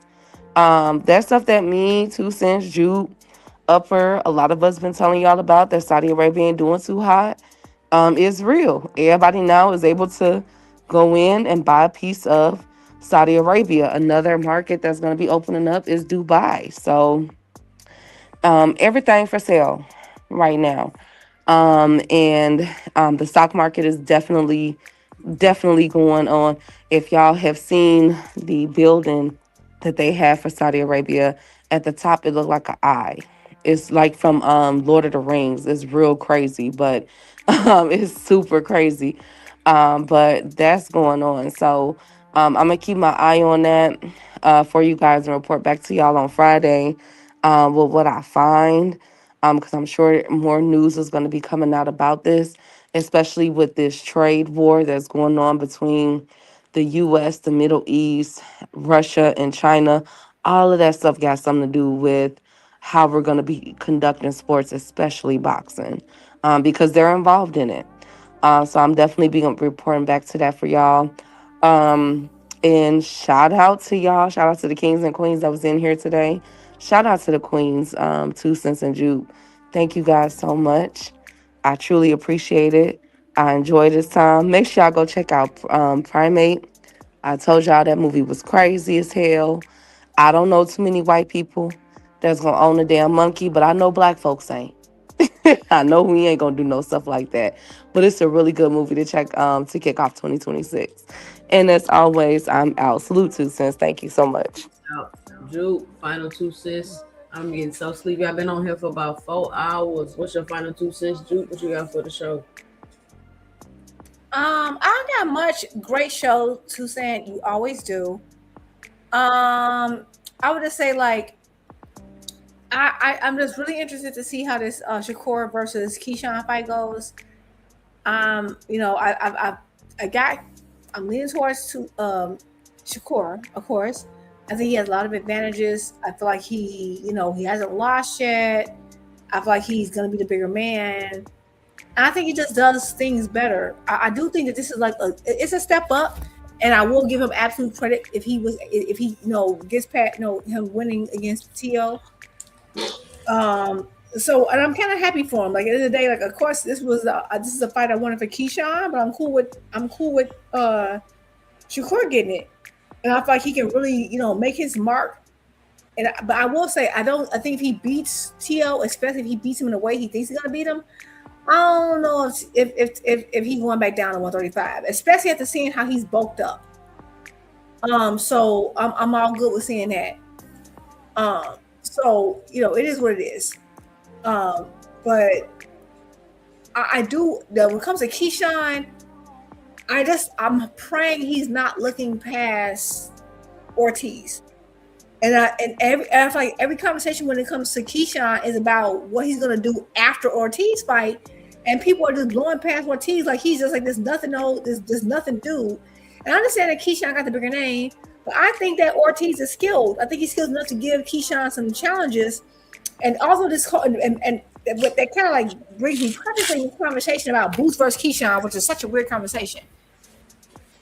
I get what people are saying. They're like, oh, Keyshawn has these quick twitch muscles. I think Keyshawn really is good, but I feel like we don't have enough intel to say that because we're gauging people's skill set in the ring. We can only gauge it based on who they're fighting. And to me, Keyshawn hasn't fought anyone with a skill set that has to take him to like that level. Like he has to take it up a level. Like I can think of the best person Keyshawn fought was it Pyro? Was that Pyro? No, he didn't fight. I think they said the best person he fought was Pedraza, right? It was somebody else. It was somebody who came down in weight. It wasn't he fought Pedraza, but he fought Pedraza. Pedraza had not like fought at that had been fighting at 140 for years. It wasn't Pyro. It's another fighter we fought, but it was somebody that Hitchens had fought. Whoever the guy Hitchens beat, and then he fought Lemos. He beat Lemos. It was Gustavo Lemos, but he fought Lemos after Lemos had already fought. He fought Lemos after he already fought Hitchens, And then, he came down. So it's hard to gauge how good Keyshawn is when your best win is limos and Brinchek. You know what I'm saying? Versus Boots. Boots has fought. I'm sorry. Keyshawn has not fought anyone at the caliber of a Stenionis. He has, you know what I'm saying? So I don't know. But anyway, that's just how I'm feeling it. I'm hoping that I personally hope that after Keyshawn fights Ortiz, he stays at 140 because that's just the better fights, in my opinion. I'm hoping that I would love for Shakur to beat Tio and come back down. I doubt that that's going to happen though, because looking at how big he's beefed up, I just don't see that happening. So it is what it is. But I would just say, when it comes to this whole conversation, I feel what people are saying. Like, we got into this whole conversation about who a bitch. Oh, hold on. It's cried. This bitch lost her mind. Yeah, crying. Okay, whatever. I ain't gonna go there. At the end of the day, control your. No, she ain't got to control me. So, Mr. Big Supreme, at the end of the day, y'all, you're saying, you're calling me out my name. You notice I have to dress you. You notice I can cook you without calling you out your name. You realize that I don't got to do none of that? I said what I said, and I stand by what I said. Why do you men always got to call women out their name and do all this extra emotional stuff? I said what I said. She ain't got to control me. You can come up on this panel right now. We can go at it. I will destroy you.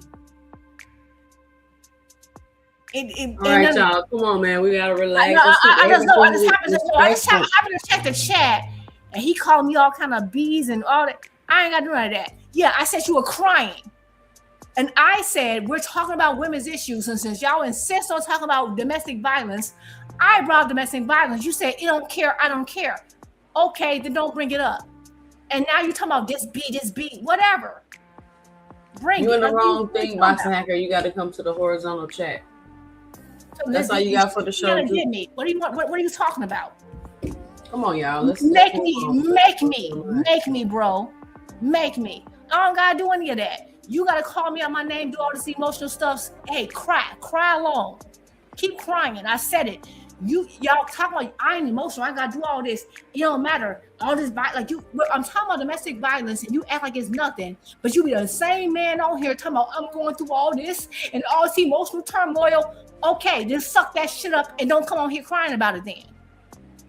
All right, let's move on. That's all I'm saying. No, I'll get off of it. I'm just saying, stand by what you preach. Practice what you preach. If you're going to tell women that domestic violence ain't nothing, then stop coming on here crying. With your whiny ass. Stop crying. That's all I'm going to say about it. Now I'm going to move on. Yep, I'm running my mouth. What you going to do about it? Just like you ran your mouth crying. That's the only reason I know about it. I don't even know you. I know you crying. Anyway, I'm going to finish this up with boxing because he's not even worth it. At the end of the day, thank you, 2 Cent, for the boxing talk. I didn't want to get on the whole personal stuff of domestic violence, but because people kept talking about it, I thought that they were serious and cared about it. So I thought I would talk about it. And when we start to talk about it, I realized these men don't even care about it. They just use it to leverage it against other men. They don't even care. They don't care about their mothers. They don't care about their sisters. They don't care about any woman. They use it, and the minute you bring it up, they start calling you all kind of names. After they cry on here about the stuff, the violence that they face in the world, and then tell you that you're not supposed to talk about it. So it is what it is. I'm a weirdo, but you was crying about all the stuff you We faced. can discuss some, something like that. It's all good. It's all good because I don't even want to get into that because at the end of the day, I'm mad emotional. I wasn't on here crying about the violence I faced. You were. Come on, y'all. Let's go, man. Let's move on. Y'all finished up. You did. You came here crying. I've never done that. And I never would. Hold on. I never did. Let's You finish did. up. You emotional All right. shit. I never would. All right. I'm about to get up off of here. I'm going to holler at y'all. Join me again Sunday night. I'll be back.